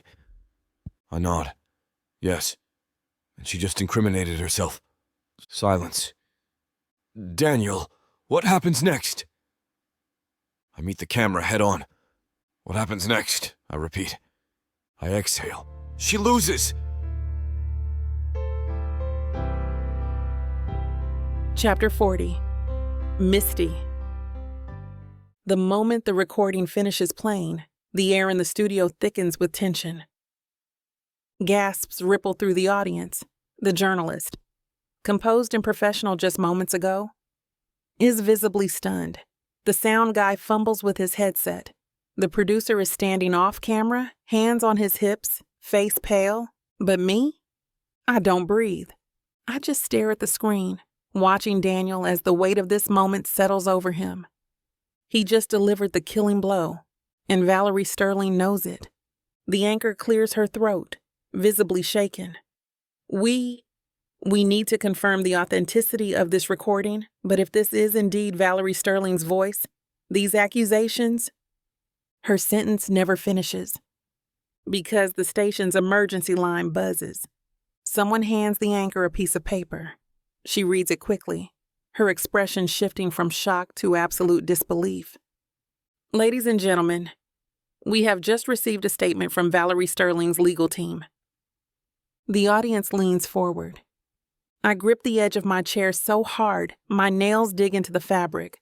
Daniel doesn't move. The anchor exhales, then looks directly into the camera. They are denying all allegations, claiming this recording has been doctored. A murmur spreads through the room. Furthermore, she continues, Valerie Sterling has canceled all public appearances, effective immediately. She is no longer reachable for further comment. She's running. Daniel exhales sharply, shaking his head. Of course she is. The anchor presses on. Daniel, what is your response to her denial? Daniel leans forward, his voice calm but lethal. She can deny it all she wants. The evidence is there, and soon the law will back it up. A single chilling sentence. I know, he means it. Valerie isn't just going to lose in the court of public opinion. She's going to lose everything.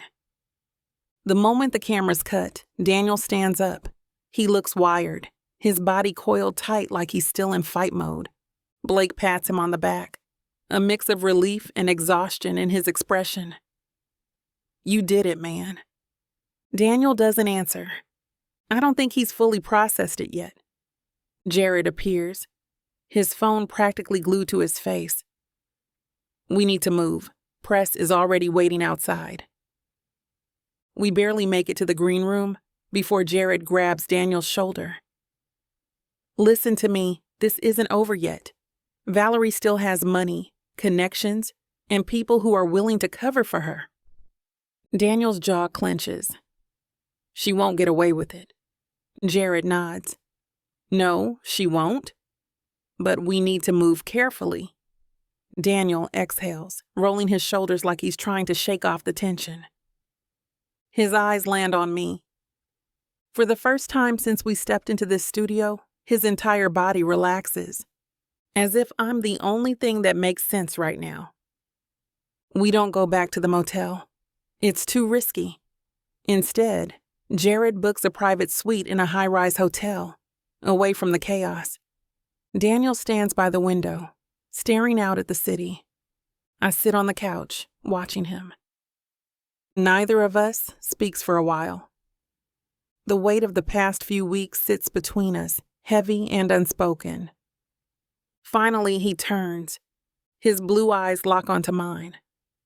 What happens now? He asks quietly. And it's not about Valerie. It's about us. Yes, we might have won today.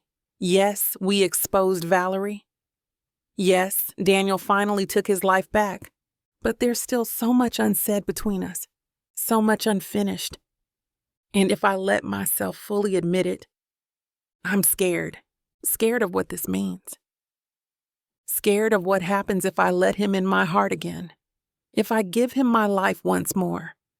Daniel walks toward me, slow and careful, like he can sense the storm in my head. He kneels in front of me, his hands resting on my knees. Tell me what you're thinking. I swallow. I'm thinking that you should be celebrating right now. He searches my face. I don't care about that. Silence. My hands shake, and I blurt out, I don't want to lose myself in you again. The words are barely a whisper. Daniel flinches like they physically hit him, but he doesn't pull away. Instead, his hands tighten on my knees, his voice raw and quiet. Then don't, I exhale shakily. It's not that simple. Yes, it is. His voice is fierce now. You don't have to lose yourself, Misty. You don't have to give up anything. I don't want you to. I shake my head. He cups my face, gently but firmly, forcing me to look at him. In his eyes, I see it. Everything I've been trying to ignore. The raw want, the ache. He looked at me like I'm important. I don't want the past, Misty. His voice is hoarse now. I want now. I want you, and I will fight for you every damn day if that's what it takes. A lump rises in my throat. And if I can't do this, I whisper. His thumb brushes over my cheek. Then I'll wait until you can. Just like that, I break. Because he means it. Because after everything, after all the pain and years and loss, he's still here, still mine. Maybe I'm still his too. Chapter 41. Daniel. The city sprawls beneath me, glowing with the kind of quiet that feels deceptive. We should be celebrating. We should be relieved. Instead, I'm standing at the floor-to-ceiling window of our hotel suite, watching the skyline, trying to figure out what comes next. Behind me, Misty is curled up on the couch, her arms wrapped around herself. Silent. Distant. Even now, even after everything, she should be mine again. But something is still holding her back. Jared bursts into the room, phone in hand, grinning like a lunatic. "You're not going to believe this," he says, practically vibrating with excitement. "Your interview just hit record-breaking views." I arch a brow. Define record-breaking. He waves his phone at me. As in, it's the #1 trending video in the country. You just shattered every post-scandal redemption arc known to man. Blake, who's been sprawled out in one of the armchairs, lets out a low whistle. Guess Mercer's still got it. I exhale, rubbing my temples. So, what now? Jared's grin falters. Now, we wait for Valerie to make her next move. And just like that, the momentary high crashes down, because we all know it. Valerie isn't done. She's hiding. But she's not defeated. Jared and Blake leave an hour later, still riding the media frenzy, already preparing next steps. The moment the door shuts behind them, the silence in the room grows heavier. Misty is still sitting on the couch, staring at nothing. I walk over, sitting down next to her. "Talk to me." She doesn't answer at first. Slowly. It's too much. I tilt my head. "What is?" She turns to me, her green eyes filled with something I can't quite name. Everything. This. Us. The fact that the whole world is watching your life implode while you're trying to piece yourself back together. I run a hand through my hair, letting out a slow breath. "You think I don't know that?" She shakes her head. "That's not what I mean. She exhales sharply. "You're fighting so hard, Daniel. But what happens when it's over? What happens when there's nothing left to fight?" The words punch me in the chest, because I know what she's really asking. What happens to us when the war is over? I grip the back of my neck, trying to steady my voice. Then we figure it out. Together. She swallows, looking away. Suddenly, I can feel it. That invisible wall between us. She's still here. But she's not letting me all the way in. I don't know how much longer I can take it. I stand up, pacing the room. "You're scared." She tenses. "Daniel, you're scared because you think if you let yourself believe in us again, I'm gonna destroy you all over again." She opens her mouth, then closes it. I know. I'm right.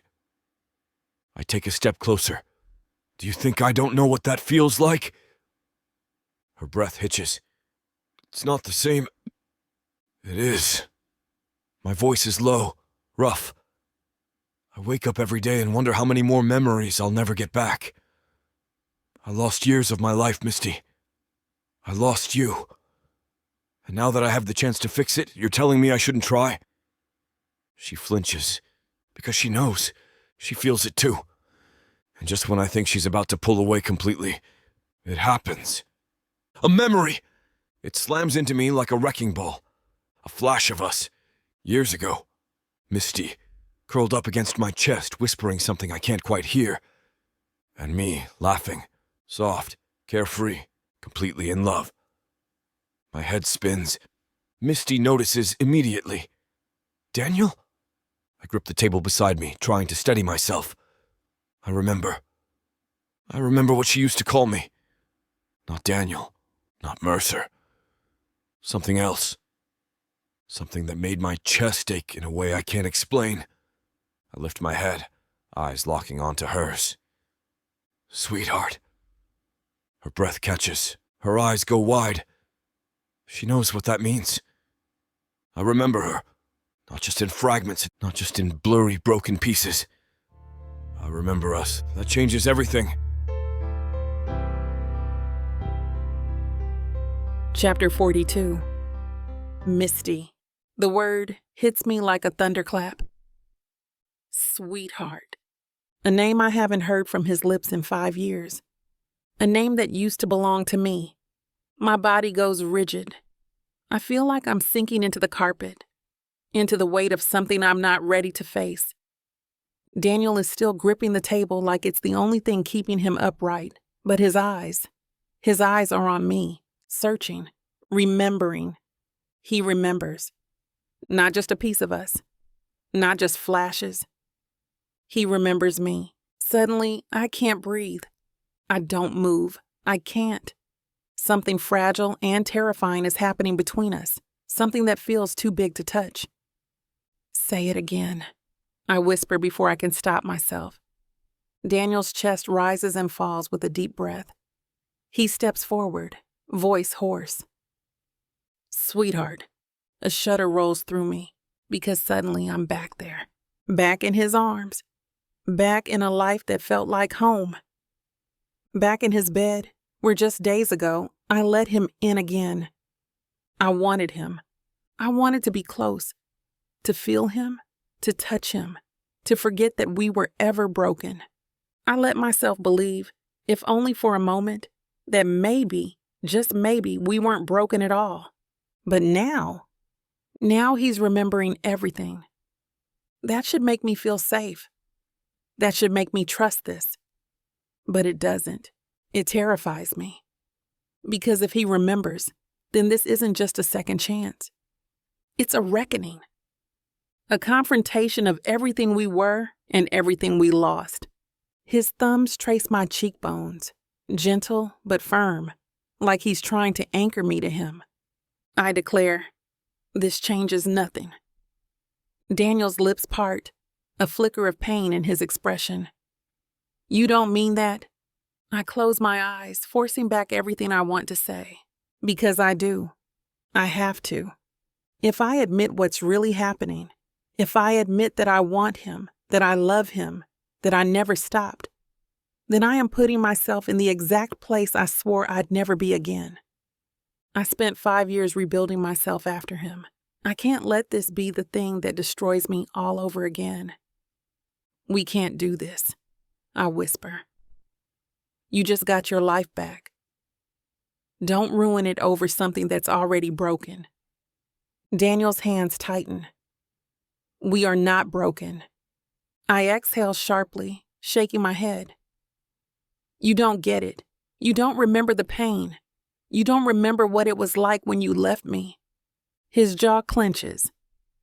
I do. I laugh bitterly, stepping back, forcing him to let me go.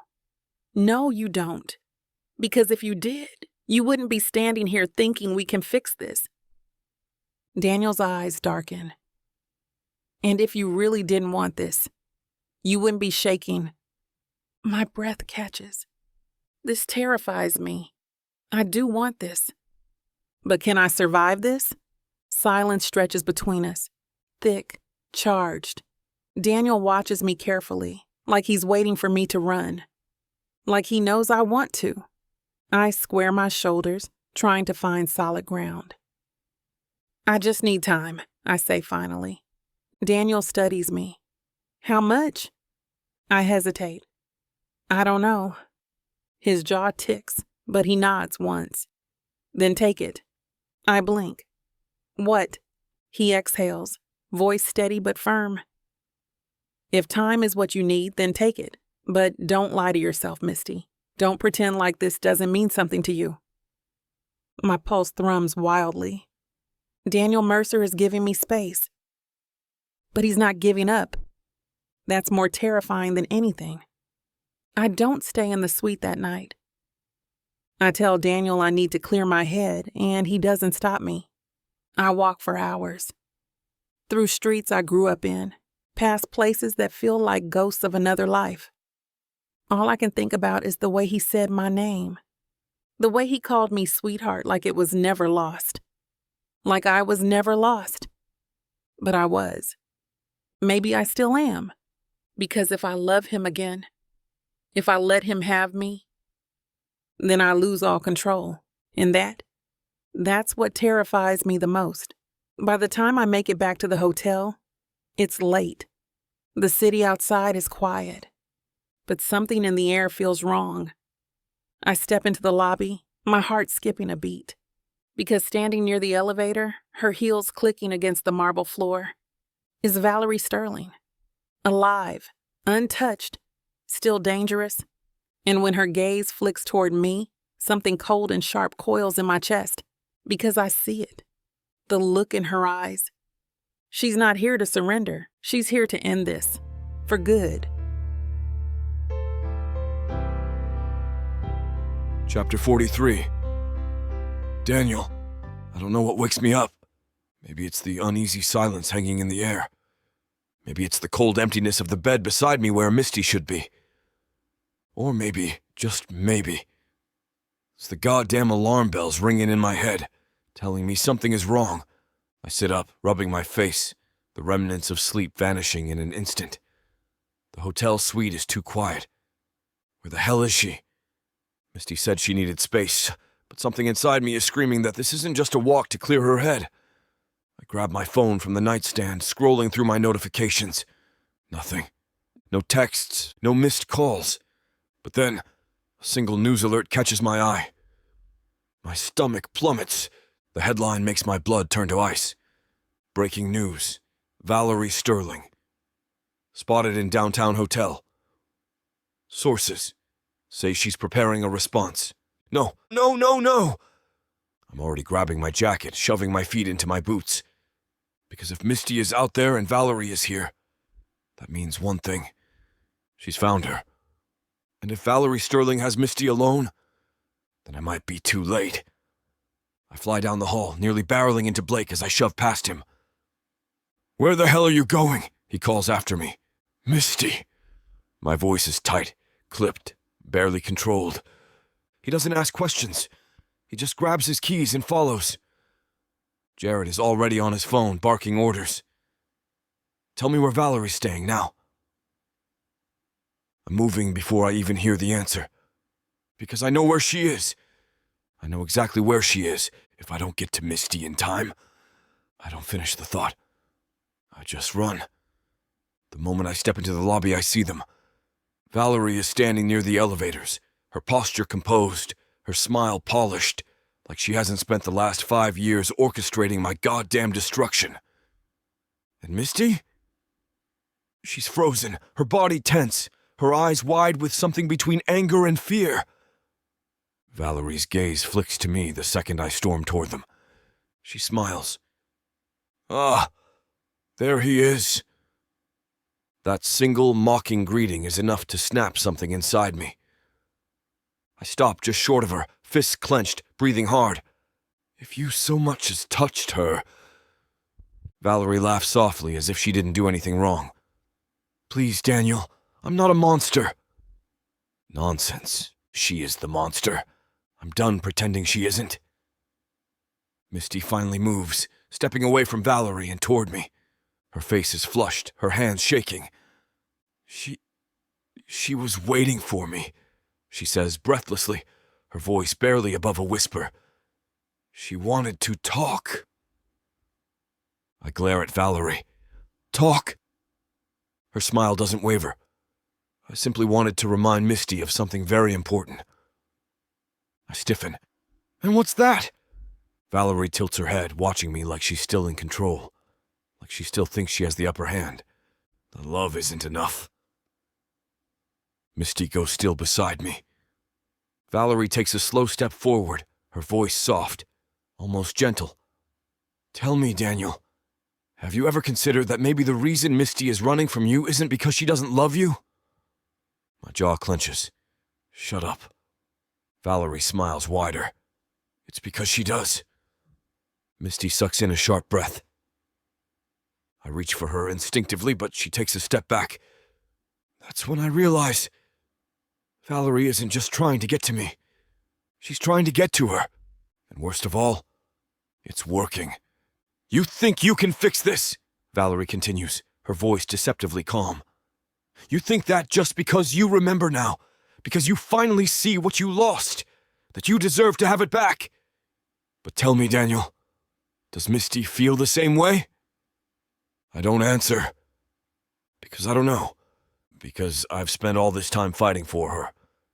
But I haven't stopped to ask if she's still willing to fight for me. Misty's hands curl into fists at her sides, her chest rising and falling in shallow, uneven breaths. I take a step toward her. Misty, I don't know. Her voice is barely a whisper. But it's enough to break me. Valerie exhales, almost pitying. See? Love isn't enough. I turn on her so fast she actually flinches. Love is the only thing that matters, I snarl. She exhales, shaking her head.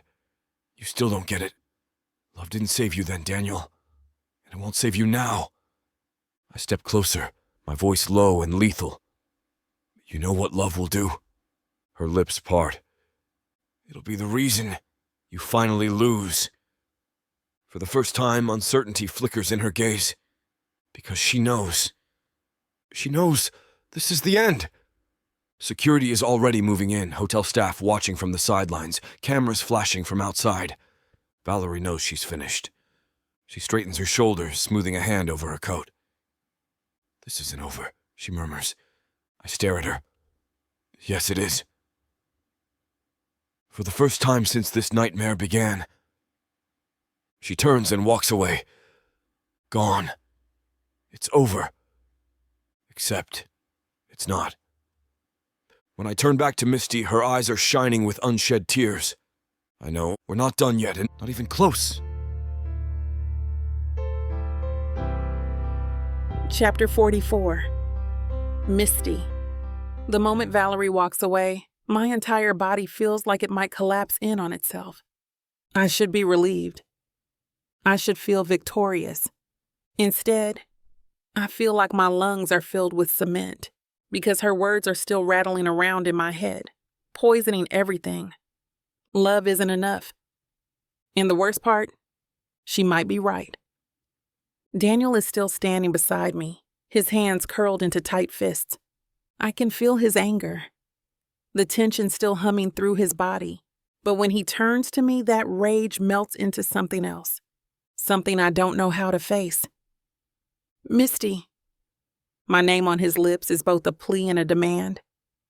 I shake my head, wrapping my arms around myself. I need a second. He exhales sharply, but he doesn't push. Okay? I don't tell him I don't know how long that second will last. I turn and walk away. Not far, just out of the lobby. Out into the cool night air, hoping that maybe, just maybe, it will help me breathe. But it doesn't, because my chest is still aching. I sit down on a bench just outside the hotel, pressing my hands against my face, trying to make sense of this storm inside me. I love him. I know that now. I've always known. But that's the problem, isn't it? Because love didn't save us before. And what if it doesn't save us now? I hear the door swing open, hear footsteps approaching. I don't need to look up to know it's him. He never lets me run too far. He sits down next to me, close enough that I feel his warmth, but not so close that we're touching. For a while, we just sit there, silent. Then finally, "Tell me what's going on in your head." His voice is calm, steady, like he's ready for whatever I say, but I'm not sure I am. I exhale slowly. "Valerie's wrong," he says before I can even speak. I blink, glancing at him. "You don't even know what I was going to say." His lips curve into something sad and knowing. "Yeah, I do." I swallow hard. "She made a point, Daniel." His jaw tightens. "No, she didn't." I shake my head. "Love didn't save us before. It didn't keep you from walking away. It didn't stop you from believing her lies. It didn't stop you from destroying me." The words hurt coming out, but they're true. From the way Daniel flinches, I know he feels the weight of them too. He leans forward, elbows on his knees, eyes locked on the pavement.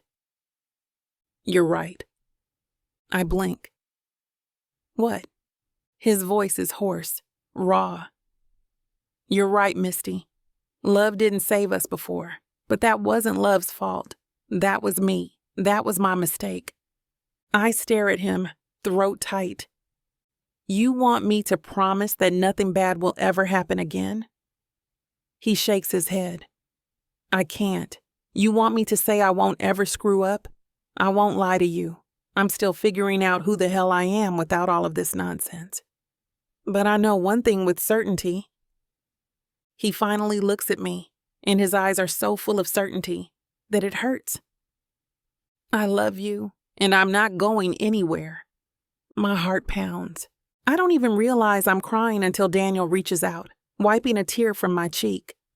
I ask in a shaky voice, "And what if I can't do this?" His hand lingers on my face, thumb brushing over my skin. "Then I'll wait." I let out a strangled laugh, but it comes out more like a sob. "You're so damn stubborn." "Only for you, sweetheart?" The name, the one I swore I wouldn't let get to me. It wrecks me, and suddenly the truth is so painfully clear. I love him. I never stopped. It will never end. No matter how I fight it, no matter how terrified I am, I don't want to lose him again. I don't think. I just move. I grab his face and kiss him like my life depends on it. He doesn't hesitate. His hands tangle in my hay as he pulls me closer, like he's afraid I'll disappear. But I won't. Not this time. I kiss him because I choose this. I kiss him because I'm done running. I kiss him because this time, love is enough. I know. We're finally home. Chapter 45. Daniel. The second Misty's lips meet mine, a dam breaks inside me, releasing a torrent of pent-up longing. For weeks, I've been chasing this feeling, chasing her. Now she's here, choosing me. Her hands tangle in my hair, pulling me closer, her touch desperate, like she's afraid I'll disappear if she lets go. But she doesn't have to be scared. I'm not going anywhere. Not now. Not ever. We don't speak as we walk back to the hotel. The silence between us no longer heavy, but electric, charged with unspoken words and the simmering tension of anticipation. Her fingers brush against mine, hesitant. I lace our fingers together, taking the choice away from her. She doesn't pull away. My chest tightens. This is real. She's staying. The second the hotel room door closes behind us, the tension snaps. She's on me before I can breathe, her lips hot and demanding against mine, her hands everywhere, exploring, claiming. I back her up against the wall, my hands settling on her waist, savoring the way she trembles beneath my touch. The feel of her body pressed against mine ignites a fire that burns through every cell. Can I? I murmur, my voice rough, my forehead pressed against hers, needing to hear the words, even though her body is already screaming them. Her eyes burn into mine, bright with desire. Yes. That's all the permission I need. I lift her off the ground, her gasp swallowed by my mouth as her arms wrap around my shoulders. We crash onto the bed in a tangle of limbs and heated skin, all soft sighs and desperate hands. But this time it's more than lust. It's deeper. Real. Achingly, beautifully real. I hate to put a stop to a good time, but it looks like we've hit this platform's limit for spiciness. This platform's got some rules we have to play by if we want to keep giving you these stories for free. And trust me, this scene isn't something you want to miss. While we can't get into all the details here, you can still dive into the full, uncut version at tylawalker.com. Miss Tyla has an entire collection of unabridged audiobooks and ebooks waiting for you. And the best part? You can treat yourself with 40% off when you use the code SAVE40. That's right. You'll save on any digital product, even bundles that are already discounted. Miss Tyla would never let anyone feel the kind of disappointment you must be feeling right now. So why wait? Treat yourself with Miss Tyla. Later, with Misty curled against my chest, her fingers tracing patterns on my skin, I feel a sense of peace I haven't known in 5 years. She tilts her head up, her eyes searching mine, luminous in the darkness. What now? I brush a kiss to her temple, my voice thick with emotion. Whatever you want, baby. She exhales, a soft sigh against my skin. You keep calling me that. A smirk plays on my lips. Because it's yours. Her fingers tighten against my chest. I don't want to lose this. I roll us over, looking down at her, framing her face with my hands, memorizing every detail, every freckle, every curve of her lips. You won't. And to my relief, I see a flicker of belief in her eyes, a fragile hope that mirrors my own. We are broken, both of us scarred by the past, but right now in each other's arms, we are whole. Chapter 46. Misty. The first thing I notice when I wake up is the warmth. Not just the kind that comes from the morning sun slipping through the curtains, but the kind that wraps around me. Daniel. His arm is slung over my waist, his body curved around mine, his breath warm against my neck.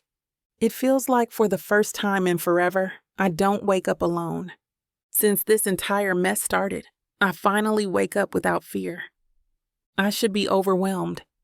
I should be overthinking every moment of last night, but all I feel is at peace. I finally found my way back home. I shift slightly, turning in his arms until I'm facing him. He's still asleep, his blonde hair a mess, his face relaxed in a way I haven't seen in years. I study him, letting myself take him in. This man, the one who broke me, the one who put me back together again piece by piece without even realizing it. My fingers move on their own, tracing over the sharp line of his jaw, the curve of his lips. His eyes flutter open, deep, stormy blue, watching me watch him. A slow smile tugs at his mouth. Morning, sweetheart. My heart stutters. It's the first time he said it in the light of day. The first time it hasn't felt like a name from a past life. The first time it feels real. I swallow. Morning. He tightens his hold on me, pulling me even closer. I let him, because I don't want to be anywhere else. Daniel runs a hand down my back. His touch slow, lazy, unhurried. Tell me what you're thinking, he murmurs. I hesitate, because even though I feel safe here, the outside world is still waiting for us. Waiting for him. Waiting for his next move. And Valerie? Even if she's out of sight, she's still a shadow in the back of my mind. What happens now? I asked quietly. Daniel's lips brush over my forehead. Whatever we want. I exhale, curling my fingers into his shirt. Because that's the part that scares me. Now we have a choice. We're not running. We're not fighting. We're just here. We have to figure out how to live in the aftermath. A knock at the door interrupts the moment. Daniel groans, pressing his face against my neck. If that's Jared, I'm firing him. I laugh softly, pushing him away. Go, I'll make coffee. He grumbles but climbs out of bed, grabbing his jeans and pulling them on as I slip out of the sheets and head toward the small kitchen area.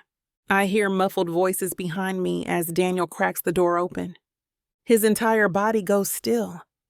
I glance over my shoulder. Daniel? His jaw is tight. Jared, Blake. A strange feeling twists in my gut. What's wrong? Blake steps past Daniel, his expression serious. We need to talk. I lean against the counter, gripping my coffee mug a little tighter than necessary. Tell us. Daniel's voice is rough, unreadable. Jared sighs. Valerie's missing. My stomach drops. What do you mean missing? I mean, no one knows where she is. She vanished after last night.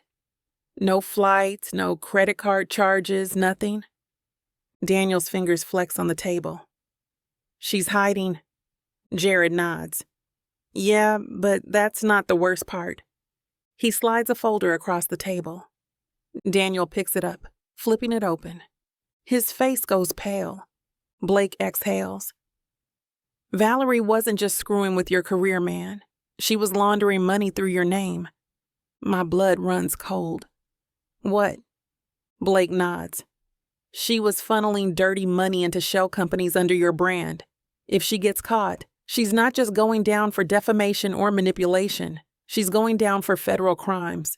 She didn't only try to kill you, man. Daniel's fingers tighten on the folder. And she knows it. Jared leans forward. Which is why she's running. I exhale shakily, pressing a hand to my chest. Because if Valerie was using Daniel's name for illegal activity, then this isn't just over. This is just the beginning. Daniel sets the file down, rubbing a hand over his face. So what do we do? Jared doesn't hesitate. You go public. You make it clear that you had no part in this, that you were being used, just like everyone else. Blake nods. If you don't, and this blows up, you're going down with her. Daniel exhales, looking at me. I hold his gaze, my pulse pounding. Do it, I say before he can even ask. His brows pull together. You're sure? I nod. I'm not losing you again. Not over her, not over this. Daniel studies me. He turns back to Jared. Set it up. Jared nods. We'll do a full press statement. We'll make sure the world knows the truth. The world might know the truth soon. But what happens when Valerie fights back? Chapter 47. Daniel, the cameras are everywhere. The press conference is set up in a private venue, but that doesn't stop the paparazzi from swarming outside, snapping pictures, shouting my name, and throwing out questions I have no intention of answering. I'm in front of the world, telling them the truth. Jared walks beside me, reading off his phone. The media is already running with the story. Some are backing you. Some are skeptical, but most are waiting to see what you're going to say. The statement in my hands crumples.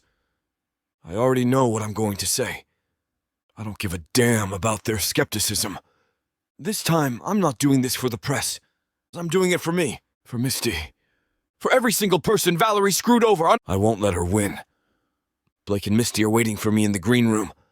Blake gives me a nod. You ready? I adjust my jacket, rolling my shoulders. Yeah. Misty steps forward, her fingers brushing against mine, hesitant. I take her hand fully, squeezing. You okay? Her green eyes flick up to mine, uncertain. I should be asking you that. I huff a quiet laugh. I'm fine. Lie. But she knows me too well to call me on it. Instead, she steps closer, lowering her voice. No matter what happens, I'm here. That simple sentence grounds me. I lift our hands, pressing a kiss to her knuckles. I know. The moment I step out onto the stage, the flashing cameras nearly blind me. Microphones are shoved toward me. The journalists in the audience murmur to each other, waiting. I take my seat, set the paper down in front of me, and lean into the mic. Good afternoon. Silence. I glance at the statement in front of me. I push it aside. I don't need prepared words. I need to tell the truth. For years, my life was controlled by someone I thought I could trust. A hush spreads through the room.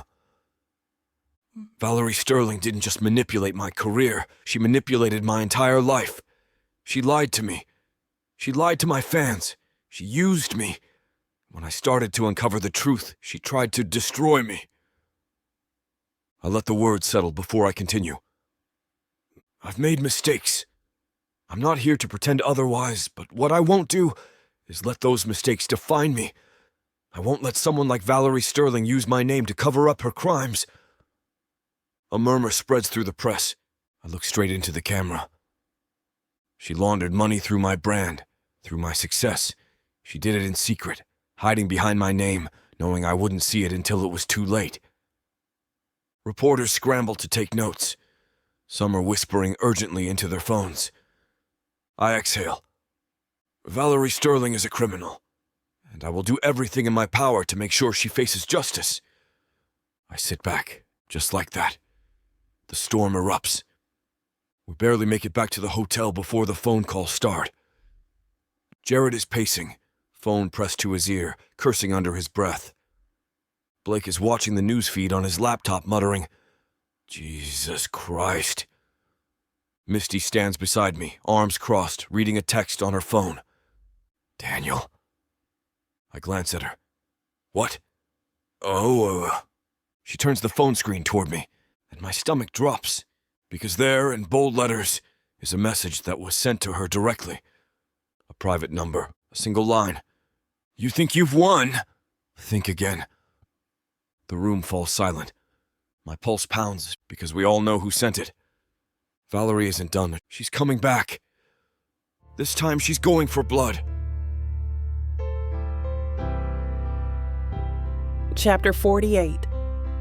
Misty, the message burns in my vision. You think you've won? Think again. My pulse pounds in my ears, my grip tightening on the phone. The room is dead silent. Daniel is tense, fists clenched, jaw locked so tightly, I'm afraid he'll break his teeth. Blake swears under his breath. That tramp. Jared is already on the phone, his voice clipped as he speaks to security. We need to trace the number, now. But I don't move, because I know.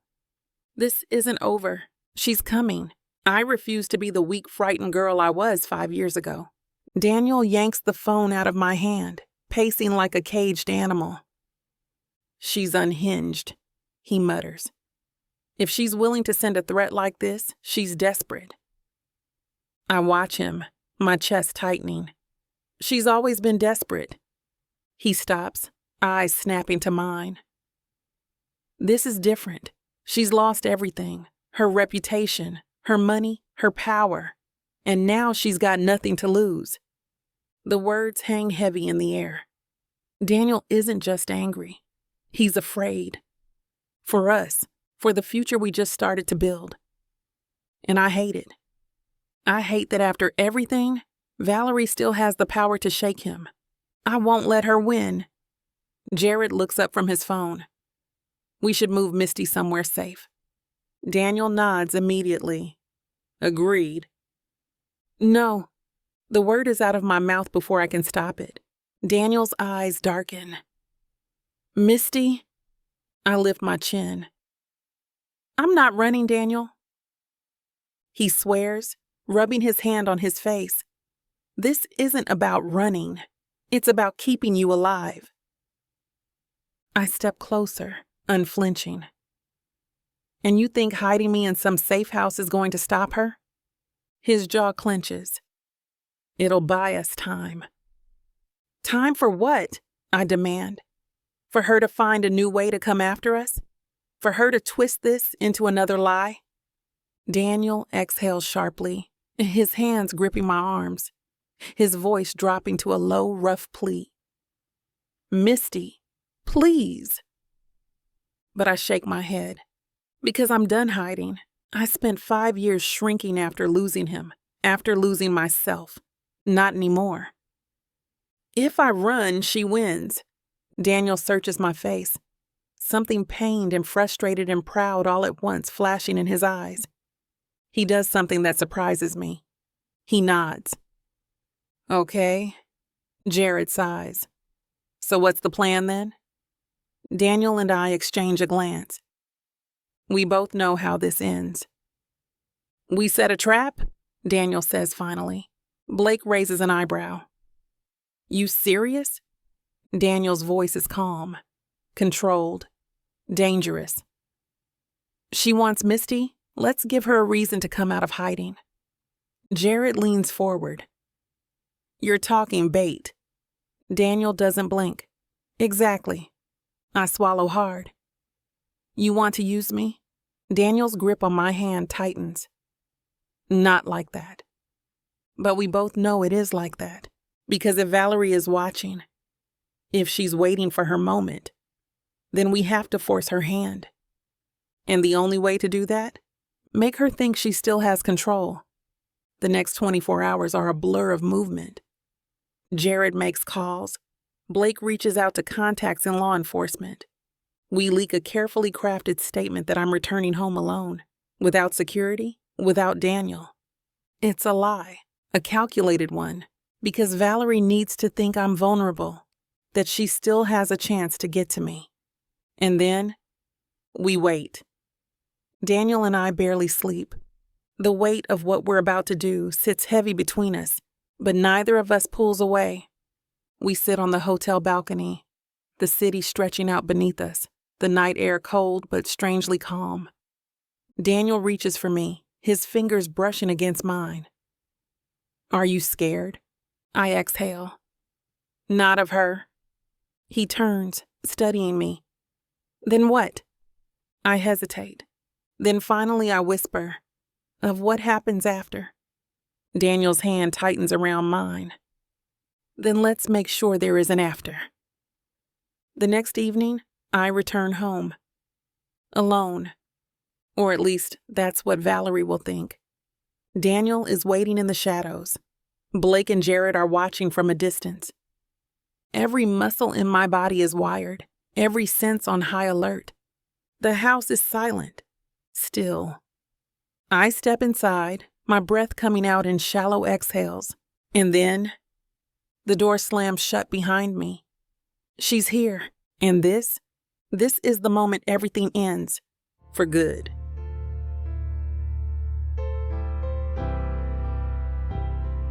Chapter 49. Daniel! The second Misty disappears inside the house, my entire body goes rigid. She's in there with Valerie, and I'm out here, waiting. Blake and Jared are on either side of me, their expressions tight with tension. My pulse hammers in my ears. Every instinct in me is screaming to go after her. But I wait, because we have a plan, because Misty wanted this, because if we move too soon, we might lose our chance to end this for good. Still, every second that passes feels like a goddamn eternity. Then, a loud crash from inside. I don't think. I don't hesitate. I move. The front door slams against the wall as I burst inside. The scene that greets me makes my blood run cold. Misty is backed against the living room wall, her face pale, her body trembling. And Valerie? Valerie is standing too close, her fingers curled around a knife. A goddamn knife. Something inside me snaps.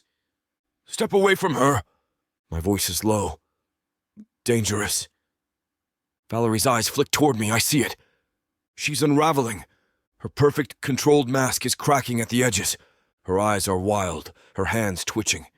She's losing, and she knows it.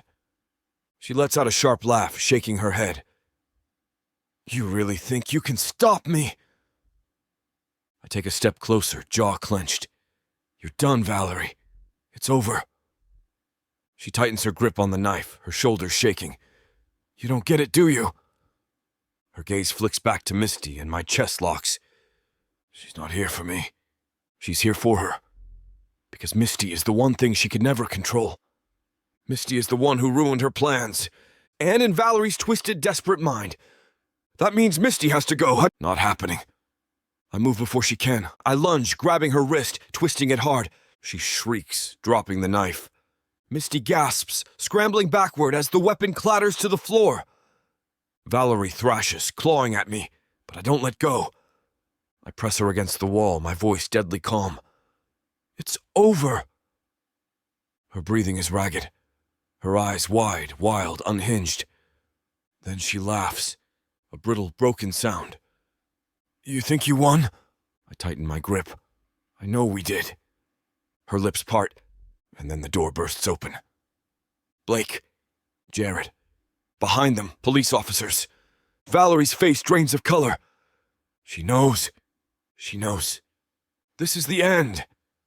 The officers grab her, restraining her, reading her rights. She doesn't struggle. Doesn't fight. She just gazes at me with a hollow, empty expression. I made you. The words are so quiet I almost don't hear them. But I do. I meet her gaze, voice steady. No, Valerie. You destroyed me. But I rebuilt myself. Without you... Something in her snaps. Her face twists, her body jerks against the officers. No, you were mine. You...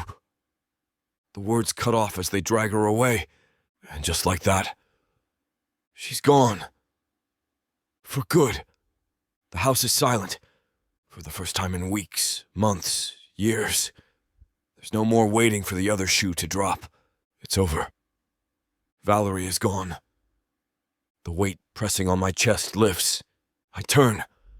Misty is staring at me. Her lips part, her eyes shining. And then she's in my arms.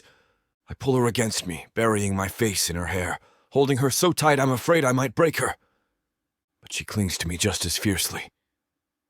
Neither of us says a word. We don't need to. We just hold on. Because after everything, we're finally free.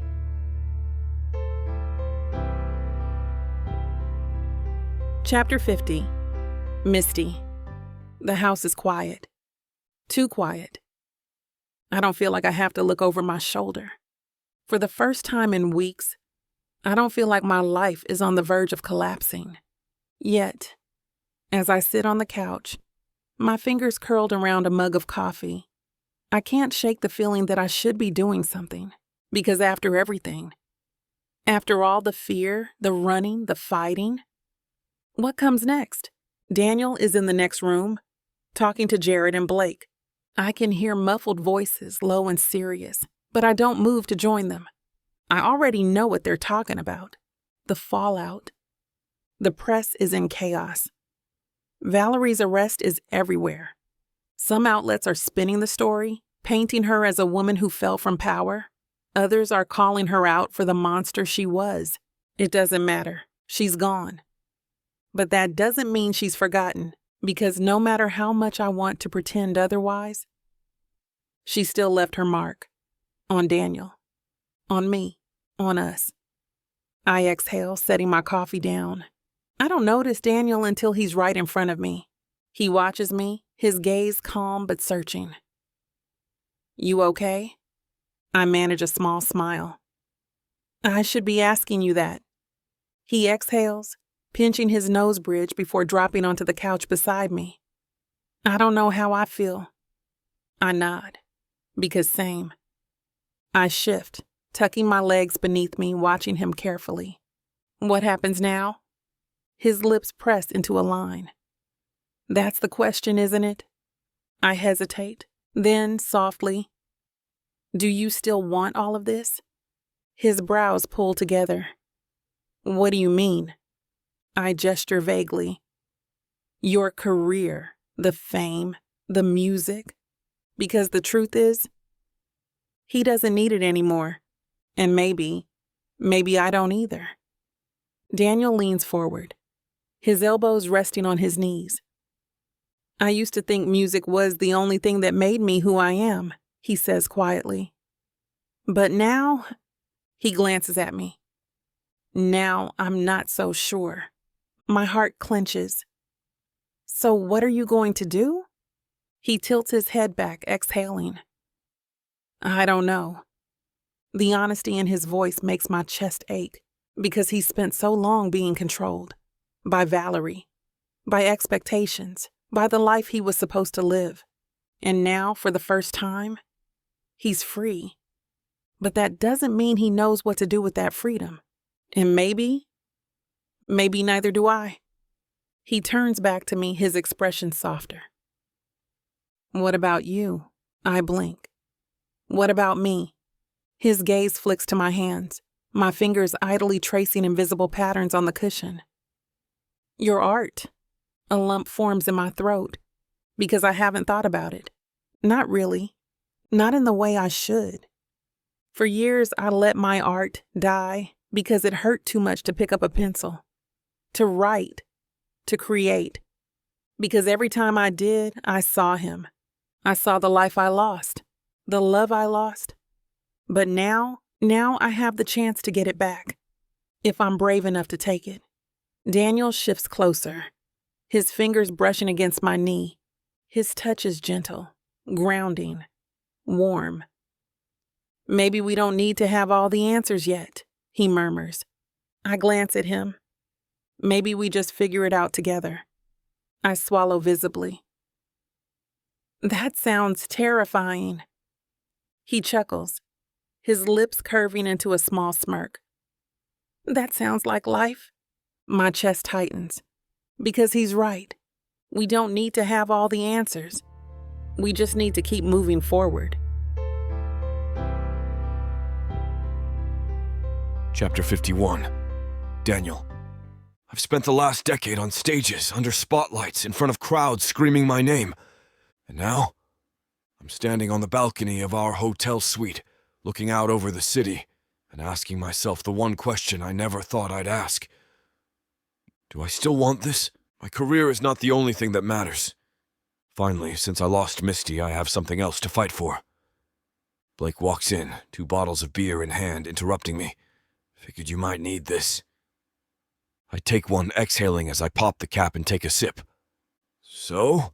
He asks, leaning against the railing. What's next for you, man? I don't answer right away. Because I don't know. Music has always been my anchor. The thing that made me who I am.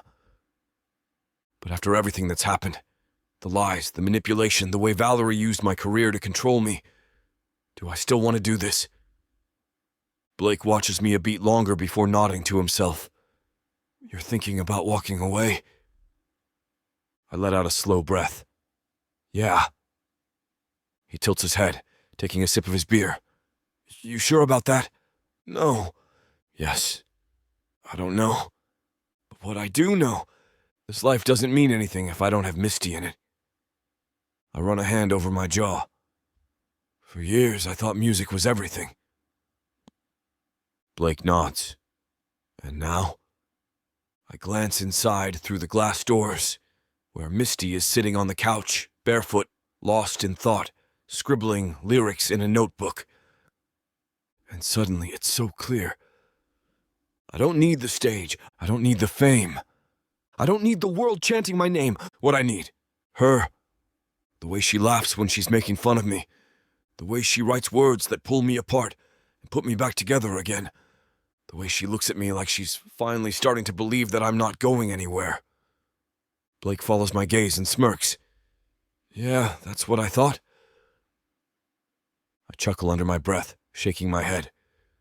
You always did know me better than I knew myself. He raises his beer. It's a gift. Jared walks in a few minutes later, phone in hand. I just got off the phone with the label. I raise an eyebrow. And? He hesitates. They want a comeback tour. Blake whistles low. Damn. They're really trying to capitalize on this whole fallen star rises again story, huh? Jared shrugs. You'd make a killing. I already know that. I could walk back into the industry, reclaim my place, sell out arenas, rebuild everything Valerie tried to take from me. But do I want to? I exhale. No tour. Jared lifts an eyebrow. Okay, then what? I glance at Misty again. At the notebook in her lap. At the words she's always been able to put to my music. At the connection we built before all of this went to hell. Know exactly what I'm going to do. I finish my beer, set it down, and push off the railing. Blake and Jared watch as I grab my phone and pull up a contact I haven't called in years. When the voice on the other end answers, I don't hesitate. I want to record one last song. A pause, then, just one? I glance back at Misty. Yeah. Later that night, I find Misty in the bedroom, curled up under the covers, her notebook still open beside her. She glances up when I walk in. Hey. I sit down on the bed, running a hand down her leg, over the blanket. I made a decision. Her brow furrows. About what? I hold her gaze. Music. Her fingers tighten around the notebook. And? I inhale deeply. I don't want the stage anymore. I don't want the endless cycle of touring, of selling an image, of being someone I'm not. That life, it nearly killed me. Her breath catches, but she doesn't interrupt. I slide closer, taking her hand in mine. But I do want to make music. Not for the industry, not for the fame, but for me and for you. Her lips part. Daniel. I cup her cheek, brushing my thumb across her skin. Let's write together again. Tears well in her eyes, and then she smiles, soft, radiant. Okay. A week later, we step into the recording studio. Just the two of us. No label, no producers, and no Valor. Just me, just Misty. And the words we never stopped writing together. I take my place in front of the mic. Misty sits at the piano. I glance at her, and she gives me a small, knowing smile. Then she starts playing, and I start singing. One last song, one forever. Chapter 52. Misty. The moment Daniel starts singing, something inside me shatters. His voice is raw, unpolished. Just like it used to be when we were younger. When he would sing just for me. No stage, no audience. Just us. And the words? They're ours. Not written for a label. Not manufactured for the industry. This is a song about us. About losing and finding each other again. About the time we wasted. About the love that never died. Tears slip down my cheeks, but I don't stop playing. Because this is the moment I finally know, without a doubt, that we made it. The song fades into silence. I press my fingers against the piano keys, my heart pounding. Daniel turns toward me, eyes burning with something deep. Something infinite. He moves before I can, crosses the space between us, pulls me into him, and kisses me, soft, slow, right, like we have all the time in the world, because now we do. The studio is empty except for us. The recording light flickers off, but neither of us moves. Daniel rests his forehead against mine, his breathing uneven. We did it. I whisper. He nods, swallowing hard. Yeah. We just stand there for a moment, wrapped in each other, wrapped in the reality of what we just created. A song that is entirely ours, a future that is entirely ours. And when we finally step out of the studio, the sun is rising. A new day, a new start. Daniel is acting weird. It starts when we get back to the house. He's fidgety, restless, like he's got something to say but doesn't know how. Finally, I cross my arms, tilting my head. Okay, spill it. He blinks. What? I narrow my eyes. You're twitchy, Mercer. His lips twitch. Am not. I raise an eyebrow. Daniel. He exhales, rubbing the back of his neck. Then, before I can blink, he drops to one knee, and my world tilts. My hands fly to my mouth. Oh my God. Daniel looks up at me, eyes so damn serious, so damn full of love, that I feel like I might break. I've lost you once. His voice is rough. I'm never losing you again. My throat closes. He takes a breath. You are the best damn thing that's ever happened to me, Misty. You always were. And if I'm lucky, if you'll have me, I'll spend my life proving that to you. My chest is aching, burning, breaking open. I nod violently, because words, I don't have them, but I have this. I have him. I throw myself at him, knocking him over, kissing him so hard we both laugh into it. And when I finally pull back, I whisper the only thing that matters. Yes, the ring is simple, perfect, but it's not about the ring. It's about him. Us. Daniel tilts his forehead against mine, voice thick. You're stuck with me, sweetheart. I grin. Good. Because after everything, the fights, the heartbreak, the years apart, this is where we were always meant to be. And this time, we're never letting go. Chapter 53. Daniel, the thing no one tells you about getting engaged? It's less about the actual proposal and more about the absolute madness that follows. I thought the hardest part was getting Misty back. I thought the biggest fight was Valerie, the industry, the ghosts of our past. I was wrong. Now we have to plan a damn wedding, and if I thought I had any control over it, I was dead wrong about that too. Jared, Blake, and Misty's best friend, Harper, are sitting in our living room, a mountain of wedding magazines, planners, and what looks like at least 15 different color swatches spread across the coffee table. I stand in the doorway, arms crossed, watching in growing horror. What the hell is all this? Blake smirks. Your future, Mercer! Misty shoots him a look, flipping through a thick binder. It's called wedding planning, Daniel. Most people do it before they propose. I rub my back. I thought we were keeping it simple. Harper snorts. Says the guy who just came back from the dead took down his evil ex-manager and dropped the greatest comeback song of all time. Yeah. Simple isn't exactly your style. Jared nods, holding up a spreadsheet that makes my stomach twist. There's a lot to consider. Venue, date, guest list. I hold up a hand. Whoa, stop. Guest list? Misty raises an eyebrow. Yeah, you know, the people we invite. I scowl. The only people I need there are you, me, and someone who can legally marry us. Harper gasps like I just kicked a puppy.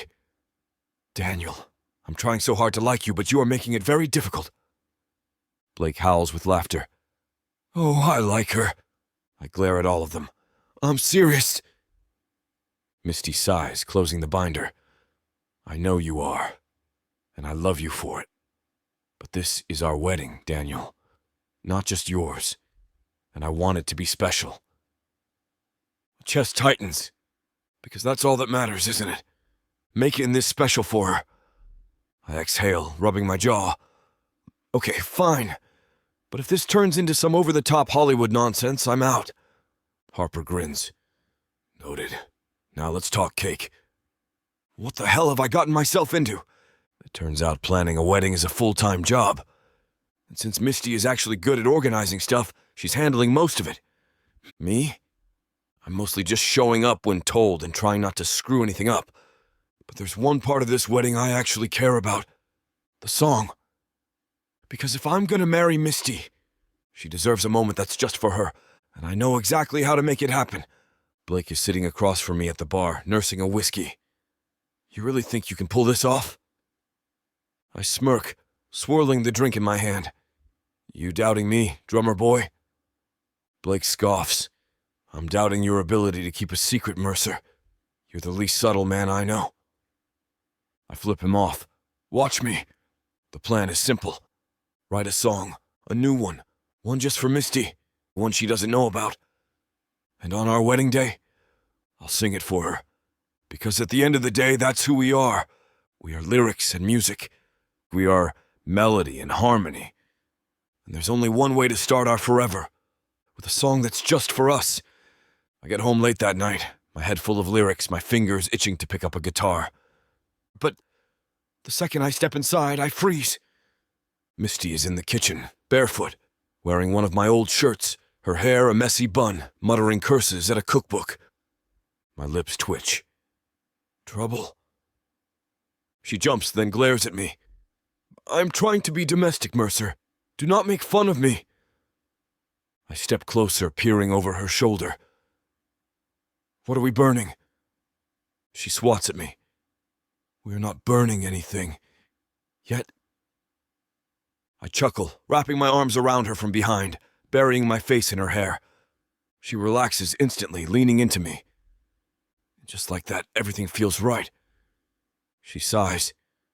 How was your night? I smirk against her skin. Can't tell you. It's a secret. She groans. You're impossible. I grin, pressing a kiss to her neck. But you love me. She turns, wrapping her arms around my neck, her green eyes burning into mine. Yeah, she whispers. I do. I can't wait to marry this woman. Chapter 54. Misty. The night before my wedding, I can't sleep. I should be exhausted. Between finalizing the last-minute details, trying on my dress for what feels like the 100th time, and dealing with Harper's unrelenting enthusiasm for wedding decor, I should be dead to the world. But instead, I'm wide awake, staring at the ceiling, heart pounding. Because tomorrow, I marry Daniel Mercer. And after everything we've been through, after the years apart, the heartbreak, the pain, the impossible journey back to each other, I still can't believe this is real. A pillow flies across the room, smacking me in the face. I yelp, sitting up. What the hell? Harper glares at me from the other bed. Go to sleep, I sigh, rubbing my eyes. I can't. She groans, throwing an arm over her face. If you're thinking of bailing, I swear to God, Misty, I will physically drag you down that aisle. I chuckle, shaking my head. Not bailing. Her hand drops. Then what's wrong? I clutch my chest. It just feels big, you know?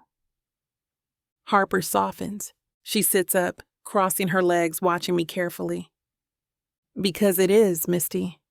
It's the biggest thing you'll ever do, and you're doing it with the man you love. I exhale. Because yeah, that's exactly it. I love him. I never stopped. The hotel suite is quiet when Harper finally passes out. Her snoring soft but steady, but I'm still awake. And I know exactly what I need to do. Slipping on a robe, I sneak out of the room, heart racing. I know I'm not supposed to see Daniel before the wedding, but screw tradition. I need to see him, just for a minute. Daniel's room is down the hall. I knock softly. The door swings open almost instantly, like he was waiting. And then I'm staring at him. He's standing there barefoot, wearing only sweatpants, his hair a mess like he's been running his hands through it. His blue eyes lock onto mine. Misty? His voice is low, rough, filled with sleep and something deeper. I step inside, closing the door behind me. The second it clicks shut, he reaches for me, pulling me against him, his warmth swallowing me whole. I press my face against his chest, inhaling his familiar scent. I couldn't sleep. His arms tighten around me. Me neither. I tilt my head up, meeting his gaze. Are you nervous? He smirks. About marrying you? No. My lips twitch. Then what? His smirk fades. His fingers slide through my hair, tucking it behind my ear. I just don't want to screw this up. My heart clenches. Because God, I know that feeling. I cup his face, brushing my thumb along his jaw. You won't. His eyes darken, soften, burn. And then, so quiet, I almost miss it. I love you. I inhale sharply. Not because I don't know it, not because he hasn't said it before, but because this is the first time he said it like this. Like it's everything. Like he's all in. Like he's never letting me go. And that's when I know. I don't care about the wedding, the dress, the flowers, the venue. None of it matters. He's the only thing I'll ever need. So I whisper it back, pressing my lips to his. I love you too. And when we finally pull apart, breathless and tangled together, I know. Tomorrow isn't just a wedding. It's forever. Chapter 55. Daniel, I've been on some of the biggest stages in the world. I've played to sold-out arenas, screaming fans, millions of people. But standing here, at the end of the aisle, waiting for Misty to walk toward me, this is the only show that has ever mattered, and it's the only one I never want to end. The ceremony is small, intimate, just the way we wanted it. The setting is outdoors, a quiet little vineyard just outside of town. Sunlight filters through the trees, casting a warm glow over the guests. Blake stands beside me, adjusting his tie like he hates every second of wearing a suit. Jared is here too, looking way too amused at my thinly veiled nerves. And then the music changes, and I swear my heart stops beating. Because there she is, Misty, walking toward me. And holy crap, she's the most beautiful thing I've ever seen. She's wearing a dress that's simple but stunning, flowing and soft, hugging her body in all the right ways. Her hair is loose, waves cascading over her shoulders.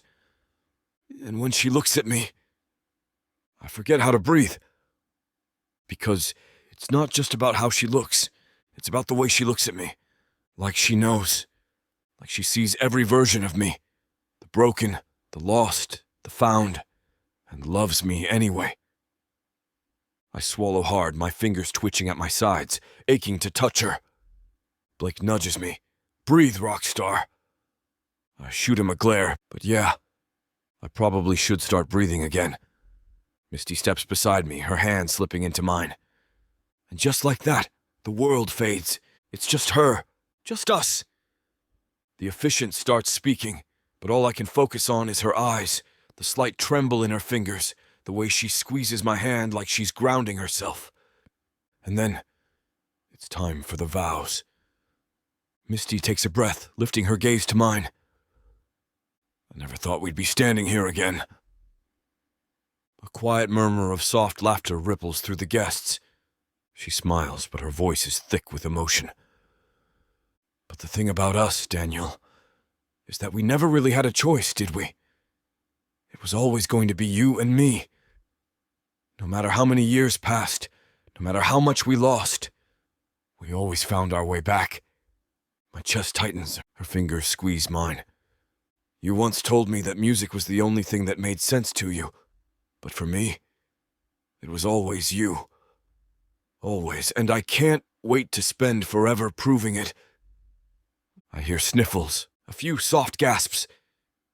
And me? I'm barely holding my life together. I swallow hard, gripping her hand tighter. Then it's my turn. I clear my throat, my voice rough but steady. I used to think love was a song.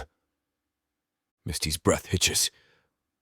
That it had a beginning, a middle, and an end. That once it was over, it was just done. But you proved me wrong, Misty, because even when I lost you, even when I was too blind to see the truth, our song never ended. Her eyes shine with unshed tears. I cup her hand between both of mine, my throat tight. It was always playing in the background, waiting for me to listen. And now I hear it louder than ever. And I swear to you, I'll never stop listening. Not today. Not tomorrow. Not ever. She lets out a small, shaky laugh, blinking quickly. I love you, Misty Johnson, and I can't wait to spend my life proving it. A choked sob escapes from Harper behind Misty. Blake mutters, Jesus Christ, man! Now I'm crying! Laughter ripples through the crowd. Misty laughs too, wiping at her cheeks. And then, the words that change everything. By the power vested in me, I now pronounce you husband and wife. I don't wait. I don't let the efficient tell me to kiss her. I just do it. I pull her in, crashing my lips to hers, holding her like I never planned to let go. Because I don't. I never will. Misty melts into me, her hands fisting in my suit, her body pressing against mine like she belongs there. And she does. She always has. Later, when the stars are out, when the reception is in full swing, I step onto the small stage. Blake is already behind the drum set, grinning like a damn idiot. Misty frowns, standing near the dance floor, tilting her head. What are you doing? I grab the mic, smirking, giving my wife a wedding gift. Her eyes widen. A murmur moves through the crowd, and then I start singing.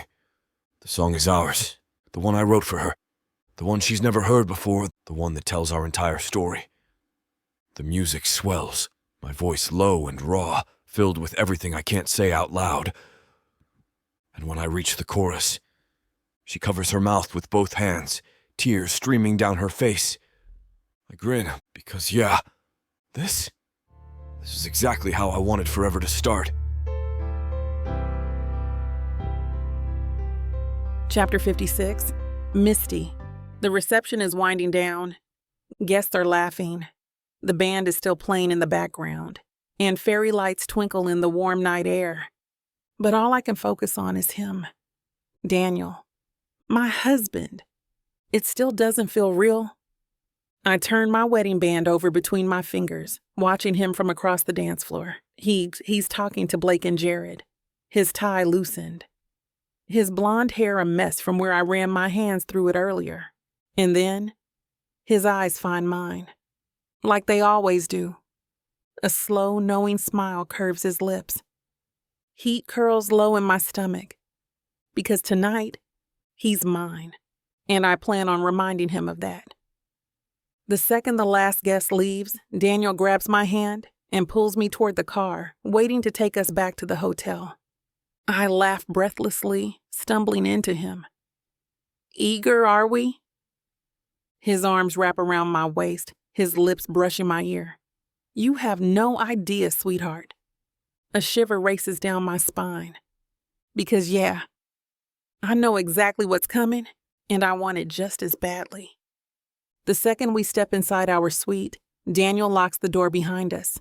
The air between us shifts, thickens. No more guests. No more cameras. No more interruptions. Just us. Finally, I turn to face him, taking in every inch of him. The open collar of his shirt. The way his chest rises and falls as he watches me. The pure, unfiltered hunger in his gaze.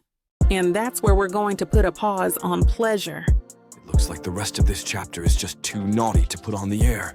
As much as we'd love to share every little detail, we've got to stick to this platform's guidelines to keep these free audiobooks coming. They've got some rules about what we can show, and we wouldn't want to risk losing the chance to bring you more content. As frustrating as it is to build the tension only to be interrupted, Miss Tyler always knows how to make it up to you. You can find the full, uncut scene over at TylerWalker.com. With an entire library of unabridged audiobooks and ebooks, Miss Tyler's collection is waiting for you. And if you use code SAVE40, you'll get 40% off any digital product, even on bundles that are already discounted. So don't let the fun stop here. Head over to TylerWalker.com and treat yourself with Miss Tyler.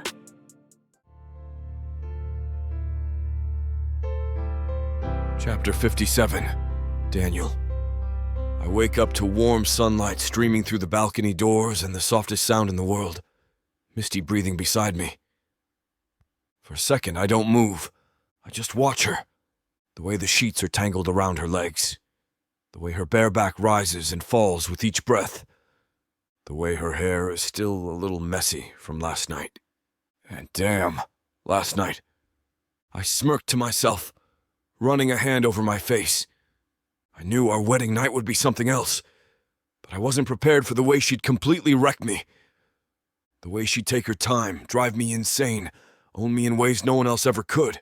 She ruined me, and I'm more than okay with it, because she's mine now, forever. The honeymoon is exactly what we needed. No drama, no past, no press, just us. We're on a private villa in Santorini overlooking the endless blue of the Aegean Sea. The air is warm, the ocean breeze slips through the open windows, and I have nowhere to be. And more importantly, no one to be.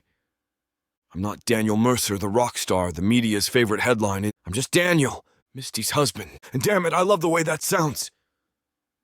I step out onto the balcony, stretching. Misty is already there, sitting on one of the lounge chairs, a coffee in hand and a notebook in her lap. She doesn't hear me at first. She's lost in thought, tapping her pen against her lip, her forehead scrunched in concentration. I smirk, leaning against the doorframe. You working already? She startles, looking up, then smiles. It's not work, just ideas. I walk over, stealing her coffee, taking a sip before handing it back. What kind of ideas? She hesitates. Lyrics. Something in my chest tightens. She's writing again, her beloved music. I drop down beside her, brushing a stray strand of hair from her face. Sing it for me. She blushes, looking down at her notebook. It's not finished. I smirk. Neither are we. Her lips twitch. You always have a line ready, don't you? I shrug. I'm a songwriter, sweetheart. It's what I do. She studies me, then softly. Then let's do it together. My breath catches. Because she's not just talking about a song. She's talking about us, our future, our music, and our life. And damn it, I love her so damn much. The rest of the day is perfect. We spend the afternoon by the water, swimming, laughing, getting lost in each other. We sneak into small local cafes, drink wine, steal kisses, and talk about everything and nothing. We stay up too late, tangled in sheets, whispering in the dark, dreaming about what comes next. I'm no longer afraid of the answer. Whatever it is, we'll figure it out together. Chapter 58, Daniel. I've played stadiums, I've lived through scandals, I've survived heartbreak, but nothing could have prepared me for this moment. Watching Misty give birth to our child. It's been hours of pacing, hours of gripping her hand while she screams in agony, hours of watching the woman I love go through the most intense pain I've ever seen. And I can't do a damn thing to help her. I've never felt so helpless in my life. The room is chaos. Nurses moving around, checking machines, giving Misty instructions. Doctors murmuring, keeping their voices calm but firm. And then there's Misty. Face flushed, hair damp with sweat, hands curled into fists. She's shaking, crying, gritting her teeth through every contraction. I feel useless. Absolutely useless. All I can do is hold her hand, whisper words of encouragement, kiss her forehead between contractions. You're doing so good, sweetheart. I'm right here. She squeezes my hand so hard I swear she might break it. Shut up, Mercer, she growls through gritted teeth. I bite back a laugh because, yeah, I probably deserve that. It's been too long. I can see the strain on her face, the exhaustion in her body. The doctor murmurs something to a nurse, and my chest locks up. What's wrong? I demand, my voice rough. The doctor looks up, calm but serious. The baby's heart rate is fluctuating. We need her to push harder. My stomach drops. Misty's gasping for air, her entire body trembling. I can't. I cup her face, forcing her to look at me. Yes, you can. My voice is low, firm. You've survived worse, Misty. You've survived everything life threw at you. And now, you're about to bring our baby into the world. Tears spill down her cheeks. Daniel, one more push, sweetheart. I press my forehead to hers. One more. I've got you. Her hands clutch mine. She takes a deep, shaky breath. And then she does it. The moment the baby is out, there's a beat of silence. A long, terrifying pause. And then a cry. A loud, piercing wail that shatters me. I let out a breath I didn't realize I was holding, my head dropping against Misty's shoulder. Oh my God! The doctor lifts our baby, tiny and wriggling, pink and perfect. Congratulations, it's a girl! Misty sobs, completely breaking down, and I can't move. I can't breathe. Because holy crap, that's our daughter. We did it. The nurse cleans the baby, wraps her in a soft pink blanket, and turns to me. Dad, would you like to hold her? Dad, I nearly collapse. But I nod, stepping forward on shaky legs. She places our daughter in my arms, and the second I look down at her tiny, perfect face, I'm done for. She's got Misty's nose, my chin, a tuft of dark hair. Her little fists clench and unclench, her eyes squeezed shut, her tiny chest rising and falling against me. And that's it. I'm so gone. Hey, baby girl, I whisper, my voice breaking. I'm your dad. I look at Misty, who's watching me with tears streaming down her face. I shake my head, laughing wetly. She's perfect. Misty reaches out, touching her daughter's tiny fingers. She's ours. My throat closes up. Yeah, she is. An hour later, Misty is cleaned up, resting in bed, and our daughter is curled up in her arms. I sit beside them, completely, hopelessly lost in this moment. The world outside this hospital room doesn't exist. It's just us. It's just our family. I brush a finger over the baby's cheek, marveling at how soft her skin is. Do we have a name? Misty asks, looking up at me. We talked about names, but now that she's here, I already know. I swallow hard, looking back at Misty. Lena. Her breath catches. She knows why. Lena. The name we had picked 5 years ago. We played around with names as we hoped for the future before everything fell apart. The name we never got to use. Misty's chin wobbles, her fingers tightening around mine. Then, softly, Lena, it is. That night, after Misty falls asleep, I sit beside her, holding my daughter in my arms. I talk to her. You've got a big name to carry, baby girl, I whisper. But I know you'll live up to it. Her tiny fingers wrap around mine, and my heart shatters and rebuilds itself at the same time. You don't have to be strong for me, I tell her. That's my job now. I promise you will never feel alone in this world. You will always be loved, and you will always have us. Her eyes flutter open for just a second. Blue. My blue eyes. I let out a breathless laugh, shaking my head. Damn. You're gonna be trouble, aren't you? She yawns and my chest caves in. I lean back, watching her, listening to Misty's soft breaths beside me. This is it. This is everything. This is the family I never thought I'd have. And I'll spend the rest of my life making sure they know just how much they mean to me. Until I take my last breath. Chapter 59, Misty, 5 years later. The backyard is alive with laughter, music, and the kind of love that fills every empty space. Fairy lights are strung between trees, casting a warm golden glow over the yard. A massive pink and white banner flutters in the breeze. Happy 5th birthday, Lena. And in the center of it all, our daughter. Our wild, free-spirited, stubborn, fiercely independent daughter. She's dressed like a tiny rock star, wearing a leather jacket over her princess dress because, as she proudly declared this morning, I can be cool and fancy, Mama. Daniel grinned like a proud idiot, saying, That's my girl. And me? I just stood there, hand on my growing stomach, watching them with my entire heart in my throat. Because this is our life now, and I wouldn't trade it for anything in the world. Daniel's hand slides over my belly, rubbing slow circles. It's still early, but my stomach is already showing faster than last time, because this time, we're not just having one baby, we're having two. Twins.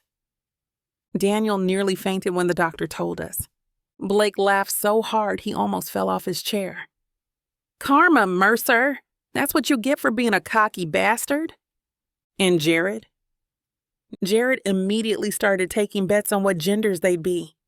Now, as I stand at the edge of the party, watching Daniel chase Lena around the yard, my heart swells so much it physically hurts.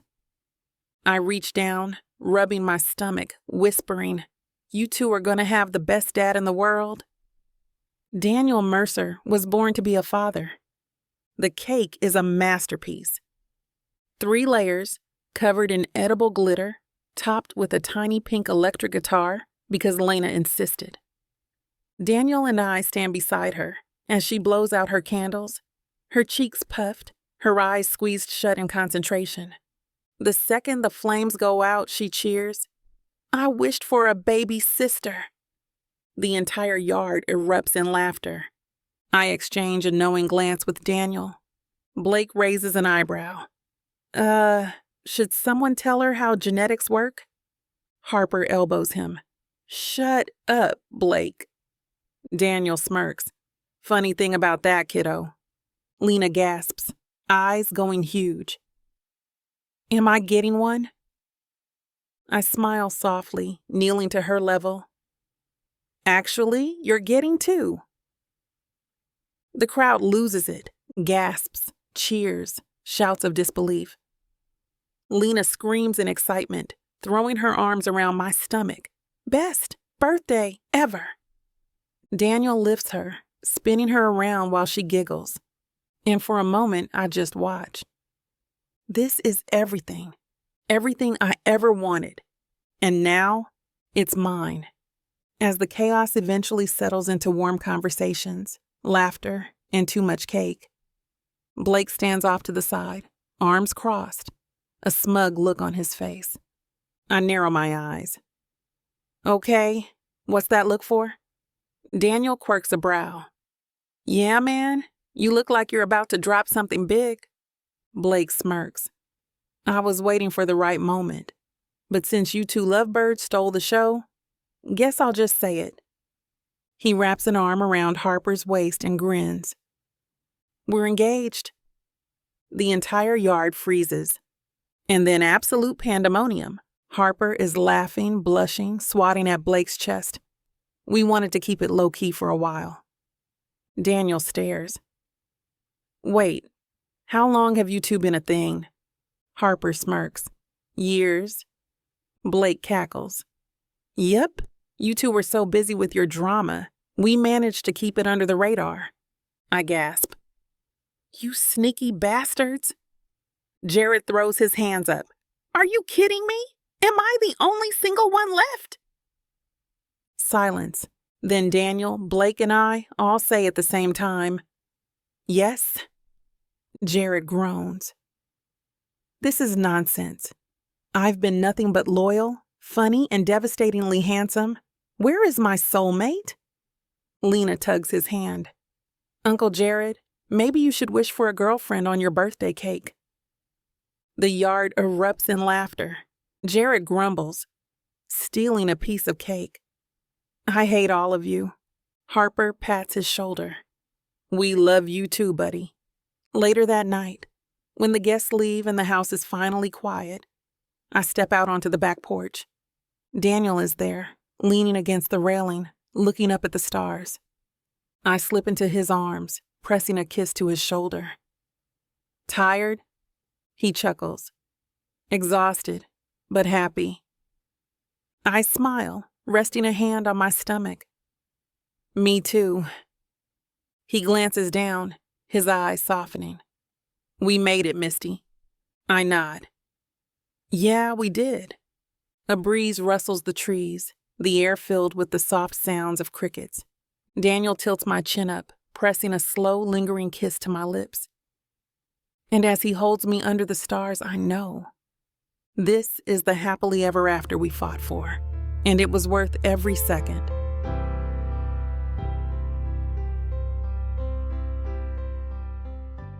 When Nyla Thomas agreed to a fake marriage, she wasn't expecting it to land her in jail. Nyla Thomas, you are under arrest for the murders of Hilda and William Stone. She wasn't expecting to find out the truth about her family. You're adopted. Marcus Swan is my father.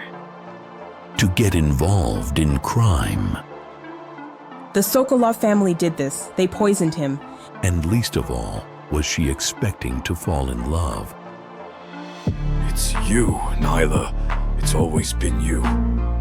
But now, everything is crumbling around her. Interim CEO of Stone Hospital Group accused of murdering Hilda and William Stone to secure her position. Alexander, you promised things would change.